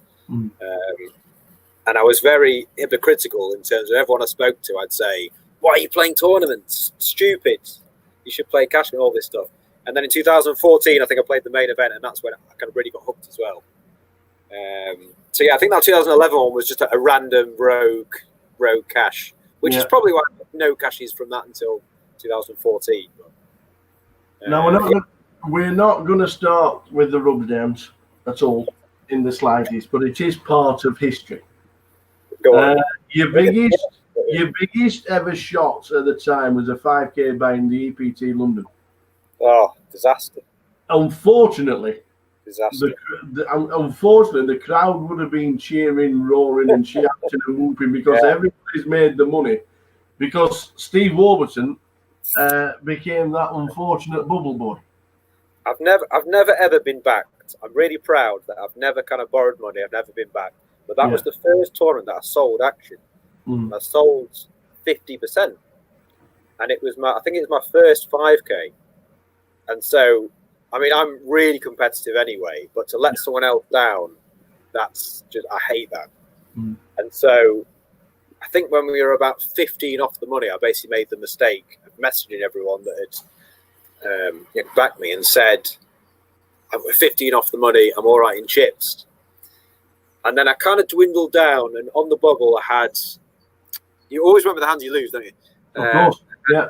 Ace king diamonds, all in against aces on the bubble. And we basically got all in. I'm thinking, oh my God, I was got aces. Yeah. And like the first 2 cards were diamonds as well. So I was like, well, I've basically got 4 cards. Because also this was back in the day when it was like 1 card, not just 3 cards straight out.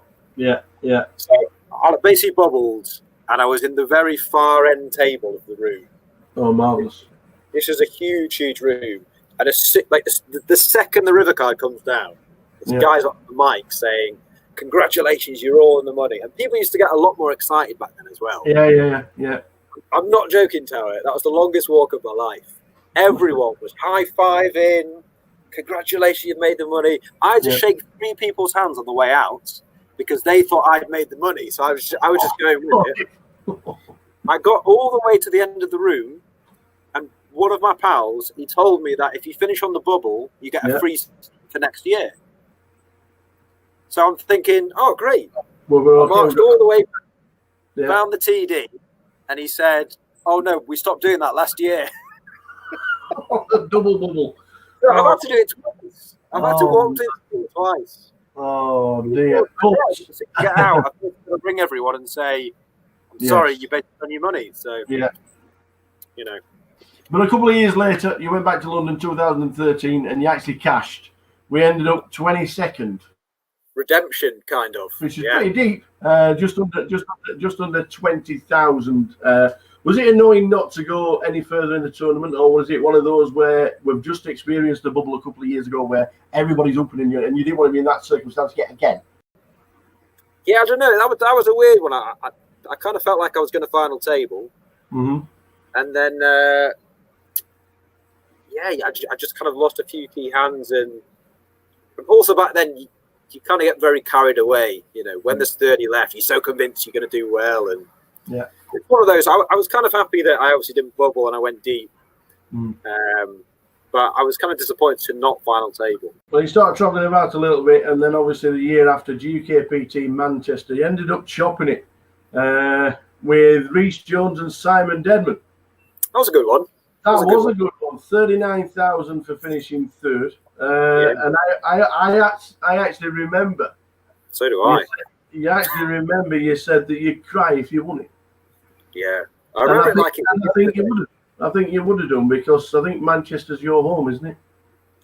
Yeah, I mean, that was obviously where I first started playing 1-2 cash, and the amount of hours you spend there, and you know all the locals, and I don't know, just I feel like with Manchester every year, I always seem to be in the mix and not really make much money based out. I'm always quite deep, and I might get a min cash or finish just before the money, and I don't know.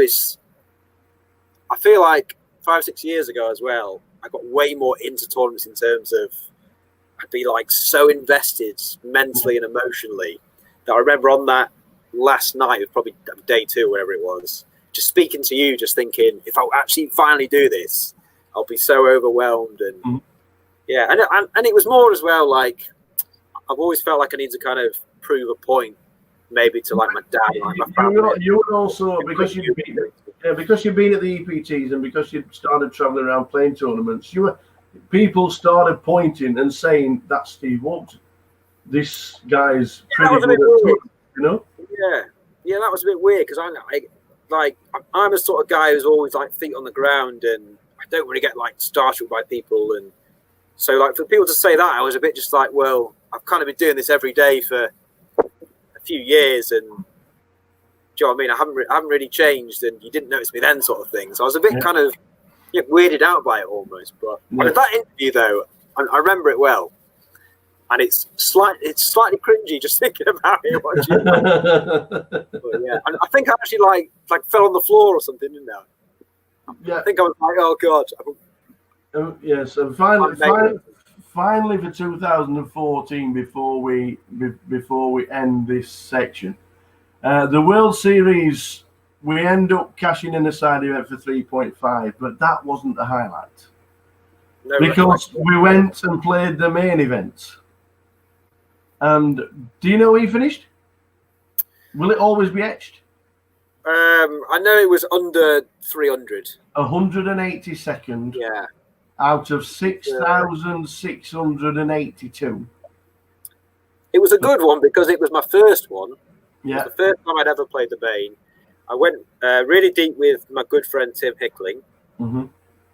He was somehow on the table next to me every day. I don't know how that happened. Yeah. And I remember on day 5, just walking in with him, and they had the music on and stuff, and you're just thinking, this is like how it used to be. You know, like I was saying before, when you first started playing, that real buzz of playing. So yeah, that was fun. But we obviously didn't go deeper than that, but it was nice to win wherever I won. It was a very good run and a good ending to 2014. It would have been nice, obviously, because it was just, I think it was the first time it was 10 mil for the winner. So I don't know, was that the JB Gold year, was it? No, that was of course, Jamie Gold got 12, didn't he? Yeah, when he got 10 million, but 182nd wasn't that ending to 2014 for you. And it was maybe 40 or 50 grand, which again at the time, even now, it's so much money to win from a tournament. You're obviously really disappointed, but to just win that amount, it's well. Coming to the end of this episode, we will be back with Steve Warburton very soon on An Hour with the Talent.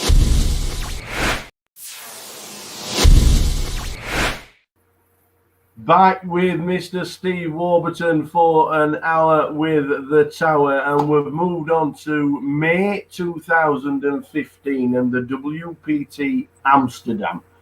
Has to be one of the favourite stops for poker players by far. 341 entries, and second, 150,000. This was my favourite tournament of all time. Yeah. It was such a good tournament. Just everyone is just like, I don't know what it is about Amsterdam, and obviously 60% or 70% of the field are kind of Dutch, and there's just no one kind of taking the mickey and being slow with their play, and everyone's talking to each other, and that's like from day one to the end.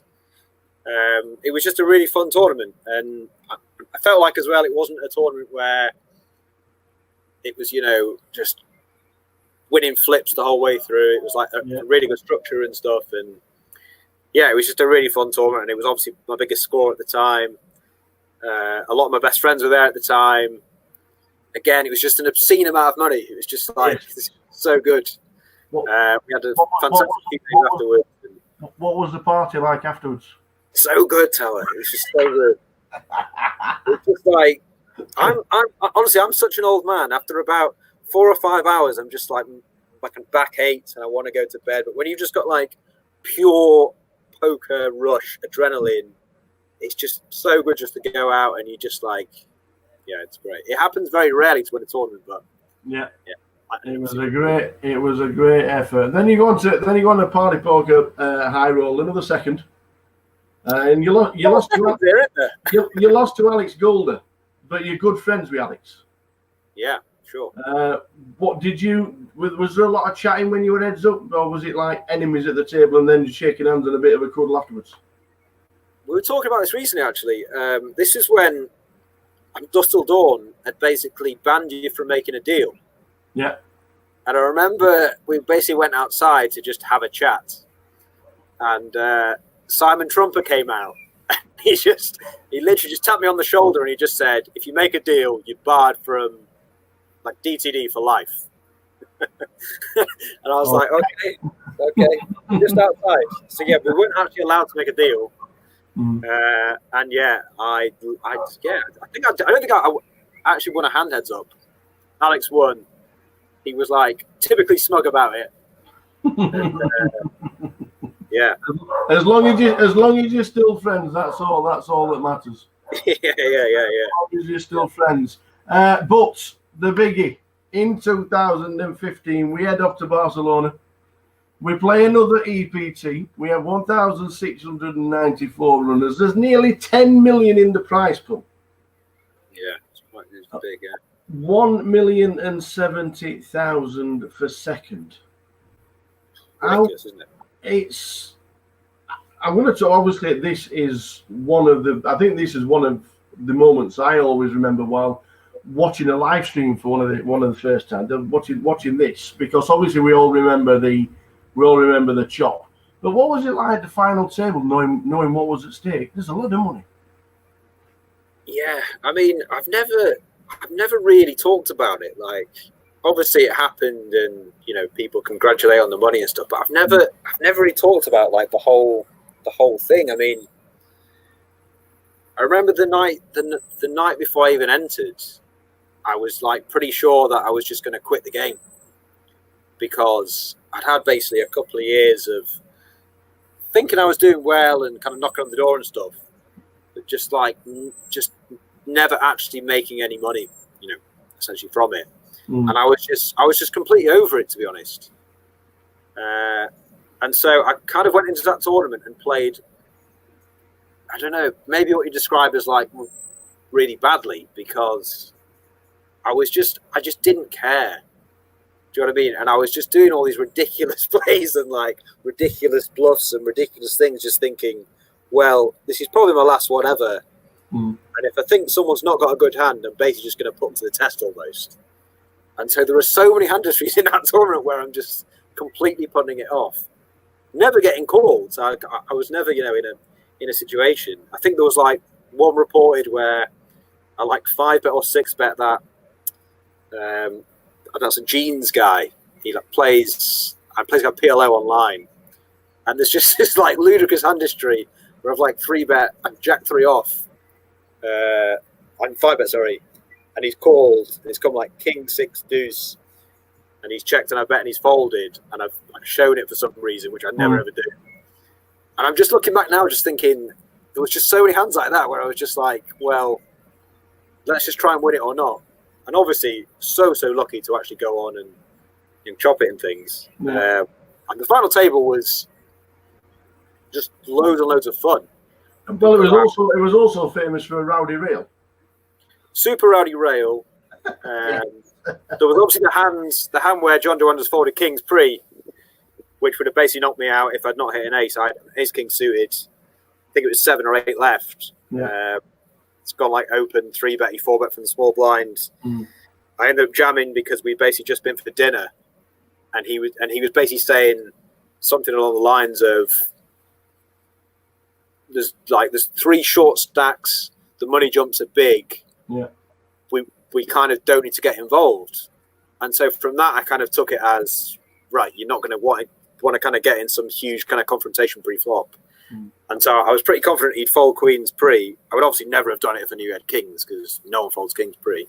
He ended up folding, and we basically did the deal 3-handed, which was obviously life-changing. Yeah.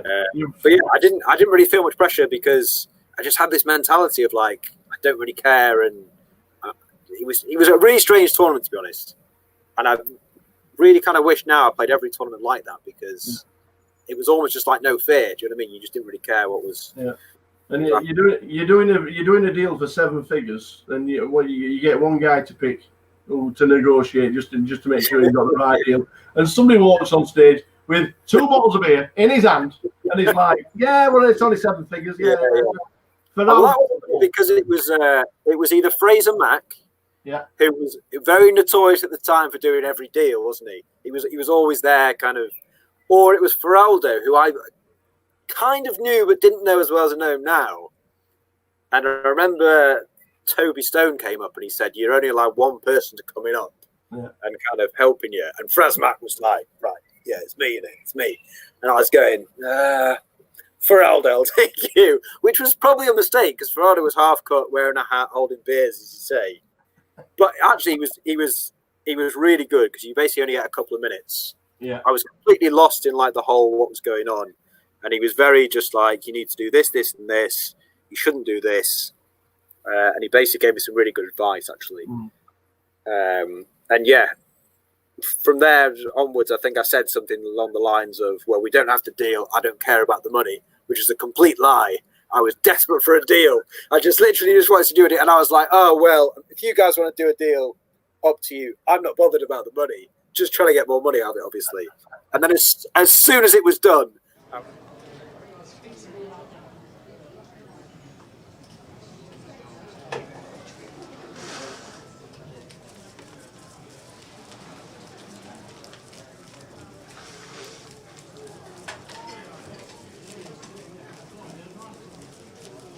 Now then, what's happening? We're back. We're back. Half-hour break and all set and ready to go. We are 7-handed at the moment. No more breaks now. We've had far too many breaks in this final. It's been stop starts. We've had 3 breaks already, and we're still on 7. Yeah, well, next break's going to be for another 2 we hours. Need continuous poker now. Next break will be at 10 o'clock. They don't want another break. All the way through now. We need to tire them out. Because they're tiring us out. Right, come on. Let's go. Let's do this. Let's do it. Let's have a complete different session from the last one. Action, action, action. That's what we're looking for. We know C1's going to grind down to 2 big blinds and get it in and double up. And then we'll know he ground down again and then double up again, because that's the way he plays.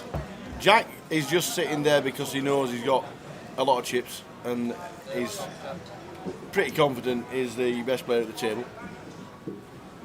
Majid, as we know, folds ace king on an ace high flop, so he's just here till Thursday. Bix is the one. Bix is the one. And James, given us, and James as well. Bix is the one that's given the most entertainment, so we're rooting for Bixie. Andy,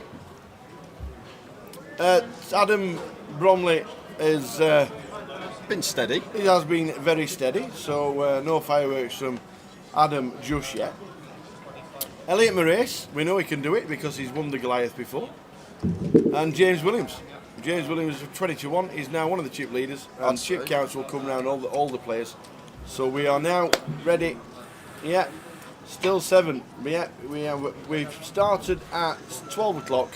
It's 8 hours later, and we've lost 12 players during the day. That's 1 an hour. Get ready for overtime. Come on.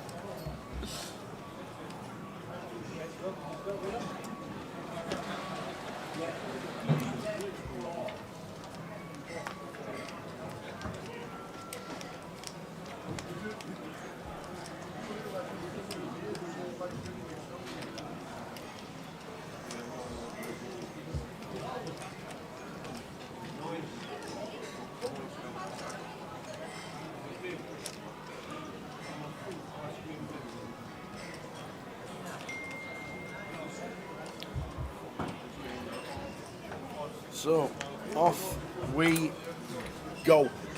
Let's go. Yeah, so we are definitely here till 2 a.m. Don't worry about that. So we've got Jack, pocket 3s, getting us underway for the session.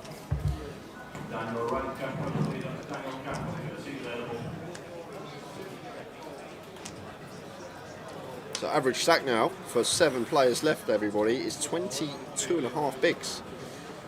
So stacks starting to get really shallow. I actually cannot recall being here at 8 o'clock on a final table on a Sunday and still being 7-handed. This time in 2019, when we were at Leeds, we were at the bar. That might have had something to do with a certain man named Ali Malou, but this has been a very, very slow FT today. But we are here till close, so stay with us. We will be crowning a champion eventually today or early hours of tomorrow morning, whichever it may be. And looking forward to the remainder of the event. Tower and I covering it the whole way through. And as Tower said, not going to be any long breaks now. We'll just have the usual 15-minute break at the end of every 2 hours. Keep the flow going as we see Andrew with the Ace King, and Andrew's playing sub 15 big blinds. He's playing just under 14, so he's got one move here, and expect the triangle to be entering the middle of the table. There it is, all in from Andrew for his last 690, and not getting called in any spot. Yeah.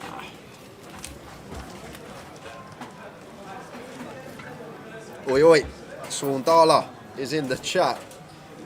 Joe Saunders.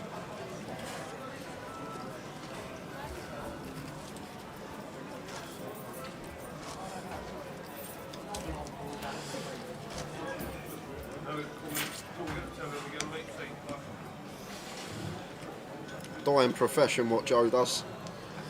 Clown. You don't see many clowns nowadays, do you, Tower? Not in the slightest. Ah, there you go. No.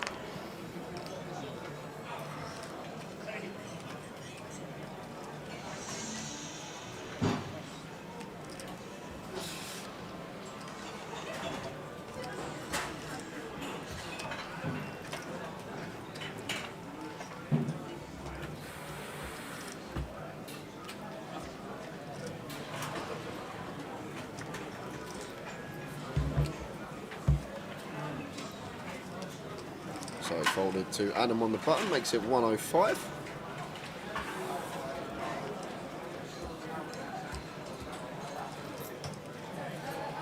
And Elliot gets out of the way in action on James in the big blind. With the queen deuce suited, not even going to defend this one, and Adam's going to raise and take. Thanks, Jamie, appreciated. Jamie Nixon in the chat, won the mini main earlier this week for 27.4. Don't know how you lads keep up such great coverage during these long stays. Great work. Thank you very much, Jake. You in Edinburgh, Jamie, by any chance? Everybody else seems to be. Rick Trigg is on his way. So too is Katie. Katie. I think Andy Hills is leaving it till 2022 by the looks of all this. Good to see you up there. See you up there.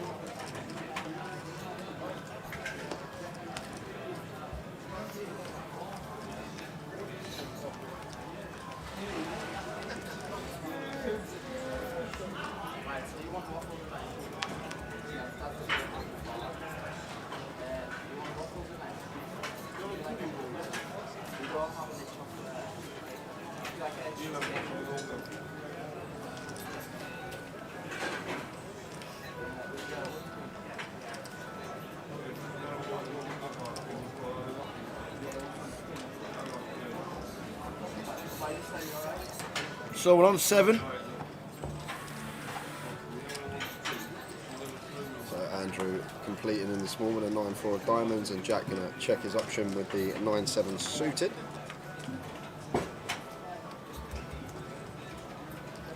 Three, 2, 3.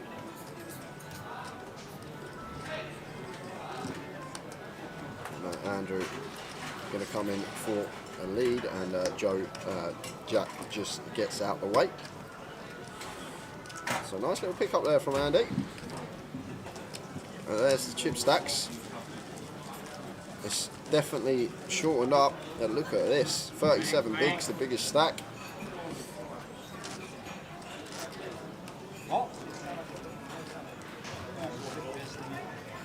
Yeah, we need something to happen because everybody's just playing ladder, ladder, ladder, ladder. That's the way it's going at the moment, the way it seems, the way the poker's being played at the minute.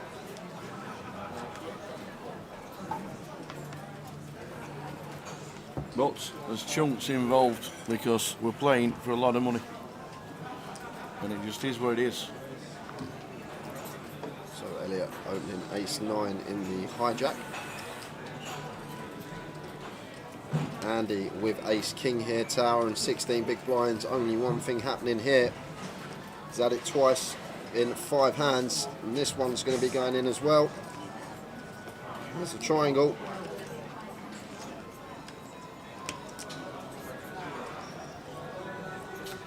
Elliot will just have an easy fold when it comes back round to him.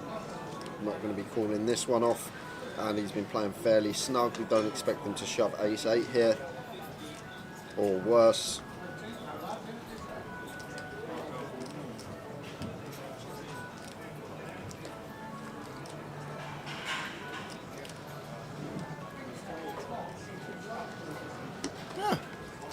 They're still playing the free roll. Because Kev Blue has just hit a royal. Well done, young man.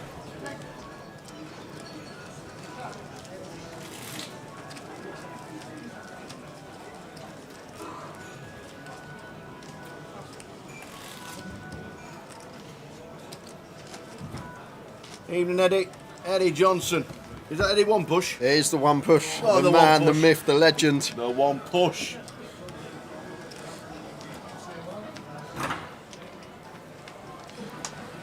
That background slot music or something must be annoying. Annoying? You're not annoying? I wanted to bring a sledgehammer in this morning, they won't let me.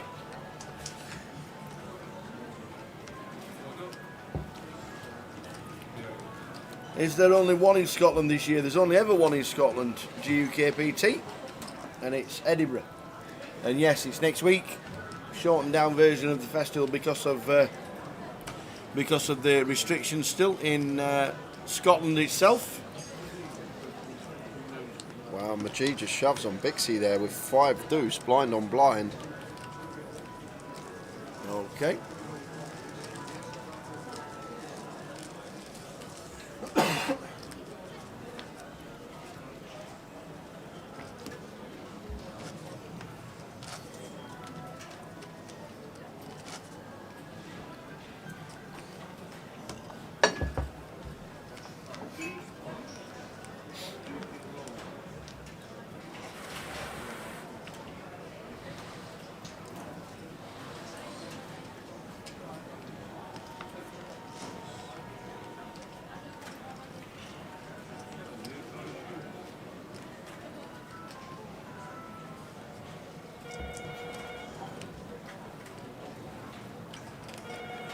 Claire, we don't come to Cardiff. There was a GUKPT in Cardiff back in the day, but Cardiff is not a stop that we stop at anymore.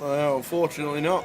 And Burnley, it's not always 750. The legs that are 1250 are Luton, London, the first leg, Blackpool, and then the grand final is a £2,000 buy-in. Yeah.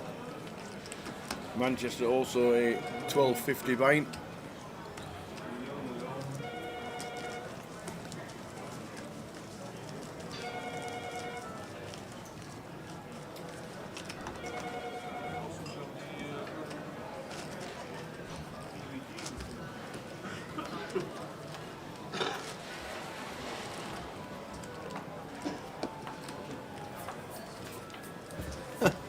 Due inside said, please answer the phone. You're not wrong. Somebody's just grabbed it. Hello? Pizza up.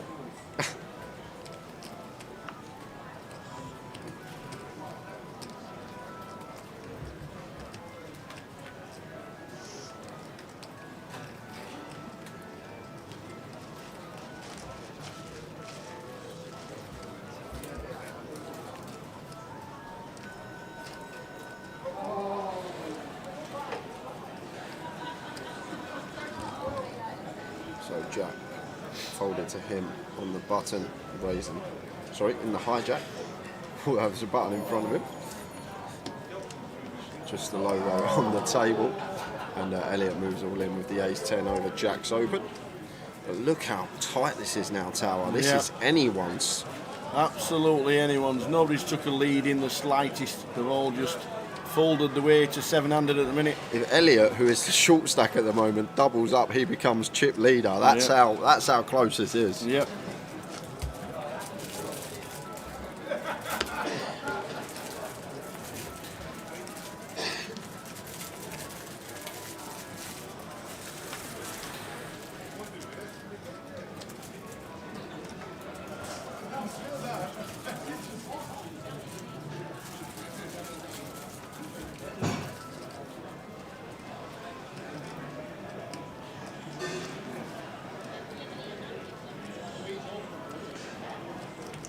King Jack of Hearts here for Bixie in the cut-off. She's going to be opening this one.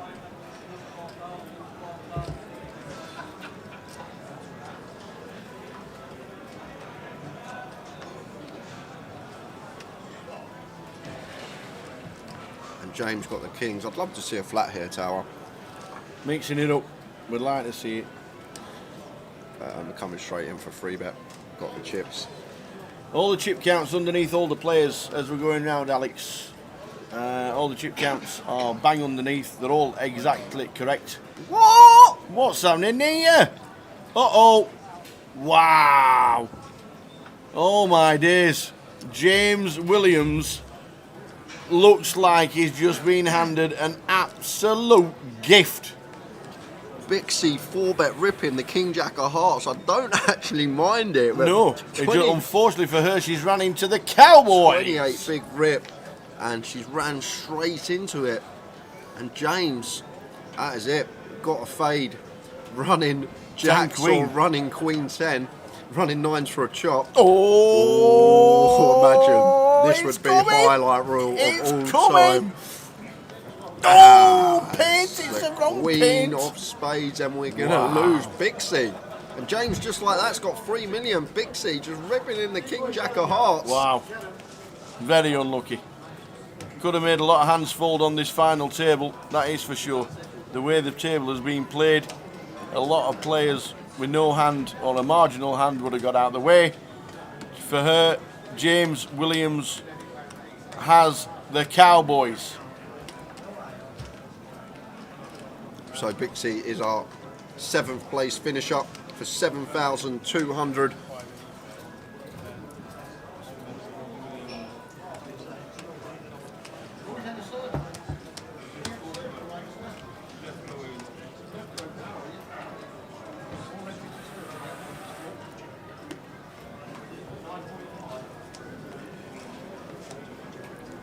And I said it, I called it, Tower. I said James is the one to watch. The way he's been playing, definitely just gone favourite to take this one down. And she obviously just thought James was at it. Her read was incorrect this time. It's not always going to be right. But thought James was messing about in the big blind, free bet and light, so she just went with it with a King Jack of Hearts, and she is out the door. And that means there's 6 left and everyone's locked up £8,650. The next pay jump is worth 4.3k to the players. Just more than 6 buy-ins.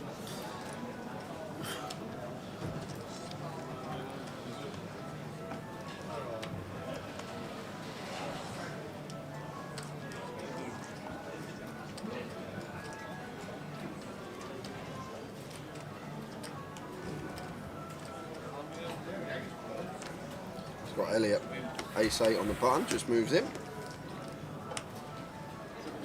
We needed something like that though, a little bit of spiced up action on the FT.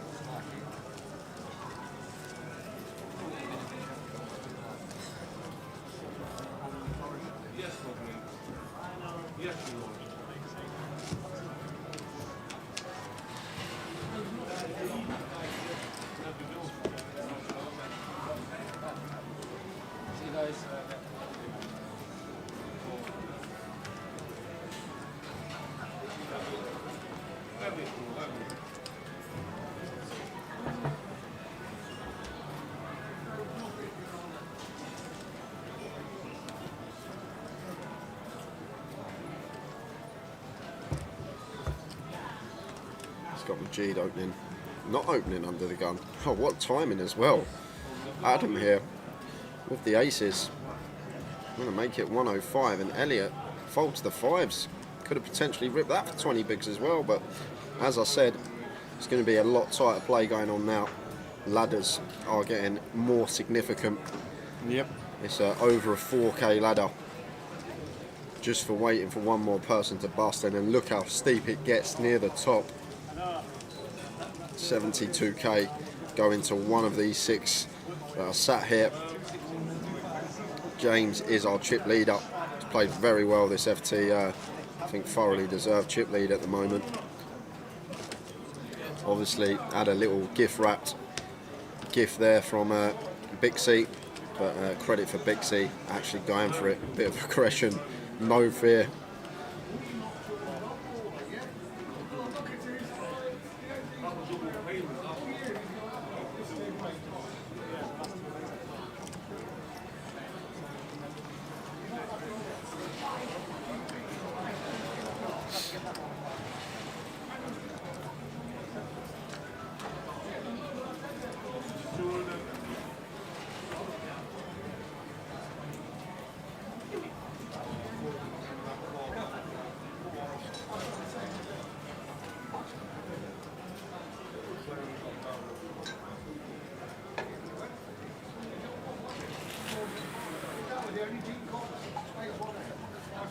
So Majid still on 900,000. Flop time, King 7-3, all diamonds. The top pair for Majid, not much here for Jack in the small blind. Jack checks over to Majid, who checks behind, incorporating top pair into the check back range. Like it a lot. 7 of hearts on the turn. And Jack might come in leading here now, Tower, but no, good initiative. Once Majid checks back flop, you don't expect him to have too much, and the 7 on the turn shouldn't change anything. But Majid just firing off that check to twice from Jack. Yeah, Swifty, absolutely. Vix is one to watch. When you're being mentored by Tim Chung, you know she's going to have a game on her. So he'd one to watch for the future for definite.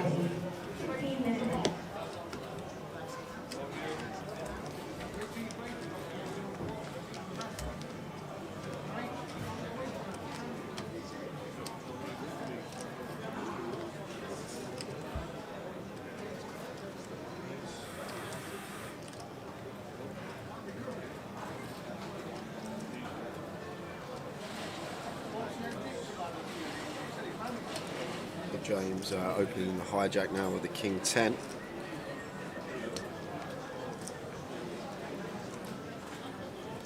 And Majid here, ace-8 of diamonds in the small blind and playing 20 big blinds. Adam gets out of the way with a 5-3.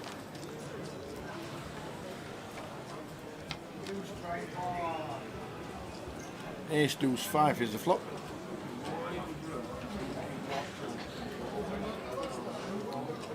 So Majid flopping the best of it, but expect James to continue once here on the ace-high board.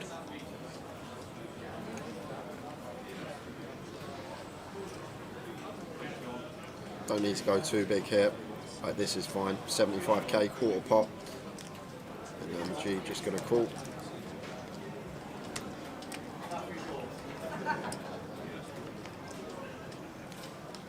Clubs on the Ace turn. of clubs. And this could be white flag here from James after Majid calls once.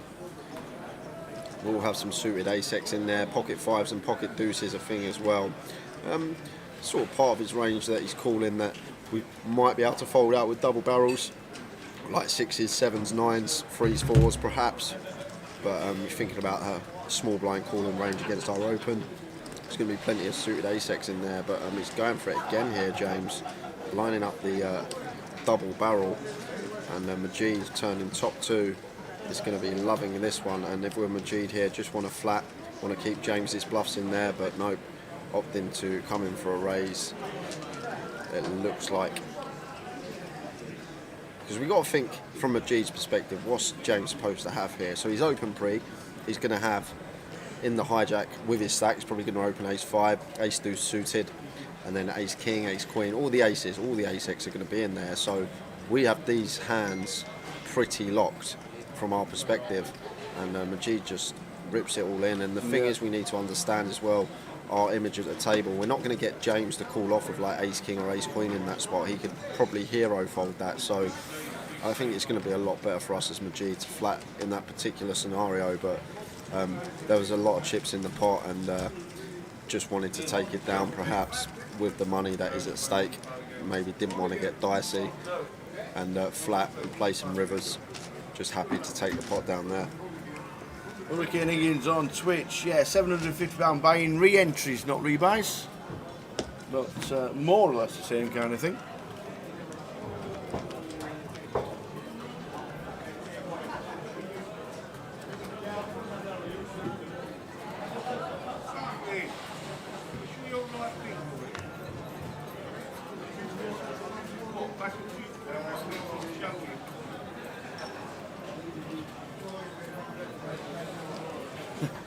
Amy says, what happened to Bixie? She's just had dinner. Just had dinner. Go on then, off you go. What happened to Bixie? Just had dinner, says Amya. It was a strange one. Yeah, opted to 4-bet rip, King Jack of Hearts pre-flop, ran into Kings, and that was that. Run into Kings.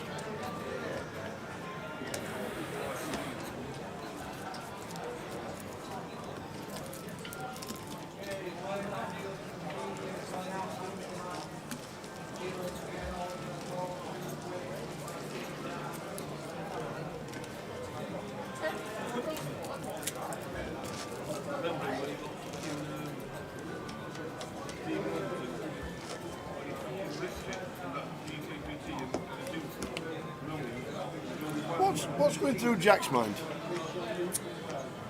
He's gone from big chip leader, double chips to anybody on the table. He's hardly played a hand. He knows how passive the table is. He's the best player at the table with his decorated career he's had so far. Is he not one to open up and try and take control of the table? The thing is, Tal, or is he a little bit scared that they're just going to either get lucky on him or... The thing is, sometimes you can't just, like, when you say open up, you can't just start opening these trash hands like 9-4 off, 10-5 off, like even like Jack-9 off, stuff like that. You can't just go ham. Like you can open a bit looser. But to be fair to Jack, he has been pretty card dead here in the tournament. final table. He hasn't really had too many hands. We've seen him 3-bet a couple of as a bluff, but just run into it each time. It just seems the spots that he's picked, there's the spots that he's chose to pick, he's just run into it a lot of the time, and sometimes that happens, but he's still definitely within a shout here. And Elliot, 10 deuce of diamonds! Has been snapped off by James in seat number 9. Is this another one? Is that? James could have 4 million chips. Wow, Elliot just rips 10 deuce over the button open, Doyle Brunson style. And James makes the cold call for what is 18 big blinds with the ace queen. And to be fair, I've never seen 10 deuce lose in a final of a GUKPT in Leeds ever before. Well, he's going to lose this time unless... Oh, he needs help, big help. Unless... A 10 or a deuce. A 10 or a deuce. He's got 3 outs, as we can see. 3 of them... Oh! He's hit the 3 outer. It's a 10 on the turn. He doesn't realise he's hit the 3 outer. Wow, and an 8 on the river, and Elliot hugely fortunate there. Wow. A rip 10 deuce is telling his mates. And just like that, James has gone from chip leader back down to 1.7 million. And now Elliot's chip leader, isn't he? The 10 deuce of diamonds does it.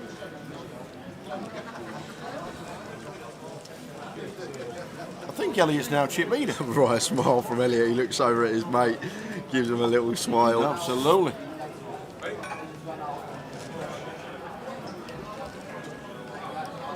Where did that come from, Tower? Absolutely no idea. Just went for it. Absolutely went for it.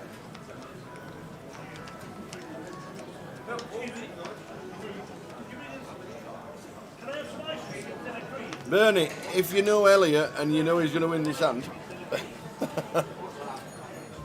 Well, there we go. Amazing. Absolutely amazing. It's a great game. It's Fantastic. Game, we love it. 10 deuce, shipping it in. £72,000 up top. There's 6 left. I've got 10 deuce. Let's put it in the Maybe middle. that's how he won Goliath. I might have to re-watch the old final of Goliath. Katie says, what did you feed them on the break? Oh, but we are still with 6 players. Everyone locked up £8,650. This is the final table of the GUKPT main event here in Leeds. We are live. It's starting to heat up, ladies and gentlemen. It's starting to heat up.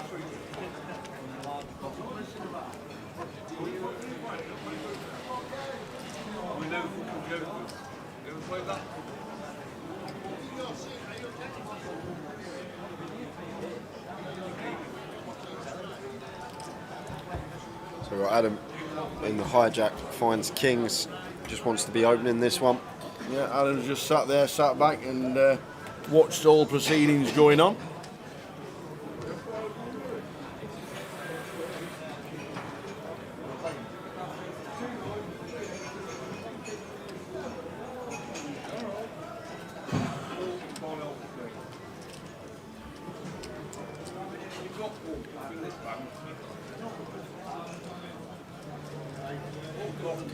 And Jack in the big blind with the A7 going to come in for the defend. And Tower's favourite line on the GUKPT. Let's see if it. Yeah, but it's not all in. It's not all in. There's always an ace. Always an Don't ace. worry about it. You know it. Forget your stats. It's just 100%. 100% ace on the flop, Tower says. Ace, Jack 4. Don't worry about that. And now Jack with top pair. Yeah, he's going to get called as well because he checked the flop. Oh, he's checking the turn as well. 10 of If diamonds. we see a bet and then just a snap fold, we're just going to see spider senses from Adam Bromley. Yeah, I think Jack's going to bet this now, once checking twice. He's aware that Adam may check back some of his ace-x after opening, so once he gets the green light of the second check back from Adam, he's going to come in for a bet here. He's going to get called. Bet of 185 and a snap call with the kings. Why did you not bet flop or turn? So I'm waiting for you to bet. Yeah, And now Jack's back as chip leader. Yeah, Jack can't bet flop there, Tower. He's just playing in flow. Adam's got all the better ace-X in his range than we do as Jack. And Jack checked turn because he's aware that Adam will check back some of his ace-X as well on the flop. So once he got the green light from the check back from Adam, he can comfortably come in for a decent sized value bet on the river like he did there.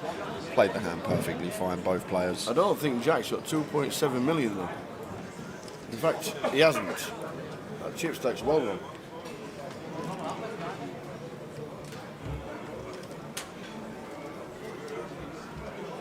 Unless he's got 2 stacks of. Has he got a stack of blues and a stack of. He could have.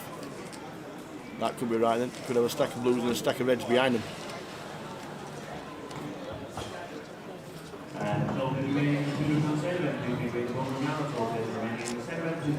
Yeah, that might be why Tower. Graphics said Adam went all in.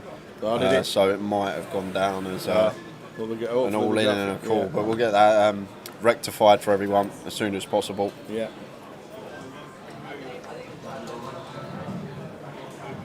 I think that's why the graphics might be missing, because the chip stacks are now wrong for the players. 810,000 for Adam.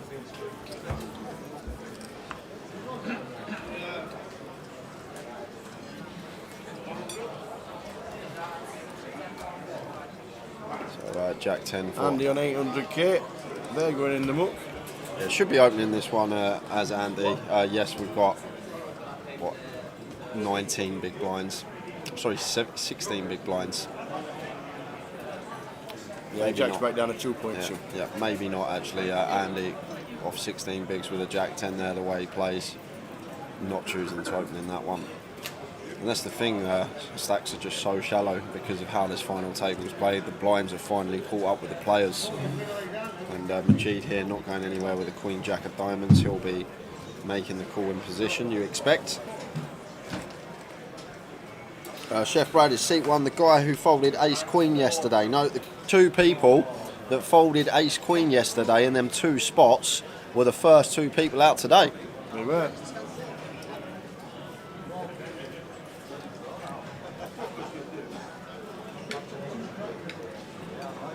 So Jack coming in for between third and quarter pot continue of 100k. Eggy, good to watch you playing yesterday. Glad you're watching the live stream tonight.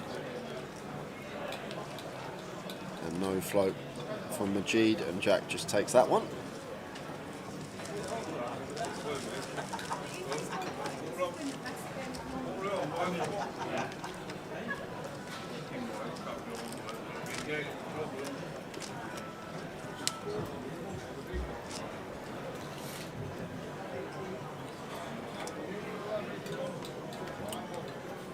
And Tao Amir says he's got £20 on Majid at 14-1. Good luck, Tao. Nice one.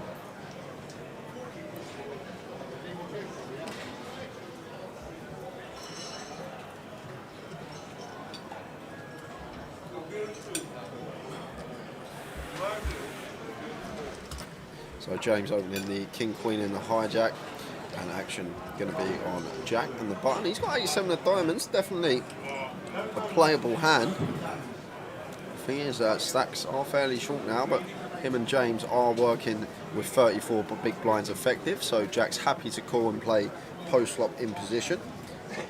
Deep enough with James to make the call here.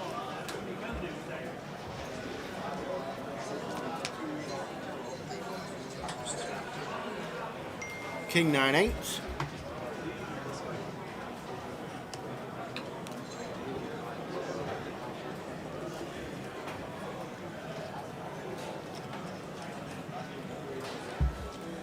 Top pair for James here, Jack with bottom pair, so expect James to be coming in for value straight away here with his King Queen. Got to think about the hands that Jack's going to be peeling on the button as well.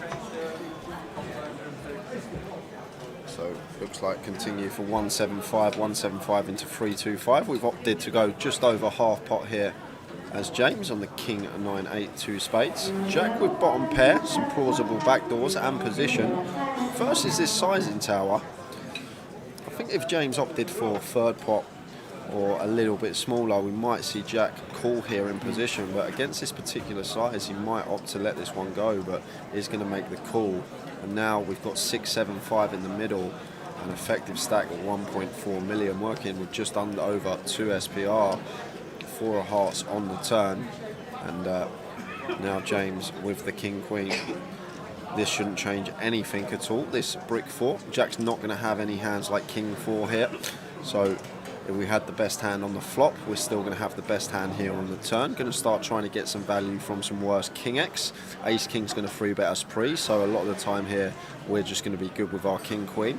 Pocket 8s and pocket 9s maybe a little worry, but just can't be scared about few combos of hands. So I want to start coming in for some more value, exactly what he's doing. And as soon as he does, Jack's just going to make the quick fold with third pair, and a nice play there from James. So Jack and James both went 2.1. Elliot's got 2.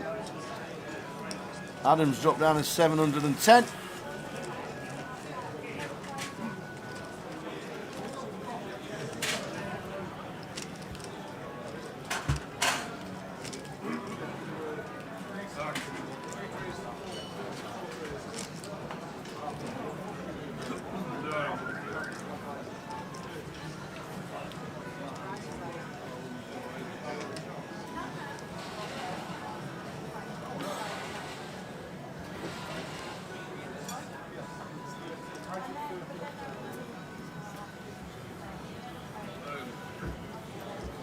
So you can only bet on people who made day 3. Yes, indeed. The book is set overnight on Saturday night by the odds compilers over in Gibraltar.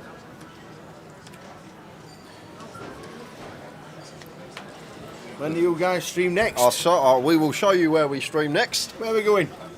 Right about now. Where are we going? We're going there. There. We're off. We're off to Edinburgh on Wednesday. Okay, I don't know. It's a shortened schedule because of the regulations from the pandemic up in Scotland, but we will be there from Wednesday. Satellite kicks off then, the first main event, Satellite. We do have an online day one as well, as you can see at the bottom of your screen there. GUKPT Edinburgh at 8 PM on Wednesday the 29th. You can bag up online and turn up for the Saturday on day 2. One side event in the schedule, and that is the bounty. If you don't fancy a main, a bit out of your price range, we've got £125 bounty comp at 4 PM on Saturday. And if you want to get in for the fraction of the buy-in tonight, there'll still be late reg on that, I think. Or is it gone? What is the time though? You're still getting that 8:05. The 225 feeder into a £1,500 package, so you get your seat and £750 expenses. But we are off to Edinburgh on Wednesday. And it's great value, that package, because it's the main event price package and £750 expenses because there's no side events. Kensington, West London. Now that's rather posh. Yeah, it is. I'm guessing. It's very upmarket. Is that near Chelsea? Chelsea and Kensington and all that. Lots of money you'll need around there, Tower. Good evening, Gary. Good evening, Gary. Hope you're well. It does sound rather nice. In fact, I've worked in the Kensington Hotel before. Have you? We did a poker tournament about 11 years ago. They had I can't remember who ran it, but it was a 1-day, 1K event. Yeah, I'm just going to jump in, Tower, because James here is 3-bet the 10-7 off versus Majid's cut-off open here, and this is what I've wanted to see more of on the final table. People just making plays like this. Like, we haven't seen too many like 3-bets. I think we saw Jack do it once or twice the session before, but the thing is, people are overfolding. So once you come in for these 3-bets, and you're just going to get people to fold hands that they should be continuing with a lot of time. Yes, the 9-8 of spades there should be going into the muck, but just seen a lot of people play really tight on this final table so far, and James may be aware of that and just taking initiative there with the 10-7 off. But back to you, Tal, with the old Kensington Hotel. The Kensington Hotel. And Stuart Rutter on Facebook, he's just said he remembers that random tour. It never really worked. Remember who won that event at Kensington Hotel? And now I should know. And now I really should know, it was somebody like Sam Trickett. Something like that. It was a really popular young player at the time. It might have been Sam, actually. By 8. We only ever did one. It might have been 2, but I think it might have only ever been 1. But it was at the Kensington Hotel. He's got it! Sam Trickett. There you go. That's some memory, Tower. That is some memory, I must say. That's great that you nailed that on the head. Oh my days. Yeah, the Kensington Hotel. I remember doing that. It was like a one-off 1K, and it finished at something like 6 in the morning, and we thought, we need to change this if we're going to do it again. And I don't think they ran it ever again. All socials, wherever you're watching from today, whether it be Facebook, YouTube or Twitch, you can find us on social media. Grosvenor Poker on Facebook and Twitter. And for your live stream coverage, make sure you give us a follow or subscribe on YouTube or Twitch. Never miss a live stream again. You get all notifications through when we are live streaming.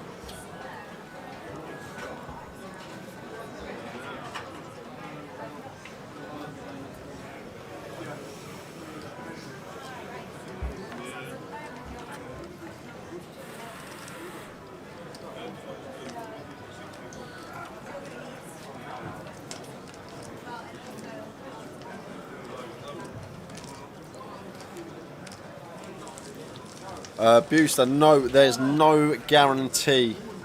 There is no guarantee on the bounty. No side events are guaranteed. Well, the mini, I don't know if the minis and mains are. The mini and the 30-30. Obviously, the 30-30's got a 50k guarantee. I think that's about it for the guarantees. The 30-30 and the main event.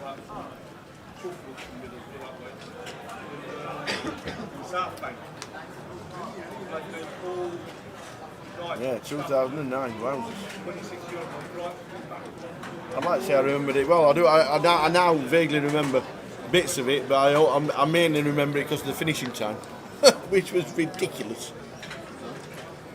They did a one-off event at the Kensington Hotel in London in 2009, and we filmed it back in the AWOP days. Yeah. Because one of the guys is watching from Kensington in London. This is Gary McGaffney.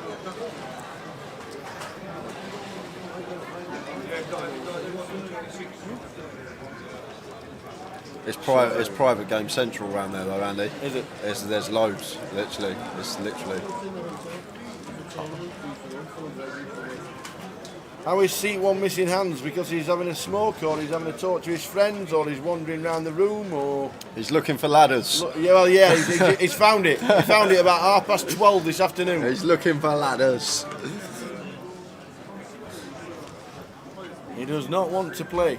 I just wish all the rest of the dealers will put the cards in the box so we can say, "Oh, he's doing! Oh, we're playing the what you folded game." I love it. I love it, love it, love it. So under the gun here, Elliot 10-9 suited. Glad to see him open this one. Effective five-handed because Andy not at the table. James ace deuce. Andrew 4 5-3. He'll be folding that anyway. Yeah, and Adam. If it's not jacks or better, he's folding. Adam not even defending, getting 4.5 to 1 with A7 five-handed in the big blind. Like a bit too tight for my liking, but we've seen him be steady this whole final table. Adam's biggest cash, I think, I was having a look, was third in a 25 years ago for £9,200. So he's definitely looking for his biggest ever live score.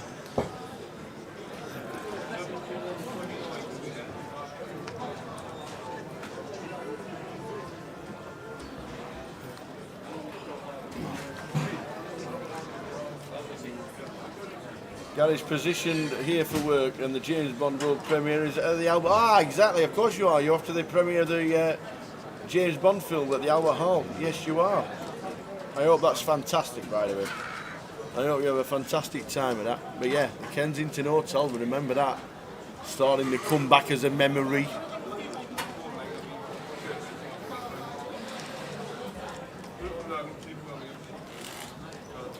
Can you pay to enter the tournament in Edinburgh at any Grosvenor casino? I think you can. Dean? I'll confirm, but I'm sure you can. Dina? Yeah, Max Ali. Can you buy into a main event at any casino? I'm aware of James's poker CV. He's got the second most earnings on this table behind Jack Harcastle. Obviously, Jack's had an amazing 3 years and very hard to top what he's made in the last 3-4 years, even over a career. But yeah, very aware that James is a very good player. Had some very good results in his time, 6-figure scoring there as well. So definitely one to watch this FT. Answer to Darren Waller.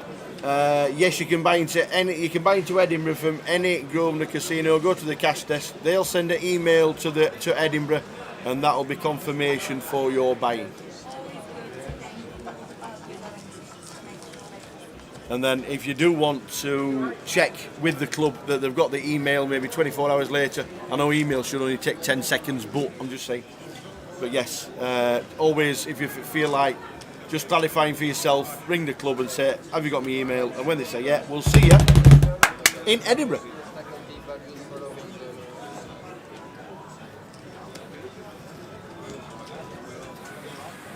There's the prizes, £72,200. One of these 6 lads are going to take home 6th at the moment, £8,650. That's what's locked up for everyone.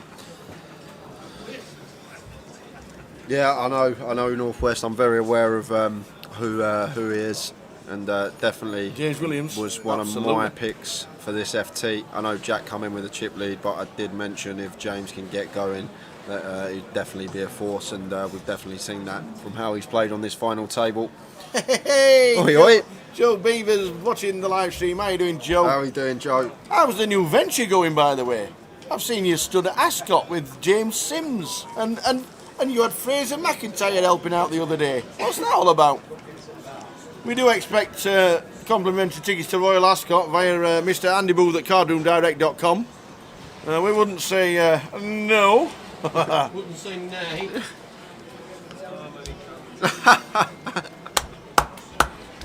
Yes. Hope it's going well, Joe. And hope to see you in London for the grand final at some point, even if it's the side events where we might be there for an extended period, but we'll give you time on that when we know ourselves. But it'd be great to see you again. Absolutely. What's not to like about standing in the sun, taking bets, watching the racing, and everybody's dressed up? You've always been Mr. Elegance. Faithy, I'm actually not too sure about that. Tower might know. How early can you buy in for the grand final? I don't know what the actual buy-in is yet. 2,000. How do you know? Because if you go on the Grosvenor website and you go to events, I don't think there's a full. I don't think the schedule's there. And it says buy-in for main event 1,800 plus 200. And then it says at the side of it, all right, to be confirmed for the guarantee. All right, okay. Well, it's been advertised as 18 plus 2.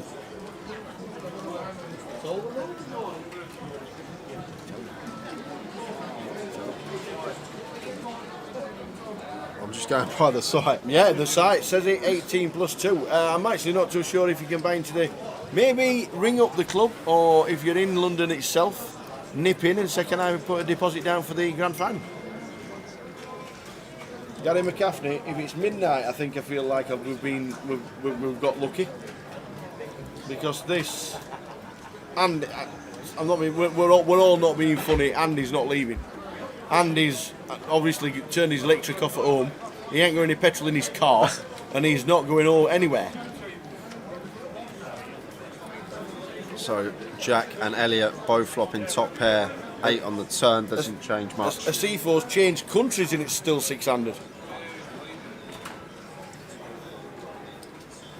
Be surprised if Elliot coming for value here. He is coming in for value. He's going to absolutely value own himself in this spot. It's just so hard to get called by worse in this particular situation. And maybe we can get called by King 10, King 9 suited that Jack's going to open under the gun. But in this case, definitely could be checking this one behind, but opted to go for value, and Jack just snaps him off with the King Queen. got a promotion running. I know we got a lot of people watching, so you might like the look of this, guys. The Haymaker Knockout Series. Talking of the grand final, when we're there in a couple of months' time, there's going to be an 8-man sit and go, including Mr. David Hay, former world heavyweight champion, starting on Wednesday. The first free roll kicks off. If you win that free roll, you're going to get an invite to the grand final at the Vic, 1st of December, and there's going to be a live streamed invitational tournament. So 7 free rolls going on across 7 weeks. If you're lucky enough to win one of them, you will be on the live stream playing for your share of a nice little prize pool. There's £20,000 being added in that, so plenty to play for, and that's a great promotion that the guys have put on for us. Really looking forward to covering that one at the Vic in a couple of months' time. But look out for that and make sure you get yourself in the free rolls.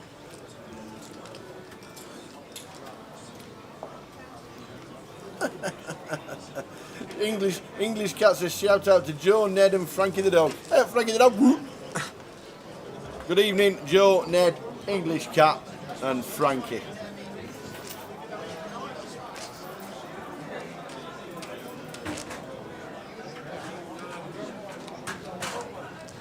So in 10 minutes time, Yep. we're going to have a blind increase.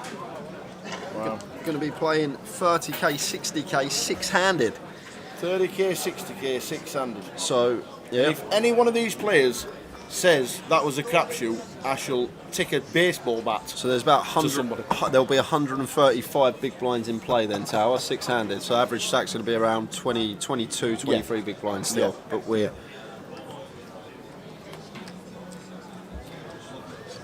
Stacks are going to start to get shallower as we see James open 10-9 in the cut-off here. Andy's been so patient, not going to take this shove spot with his last 13 bigs with the ace-8. Can definitely move in over the cut-off open here from James, but Majid's going to take the spot himself because he's got ace-king in the big blind. This is the easiest shove of his day, and in it goes. And we'll see James just make a quick fold. No need to tank unnecessarily. Yeah, we are on 6. We are on 6 players out of 19. 9 hours in. Evening Wayne, watching on Facebook. What's the prize pool? Scroll along the floor. There it is, 72,200. Evening Paul, watching on YouTube.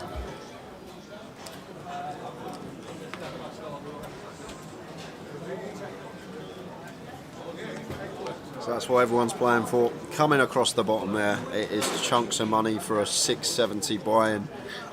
And 439 started. That was whittled down to 119 for day 2. 19 come back today. About 9 hours ago. And we've still got 6 left. Yep. We've lost 13 players in 9 hours.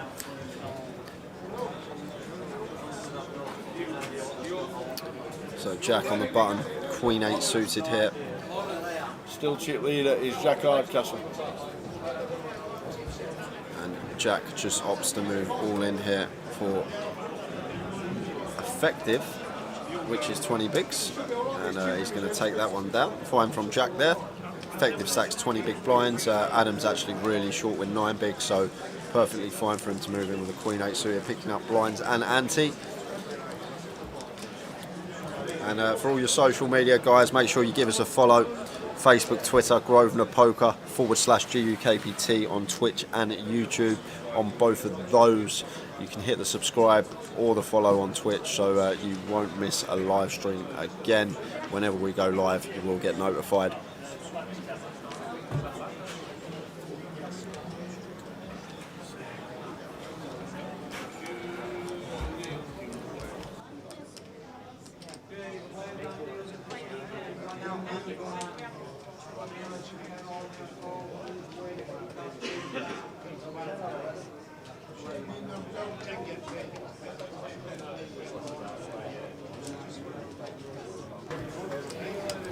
So Adam, blind on blind, shoves the ace-8, easy shove for him with his stack size. And Elliot can't do much but let the king deuce go. Yeah, I think it seems like Andrew's been on 10 to 12, 20 to 13 blinds all day. Yeah, they'll blind down to 5 bigs and then double up. It's all about the money, honey. I like it. All about the money, honey. The ladder is being extended.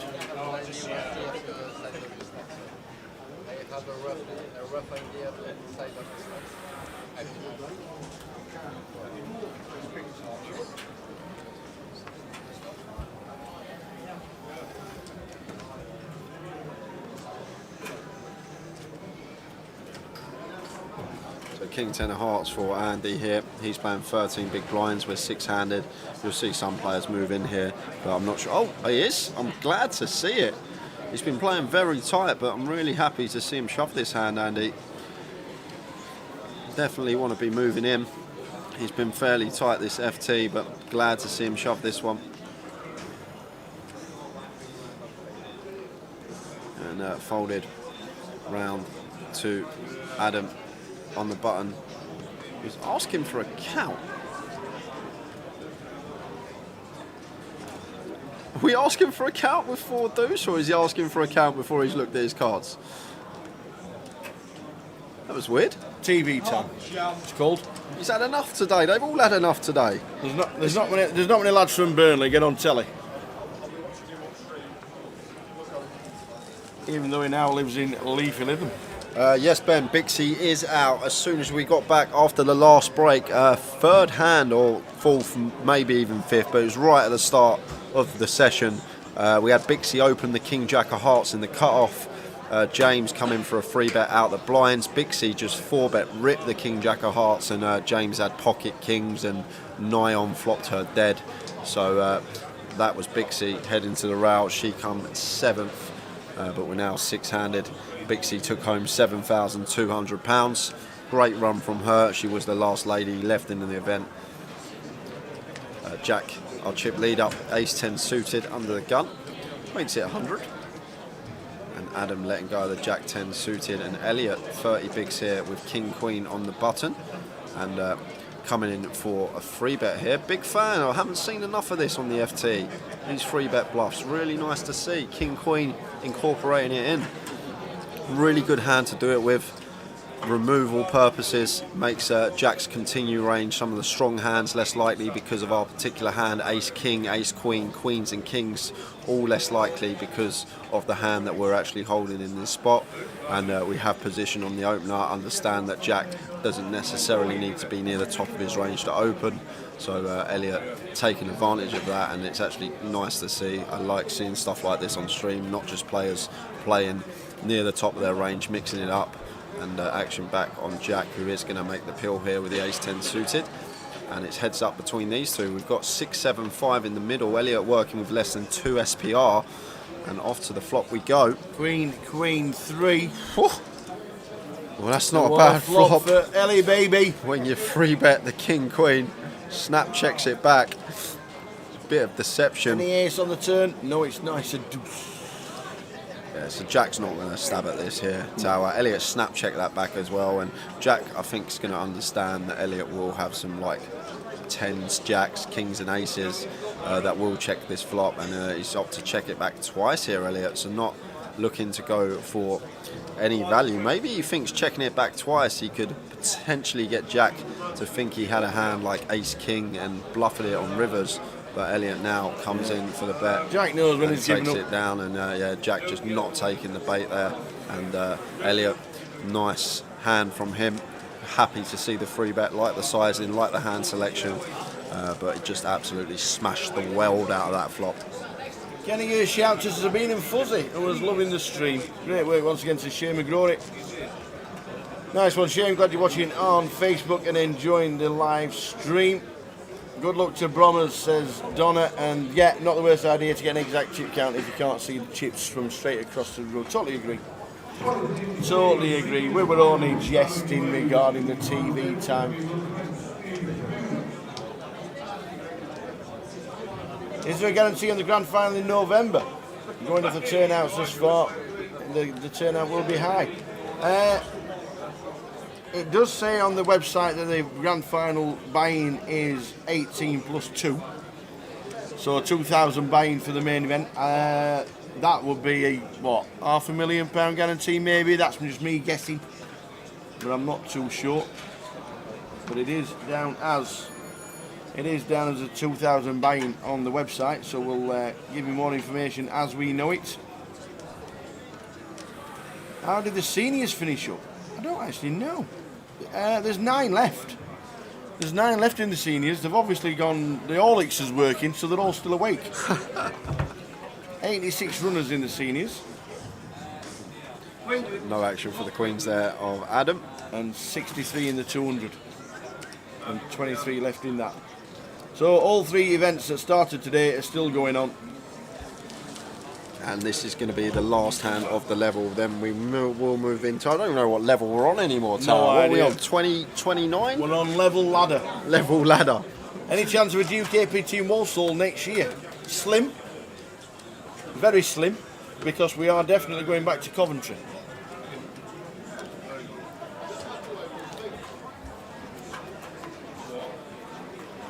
So blinds can be going up to 30k, 60k after this hand.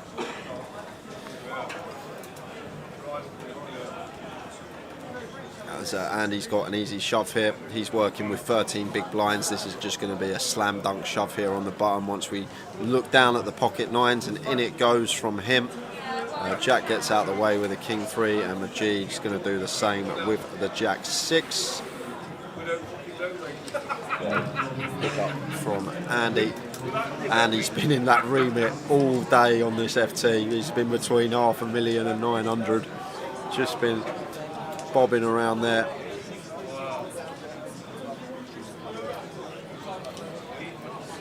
Yeah.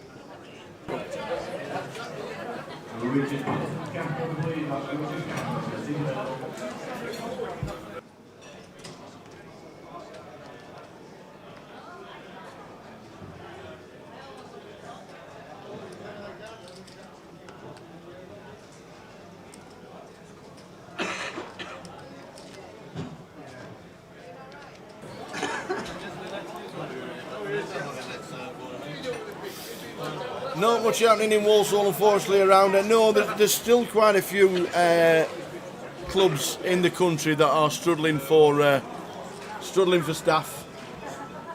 They are still struggling for staff, and as soon as they get them, as soon as they get the local staff involved, there'll be tournaments around the country.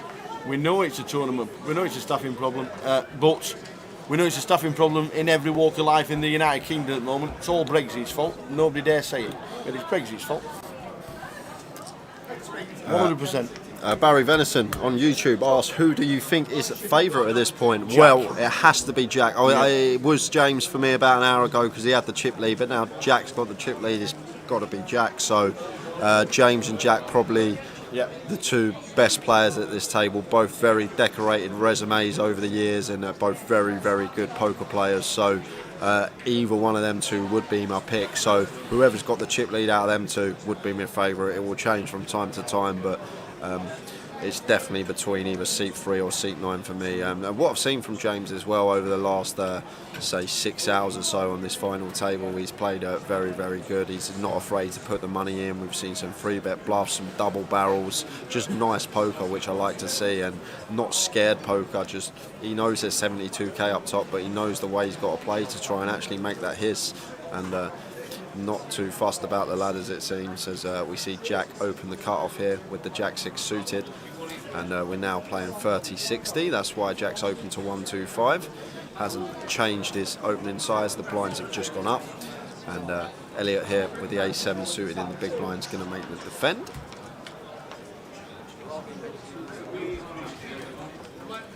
And Jack flops the best of it on 10-9-6 rainbow.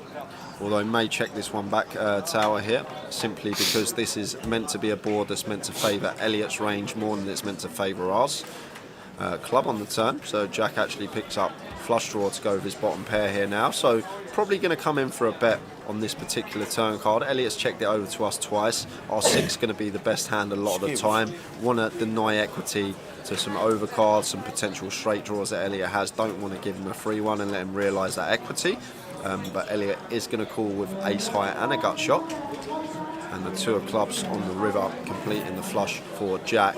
And Jack's got a clear value bet here now, but Jack needs to work out whereabouts Elliot is in this hand and what type of hands he expects him to have, what range of hands are we trying to get called by, and then he's going to have to choose a size to target that range. And the way this is played, it doesn't look like Elliot's got too much, so I'm interested to see what size Jack opts for here. We can see he's never getting called, but it looks like big. He's gone 400 into 560, so around 80% pot from Jack. And Elliot with his hand just can't. Wow, he's called him with ace high. He's having none of it. He's having absolutely none of it. Wow. He's just flicked in the call with ace high without even a club in his hand. Wow. And Elliot there has just gifted Jack 400k. He went, there you go, mate. And snapped him off as well. Wasn't having any of it. Was not having any of it. It might be this. This might be the thought process. Elliot might have thought Jack's going to bet a lot of his 10x on the flop.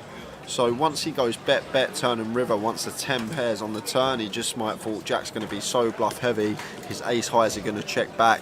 So maybe he thought Jack had a hand like king, queen, king, jack, jack, queen, a hand like that, a sort of Broadway holding that we can beat. Obviously, we are 6-handed. Ranges are going to be a lot wider in these particular spots, but still to snap it off with ace 7 high there, it's definitely no fear.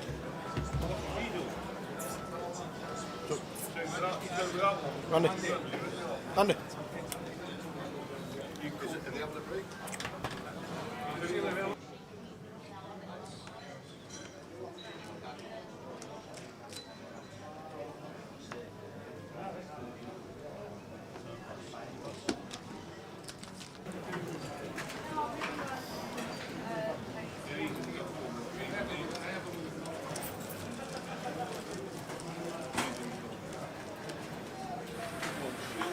That man says it's a 2-day final. It's not, but it could be. We will be here till close, whether it be in the next 30 minutes or the next 6 hours. We will be here until the end of this. Don't you worry about that.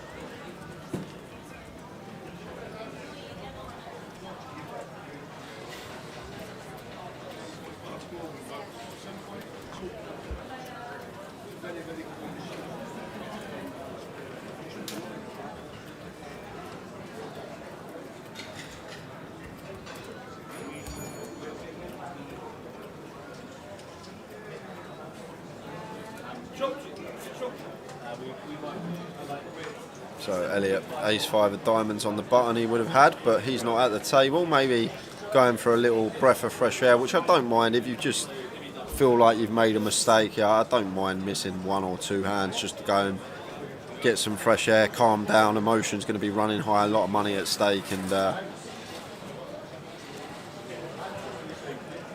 he's gone mad. 9-5 this time. The triangle was there. It was in. It was in. Flicked it in. This is better.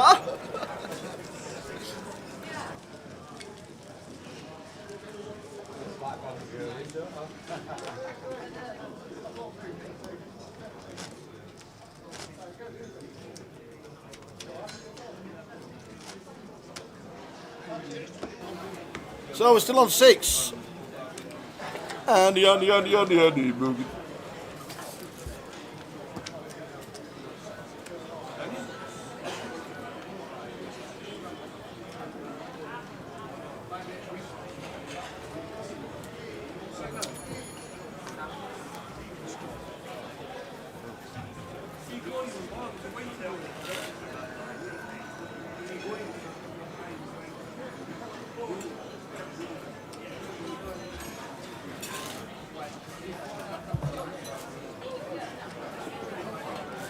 Ace 4 for James, raises to 125. Andrew with ace 5, he's got an ace in his hand.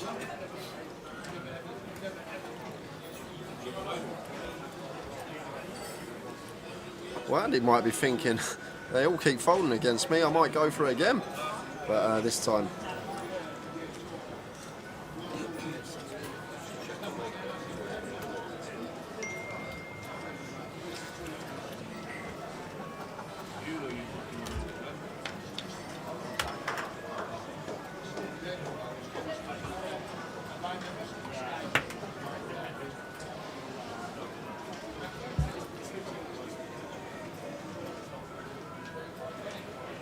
Well, James hasn't moved all in here, guys. Slight graphic error, sorry about that. James hasn't even bet yet, and he comes in for a C bet, and Jack's going to make a quick fold.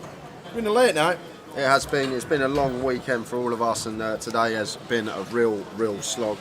I can tell you that. It's final table at start started off really slow, but this session's definitely been a bit of fun.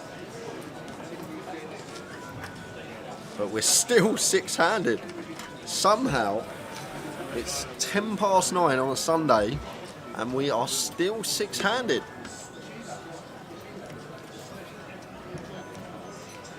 Gav says a 66-yard field goal, record kickers hit the post and bounced over. Wow, that's got to be either Matthew Prater or Justin Tucker. Can't be anybody else. Can't be anybody else.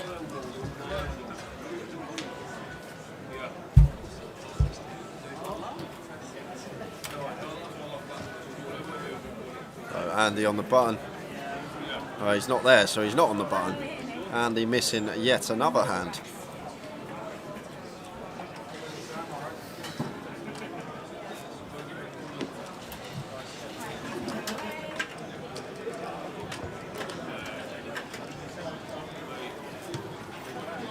Wow, Gav says Justin Tucker's just hit a 66-yard field goal to break the world record. Oh my days, how many times that's going to be shown on Good Morning Football over the week?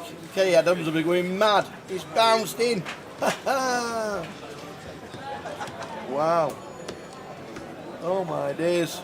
He's in the record book. 66 yards, what's that all about? Anyway, back to the game.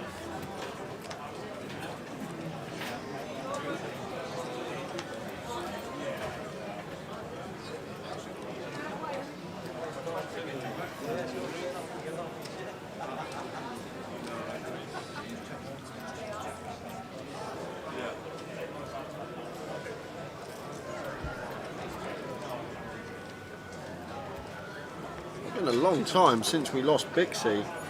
We lost Bixie way over an hour ago, I think.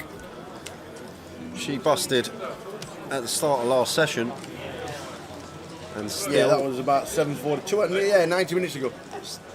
90 minutes ago, Bixie was eliminated with a King Jack of Hearts. I'll run it across the screen again, guys, just because you understand what's at stake here. It's a lot of money. £72,200 at top going to the eventual winner of this tournament. Yep. And one of these 6 men will be taking that home. Even seconds, chunks, 51.89. Thirds, even a good payday. And what they've got locked up at the moment is £8,650.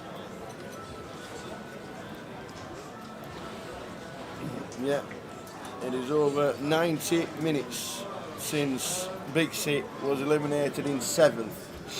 Oh, the triangle's in again. Who's it in for this time? Here we go.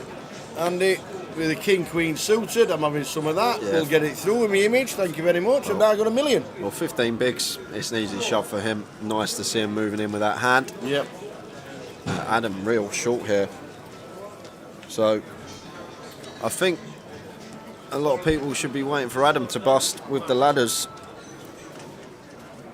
8,650. It's a £4,320 pay jump. If you just wait for that man with 5 bigs to bust, you make 4,300 quid. Yeah. It's as simple as that.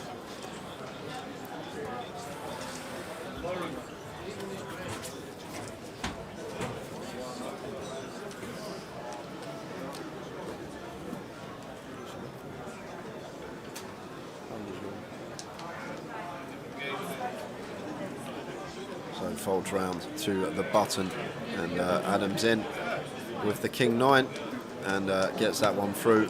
Needs to pick up some pots, Adam. He is very short, and that will do him a world of wonders. Jake Marston said, is this still going? Yes, it Yeah, is. it is, Jake. With 6 players. We're six-handed, mate. Six-handed. How's that happened? You could go, well, since I've been here at least, but you could go back over the last 3.5 years. I've challenged someone to find me us being six-handed at 9:15 on a Sunday. It's unheard of.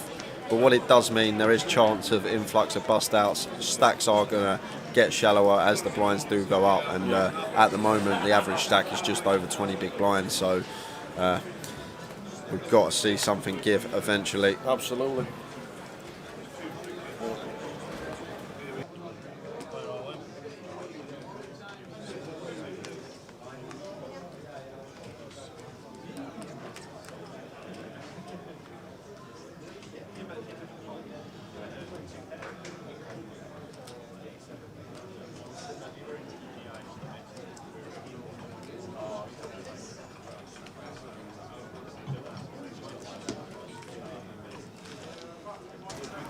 Majid's all in with the 10s. He's getting no action.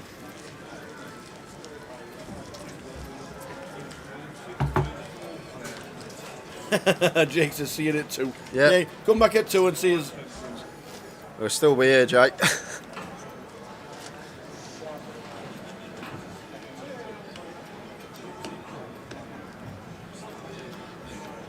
Andrew never seems to be at the table. No, he's talking to his friends. He's happy with the ladder. He's just took the blind in the antes for another orbit, so he's happy about that.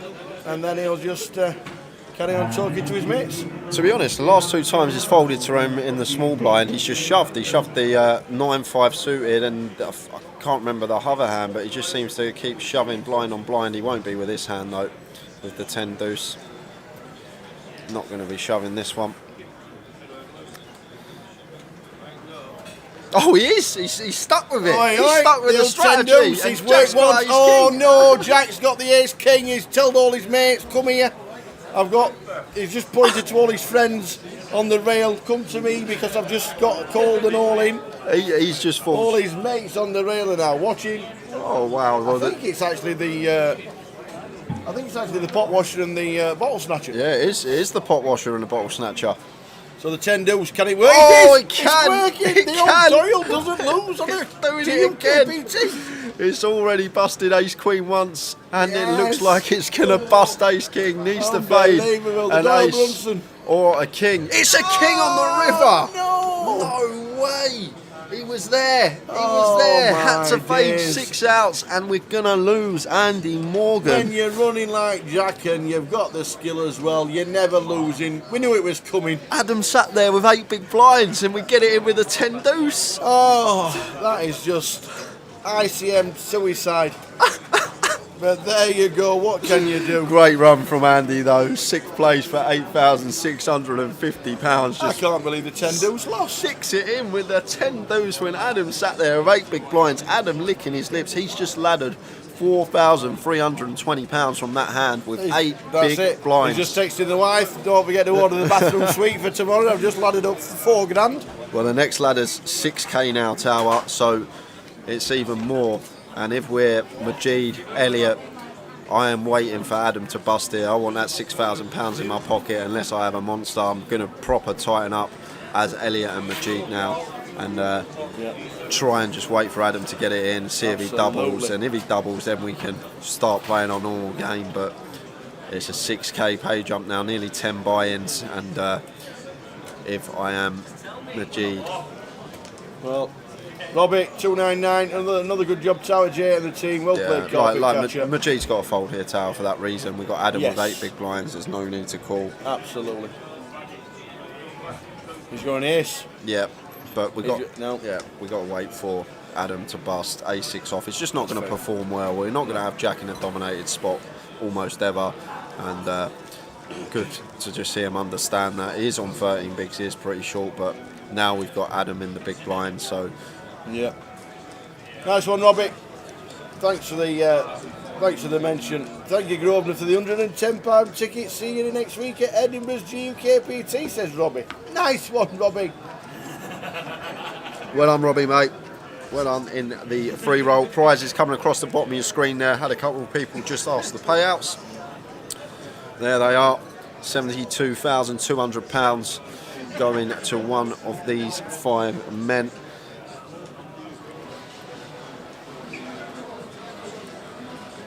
So Jack just shoving the button here with King 3 and Majid. He must have a monster here, Tower. He has, because Adams got 8 big blinds and Jack just with the King 3 off and Majid. Well, the King's going to hit because Jack runs like the proverbial.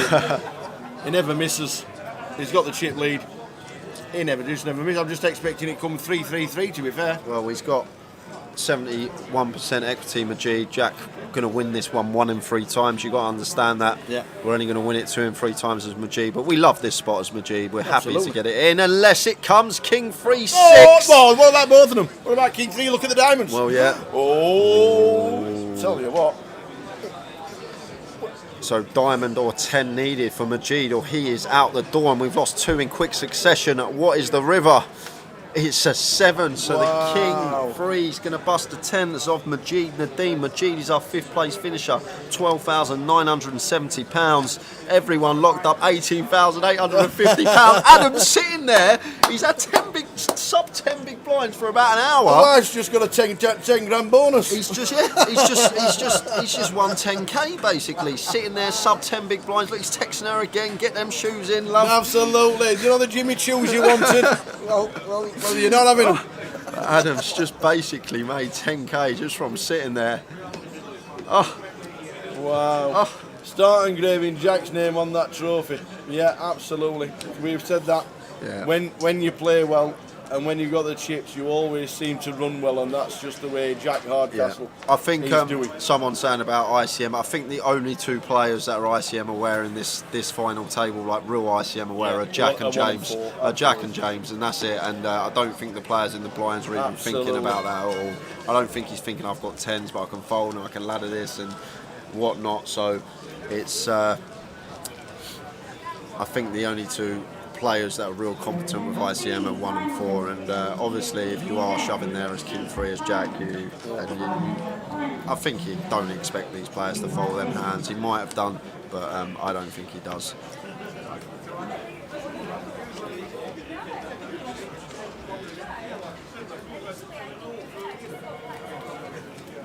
Well, we've just seen the King 3, which was an amazing hand. We know Jack was going to hit it, but didn't realise we were going to get 2 pair. But there you go, Jack takes out Majid, and now we're down to 4. Hey, when you run good, when you play good, when you get lucky, I tell you what, the game bent. Oh, we sit there and sit there and sit there, then we get the Doyle Brunson trying to perform. And then we get the King 3 smashing the 10s. So, Adam Bromley, Elliot Morace, Jack Hardcastle and James Williams. We are down to 4 in Leeds out of 439.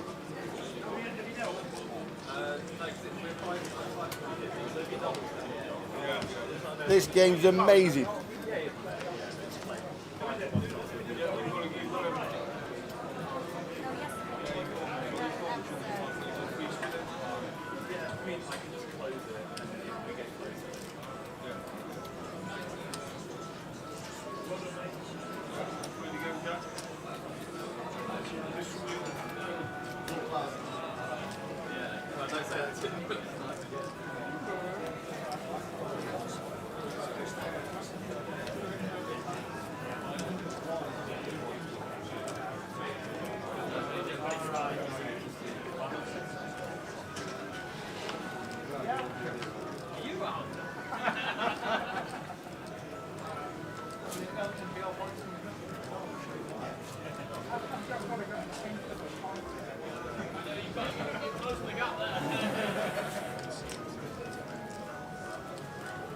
So King 8-9 is the flop. Both players flopping a gut shot. Backdoor flush draw for Elliot with his. Bet of 170k from Elliot. And Jack with the Queen 10 is going to make the call.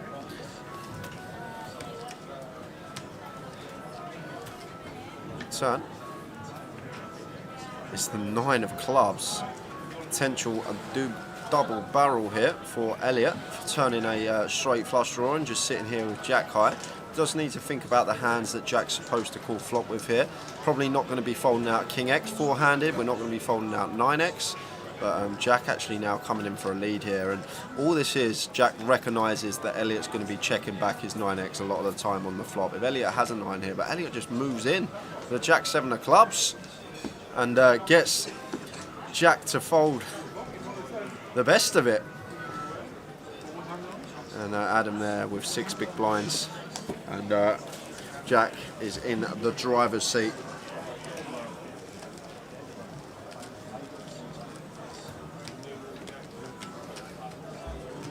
Just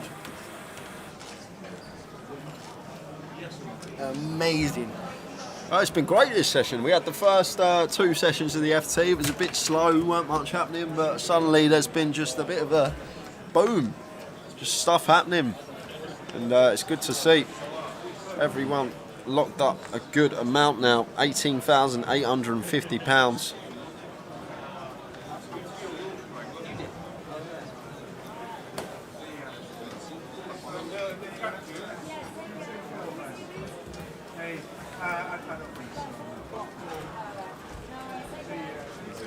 So Jack just moving in blind on blind here versus Adam with the 9-6 suited. And Adam folds the best of it, but can't call off there with Queen 5. Just lets that one go. Adam now sitting on 4.5 bigs. Jack was 9-2, Bernie, at the start of the day. 9-2.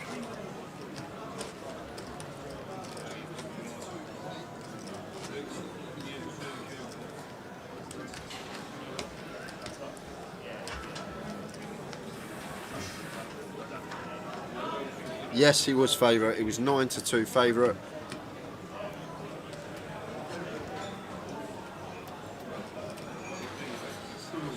And James with Ace Queen. Going to open this one under the gun. Makes it 125. And Elliot here in the big blind has a pair. So he's going to make the call. And we're going heads up to the flop, playing around 28 big blinds effective. And it's King 7-7 Rainbow. So a lot of the time expect James to be continuing on this board. It's fairly dry. We have the nut high hand, perhaps deny equity to some hands, but chooses to check this one behind. Now faced with a lead here from Elliot with the pocket sixes for 125. We do have the nut high hand, as I said, so if Elliot doesn't have a piece or a pocket pair, we will have the best hand in this particular spot. So James is going to call once here with the ace queen and see some rivers, which is the 9 of spades, and Elliot's got a pretty clear check here now with the pocket sixes, and James is going to snap check behind. Sixes are good, and that one just going to go into the muck from James.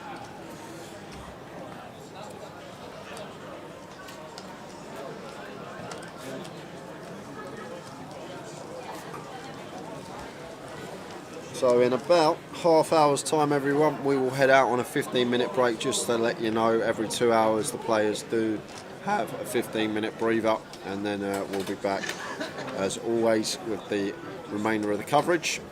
PKR asks, what's the delay for the live cards to stream? It's 30 minutes. We are on a 30-minute delay. We are being broadcast pictures that were done 30 minutes ago, and me and Tower commentate on those lives, so we get to interact with everyone in all the chat boxes across all these platforms, whether you're watching on Facebook, YouTube or Twitch or the GUKPT website. And a few people do watch on that. I should make you aware though, if you are watching on the GUKPT website, we don't get the comments through our collective chat box that me and Tower use. So if you think that if you've been on there all day and you've been typing, you think we're ignoring you, that's not the case. We just don't get the comments through, that's all.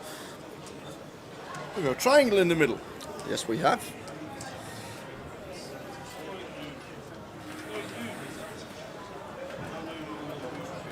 And Elliot with deuces is going to make the call. And action back on Jack here with Queen Jack. Jack getting nearly 4-1 on his money here. There is an all-in from Adam with the ace-6. Interesting one this for Jack, whether he's going to call and happy to check it down and potentially ladder.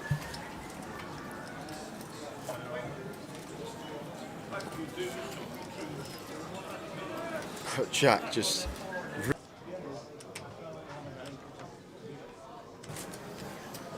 rips it in with the Queen Jack. Guess he thinks Elliot's never flattened aces or kings in this spot as a trap.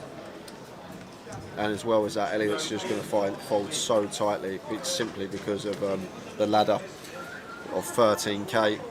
But Adam could be doubling up.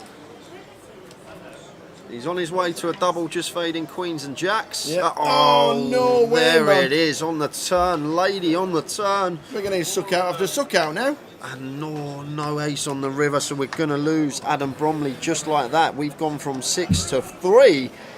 And he's just won 10 grand by sitting there and watching people just capitulate. Yep, and that is the right tower. Adam, biggest live score of his career for him, £18,850. Elliot, Jack and James are now all guaranteed £31,710. And just like that, we are down to 3 and Jack has got chunks.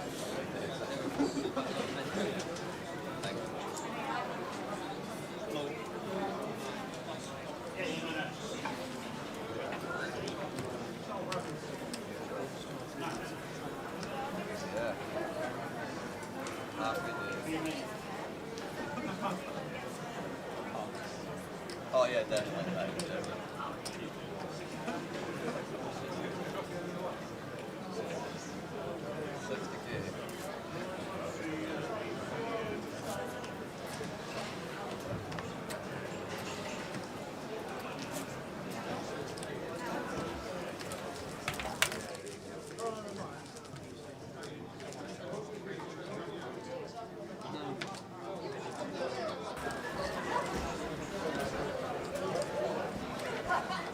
Yeah, Adam and James. Oh, Jack's a pro.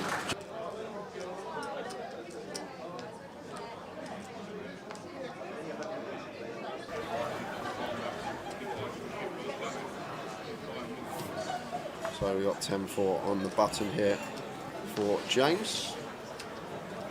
We're just going to let that one go, and Jack here in the small blind on blind v Elliot. Elliot's got a fair amount of chips now, and Jack looking like he's going to come in for a complete, and Elliot with 9-6 just going to check his option. Ace 6-5 rainbow, so Jack flopping a top 2 here, and it's a bit deceptive this from Elliot's perspective. He might expect Jack to raise quite a lot of his ace-x free-handed, so Elliot's going to be pretty happy with his 6 in this particular spot. Jack of diamonds on the turn, and Jack going to be coming straight in for a second street here. Expect him to be barreling this once more, and if I'm Elliot here against Jack, especially once backdoor diamonds are a thing, I'm probably going to be calling once more.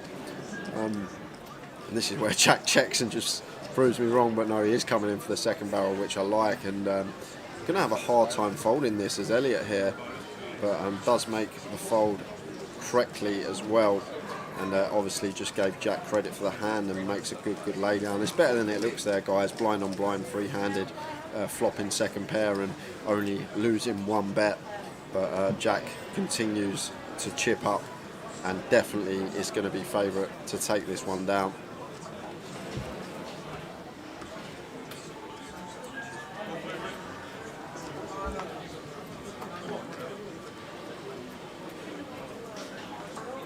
Yeah, no deals happening tonight. If there's a deal, I'll be shocked. I don't think Jack or James are the type to deal.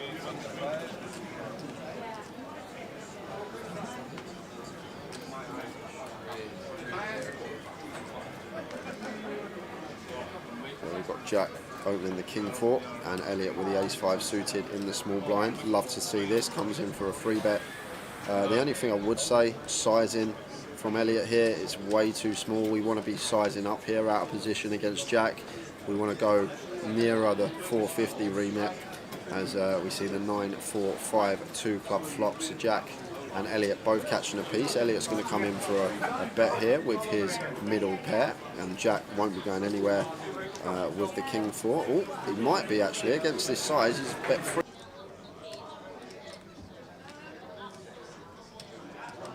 I don't know. It's a weird one. It's a huge size in here from Elliot. He's got around 2/3 pot on the flop. Jack is going to call once, and Elliot with the best of it. Oh, Jack doing Jack things. It's the king of spades on the turn, and Elliot's all in. Jack's going to call. We could be heads up. Oh, wow. What a cooler turn card this is. Elliot with the nut flush draw and a pair. Jack with 2 pair. He's got a catalogue of outs here, but this is huge. This is huge. So fade in. A spade, an ace or a 5. It's the queen of clubs. We're going to lose Elliot Moraes in 3rd place. He's going to take home £31,710. And just like that, we are heads up, guys. Heads up is going to start. We're going to go on around a 15-minute break, 15-20 minutes. What we'll do, we'll leave the pictures on for you to see. And we will be back around 10 to 5 to. But we'll leave the pictures on, and then we will be back for the heads up action. So we will see you in about 15 minutes. See you then.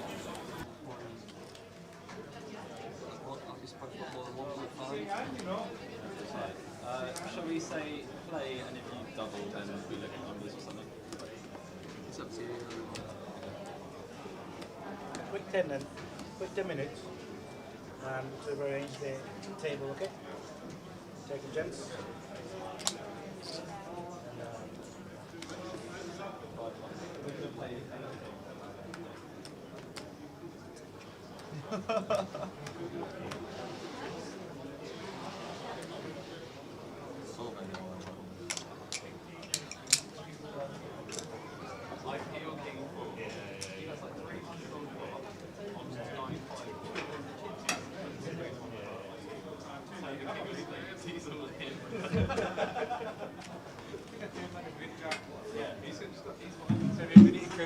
Chips? Yeah. Hang on. Oh, mate, slow down. I'm trying to steal your thunder, son. Hey, if you want to kill them, that looks take off this as once, but that's easy. What happened there to Ross?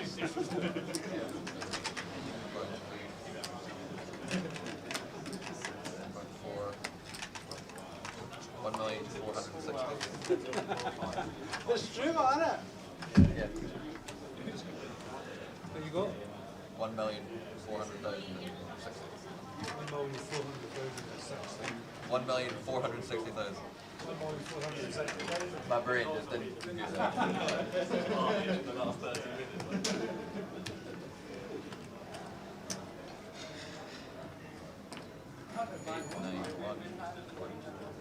Yeah. That's bang on. 1,460. You got it perfect. Perfect. Not even touched it. Is it 2 and 8, yeah? 2 and 8, yeah. 5, 6, 7.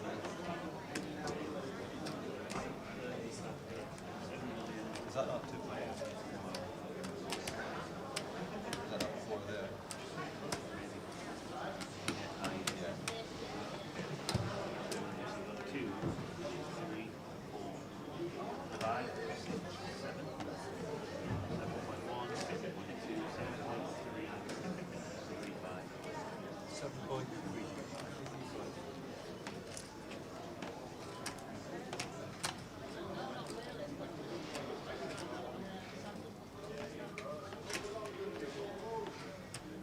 Daniel, favourite top, is it? I just sell 2 hands. Oh. No. 2 players left. 2.8 million. Heads up. Geo. Oops. 2.2.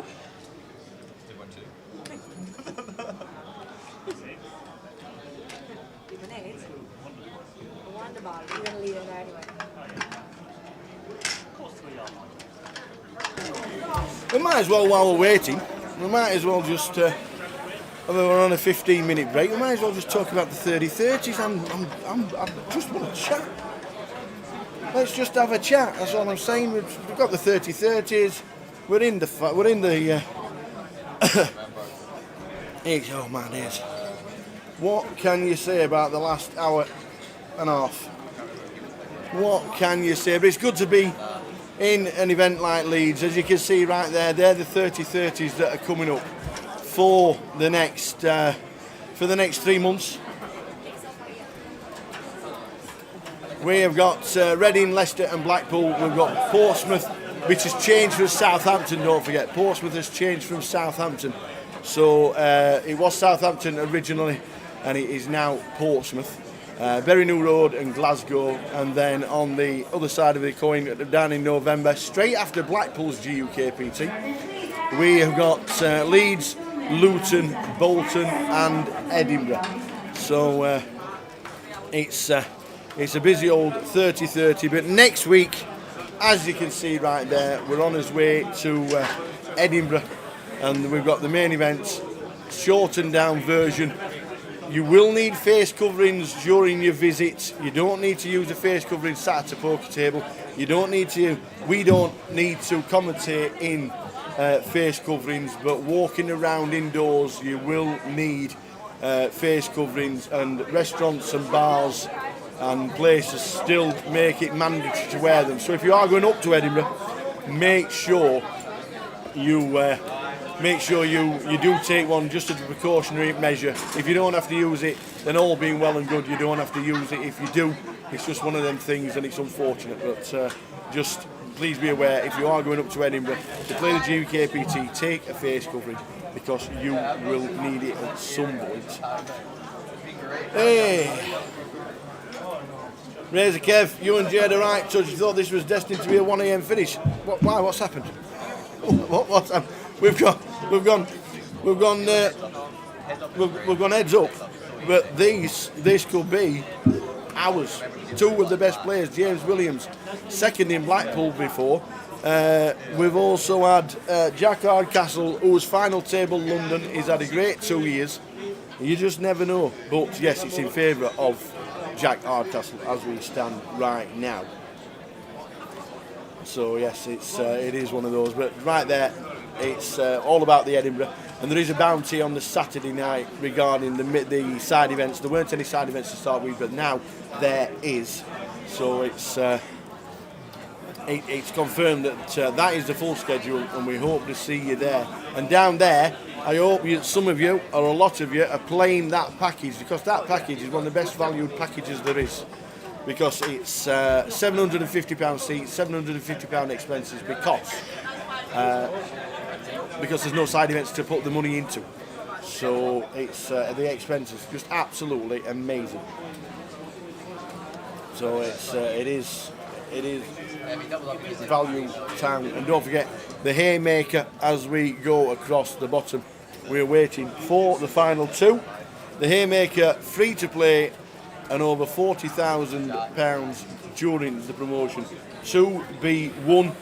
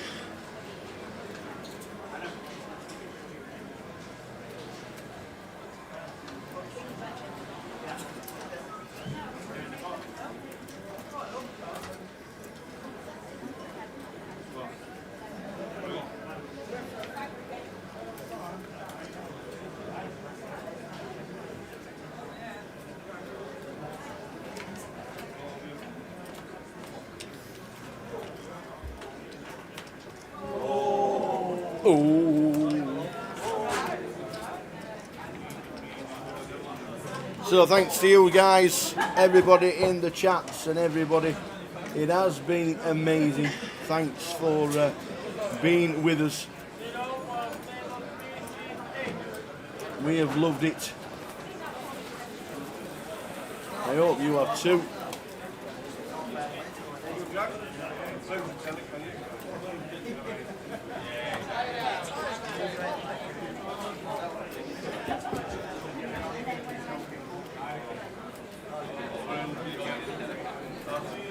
Can you just hold on to can you just hold on to £1,500 package for the next time to like the other size? I'm actually not sure. Because obviously this is £750 expenses rather than mini main and expenses. So I'm actually not 100% sure. If anybody's watching from behind the scenes, please let us know as soon as possible, please. But I'm 100% not sure.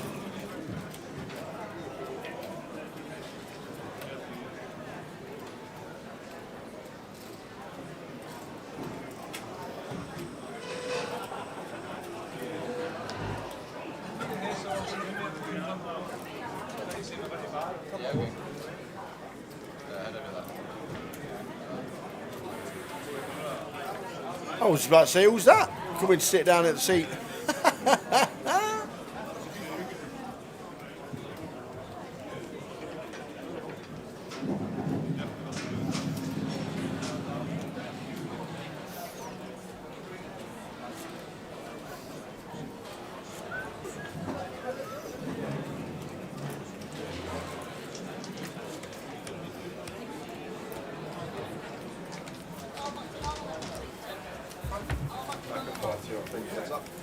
Now I'm just chatting away, answering the questions. You know what it's like. Hello. I get bored by not talking.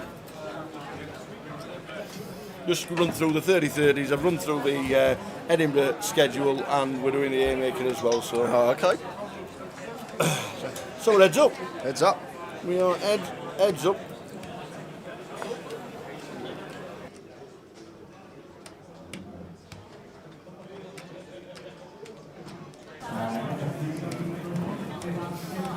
So we're heads up, James Williams and Jack Hardcastle making the final 2 out of 439. It's been a bit of a mad hour. Yeah, it's mad. We were six-handed. We lost Andy Morgan, who just went mental with 10 deuce, and Jack called with ace king. He found the 10 on the flop, brick turn, and Jack found the king on the river. He was out the door. 3 hands later, Majid had 10s in the small. Jack open ripped the king 3 on the button. Majid called with the 10s. It was a king 3-6 all diamond flop. Majid did have the 10 of diamonds, but come brick, he was out the door. And Adam Bromley, who was sub 10 big blinds, was sitting there laddering. And then finally, it's just like mad. So then Jack opens 150. Adam shoved the ace 6 on the button. Elliot cold called with deuces in the small. Jack isolated, Elliot folded. Jack had Queen Jack. It was A6 for Adam, and then the flop was clean for Adam, but there was a queen on the turn and there was no ace on the river. That left us with 3, and then the hand you all saw just before the break to bring us the heads up. Jack with ace, king 4 off, Elliot with ace 5 of spades. It all went in on Never missing. Yeah, all went in on the king 9 5 4 2 spade board. So nut flush draw, middle pair for Elliot, and it was 2 pair for Jack. Had a catalogue of outs to fade, to be fair to him, but the river was a brick, and that brings us to here. Everyone now, well, I say everyone, there's only 2, 50k, 52k, just under, locked up. And it's the 2 a lot of people expected as well, to be honest with you. James Williams and Jack Hardcastle, I think they were the 2 picks for most people on this final table. Yeah. Kind of fit in that they are heads up. And Jack with a humongous chip lead here, so he is big favourite, but 1 double, and James will be right back in the mix, so very interested to see how this one's going to play out. Looking forward to it, Tower. I think even I said Jack and James, or Jack and Bixie. And obviously she played superb for the £7,200. Played really well.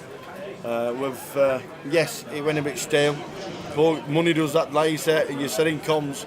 Money does that to people, and the amount of money is to a few of them, it's life changing. So it's just one of those things. So you never fetched the water bike. Oh. Unbelievable techers. I don't know. Stephen Smith, great stream all week, guys. Special shout out to the Valleys to have worked their socks off, especially the young curly-haired kid. That'd be Danny. Yeah, that would be Danny. He calls himself Ponglish because he's from Poland and he's lived in England. He's actually lived in Leeds 10 years. And he says, I'm Ponglish, I'm Ponglish. and he has absolutely worked his socks off, and we want to drag him onto the tour. But obviously Leeds love him, and so does everybody around here, because he has been superb. Good shout out, Stephen, because that means a lot, because they do get a lot of stick when nothing's right, when they're a bit short staffed and they're under the cosh. They do get a bit of hammer, but it's nice to get the words the other way around, because they have been superb. And I was speaking to Danny earlier, and he's worked the whole festival. This is his 12th day he's worked in a row here. He's not had a single day off, and every day he's been coming up to us, making sure we're all right, looking after us and the players. Yeah. And it's just been great service, and thank you to him and obviously all the other valets and staff within the casino. It's been a great event, and it's brought us to this point. Yeah. 439 entries, and we are down to the final two. The two most decorated players of this FT have ended heads up. Big up to you guys for chatting cobblers for the last 4 days. We tell you what, we are the king. We are the king and queen of it. Let me tell you, we are the nuts when it comes to talking cobblers for 4 days solid. I would not be able to do it without this man. It's nice when I get some hands to delve into, but when we've got the boring featured tables and Tower can talk about anything, and just keeps you all interested. It's great to have, and great to have him beside me because of that. It just works well, doesn't it, Tower? We do, absolutely. The Morecambe and Wise, the Laurel and Hardy, the Renee and Renato. The Gruesome Twosome turned into Renee and Renato for some reason, but yes, you guys make it what it is as well, because who was that shouting out?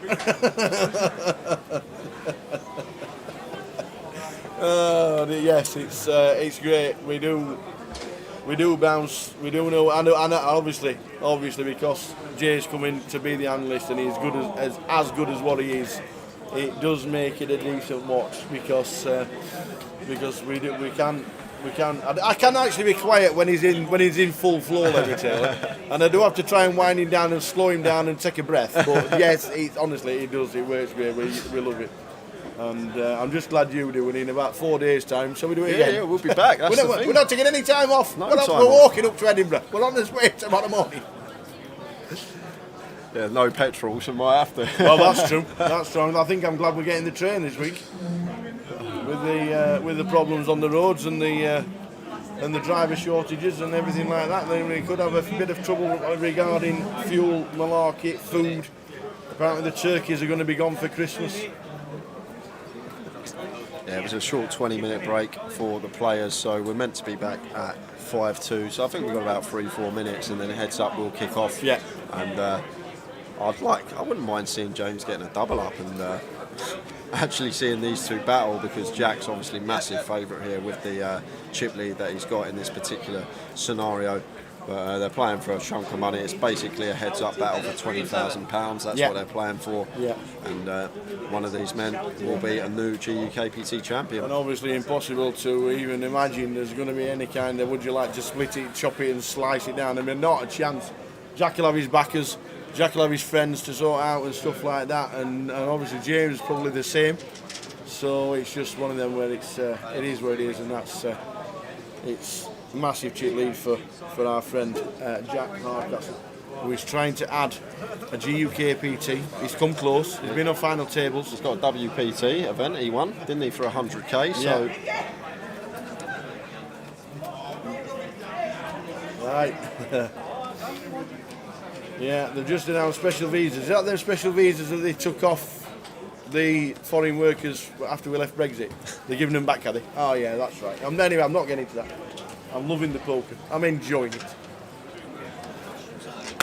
Enjoying it. This is great. I don't get Loved involved, it. Tower, with none of that. I don't get involved. Not in the slightest. I'm not clever enough. Not clever enough. So we're here, waiting for the guys to wander back and then start again. And let's, heads up, commence. Can we get a double up? Oh, in fact, he's here. Get our ugly mugs off. Tweedledee and Tweedledum have gone. Yeah, they come. Here they come. Jack on the left, James Williams on the right. We are ready to do battle. Before many years ago. I forget that you've been in these for a long time. 2.5, 2.8.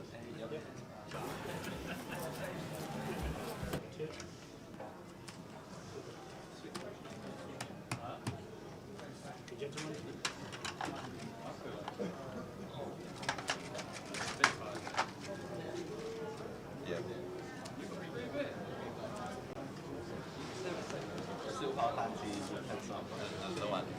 I'll just bet down to straight up. Yeah, okay. And it's no limit. It's 38,000, 60,000, there's no ante. Fellow gentlemen.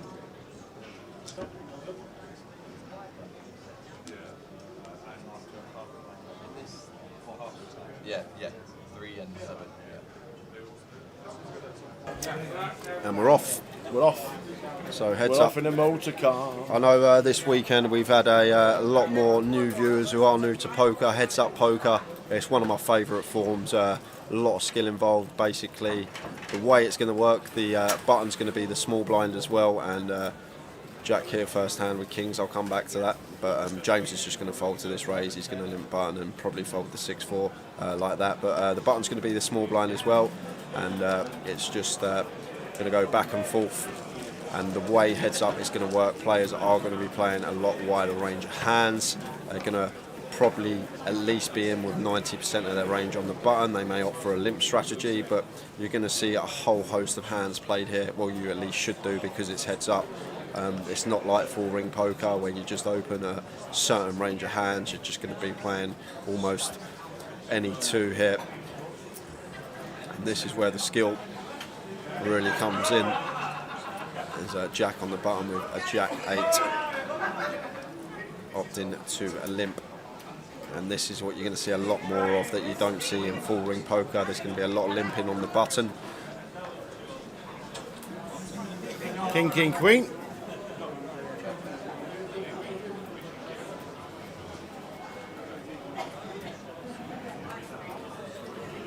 So Jack just coming in for a bet on the king, queen, queen board, and not much James can do with 10-4. Just going to muck that one.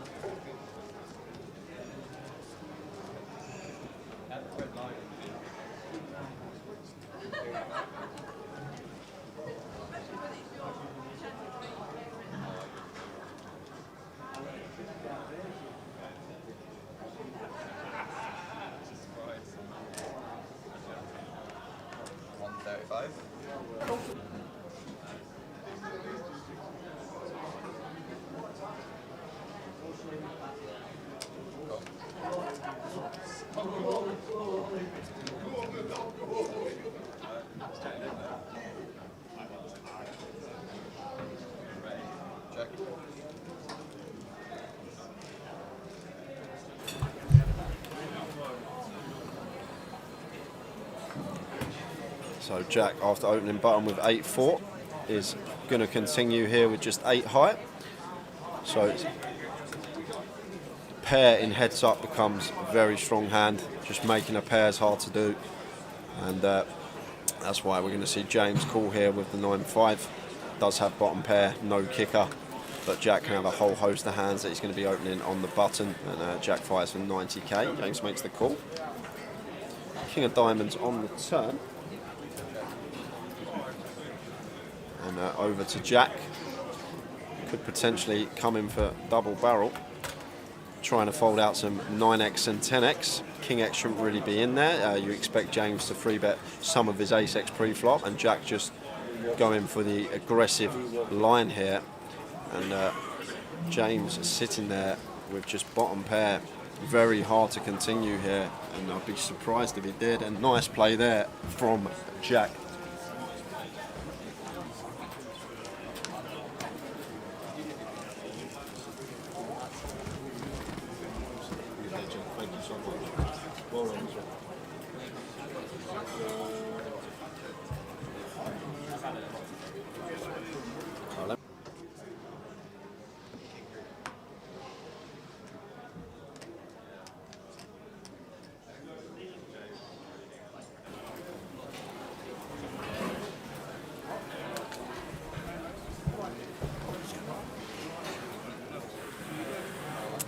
So James with Queen Jack on the button, moves all in for 1.1. Jack with 10-9 suited, open folds it and shows him. It's like he's got spider senses. More people want to see you kind of flop with 10-9 suited.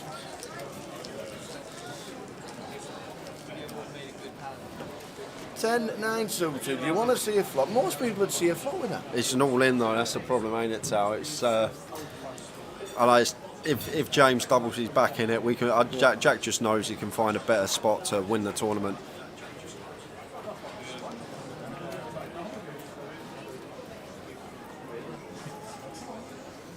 So A6 of clubs for Jack here on the button. And Jack's going to limp on the button. I'm guessing he's limping to call here, Tower. Yeah. This could be it, to be fair. Yeah, they're both big hands. A6 King Jack. Yeah, these are big hands. Heads up. There's the all in. He's going to get snapped. The A6 is coming there in for the trophy. Here we go. Well, he done it to King, he done it to Jack because Jack's never missed. He's not missed once. Just hasn't.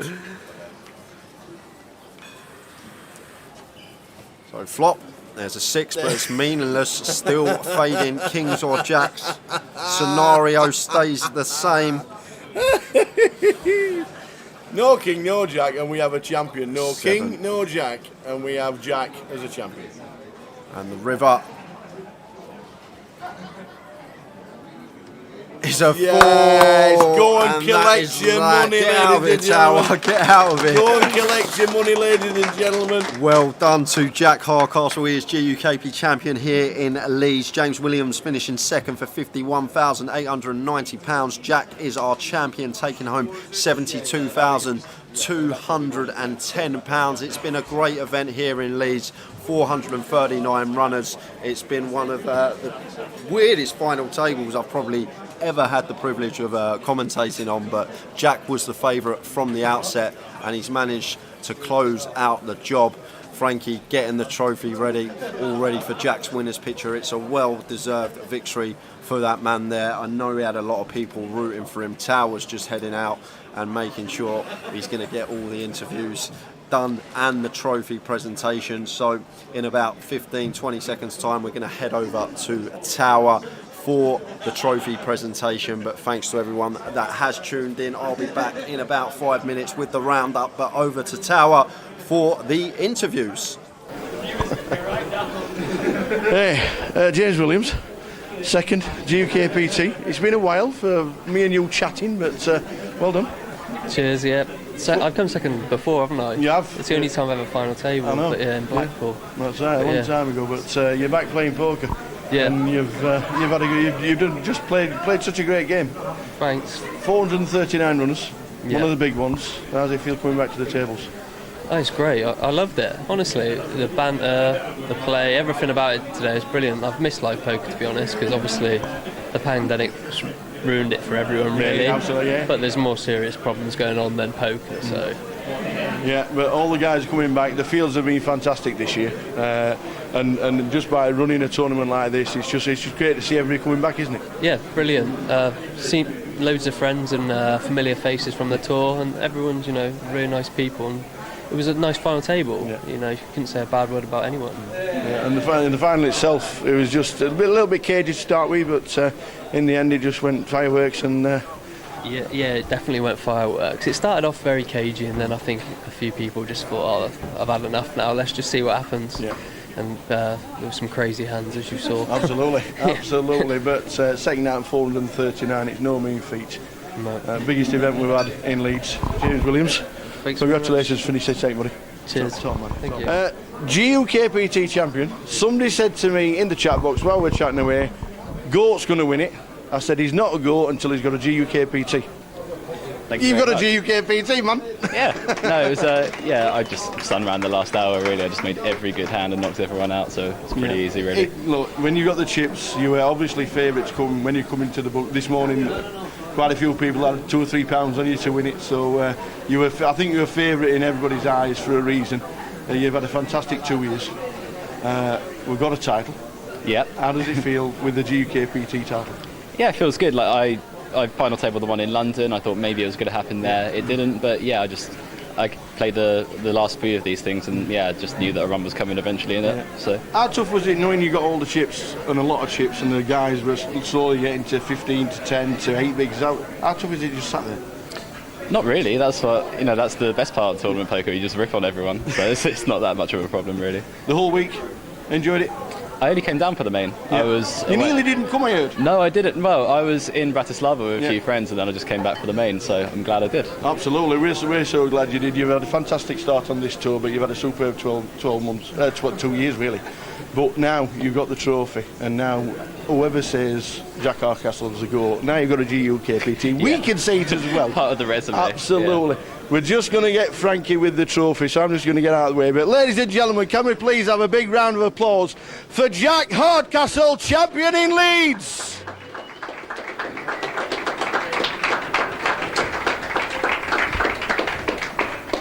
He's already off. He is already off, and he's going to celebrate. There's champagne over there if you want, pink, white, you name it over there. We're absolutely brilliant. I'd like to say in 3 or 4 weeks' time we'll see you, but not. Try next Thursday, because we're on our way straight up to Edinburgh after this fantastic GUKPT in Leeds with the biggest numbers we've seen. Greatest champion. Jack, come here.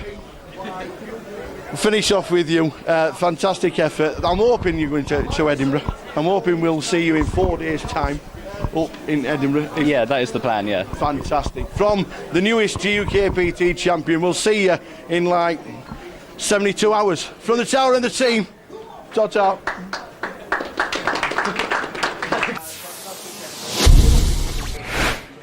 Tower, I forgot about me. Where's the round up here like we've usually been doing? You come here. What was that about? Do you know, he's forgot about me. Do you know what it was? I've been doing it that long. The tower and the team, ta-ta. I completely forgot. I put so much. Right, finish off. Well, it's been great. It's a great roundup anyway. Nice interviews with the boys there. Thank you very much. It's been a great event, and thank you all that have tuned in. You guys in the chat have been amazing the last 4 days. It's been great. We've really enjoyed it. The final table started off a bit slow, but the last session was great. We've really enjoyed it, and I'm looking forward to Edinburgh. I've never seen 10 Deuce play so much in the final. Yeah, 10 Deuce was out in force. But it's Jack taking home the title for £72,210. He was a lot of your favourites. Well done to the guys that did have money on Jack. Little win for you guys, and don't forget, we are going to be back on Thursday again. We're going to be back in 4 days. I did say at the end I'll see you in 72 hours. Yeah. That's it. But we are done here in Leeds now, and don't forget as well, tomorrow on GUKPT we do have our closer on the client that starts at 7. So if you are playing that online, good luck to everyone. But that's it, Tower. We're done. Well, I'm glad you finished off. I do apologise about forgetting you, but ladies and gentlemen, that is a wrap from Leeds. It has been absolutely amazing. This guy, a legend yet again in the comms. You guys in the chat box have been amazing, and we've had a lot of fun. And as I said about 5 minutes ago, we'll see you in 72 hours. Jay, top work. Great job. Catch you later, guys. We'll see you then, guys. Thank you.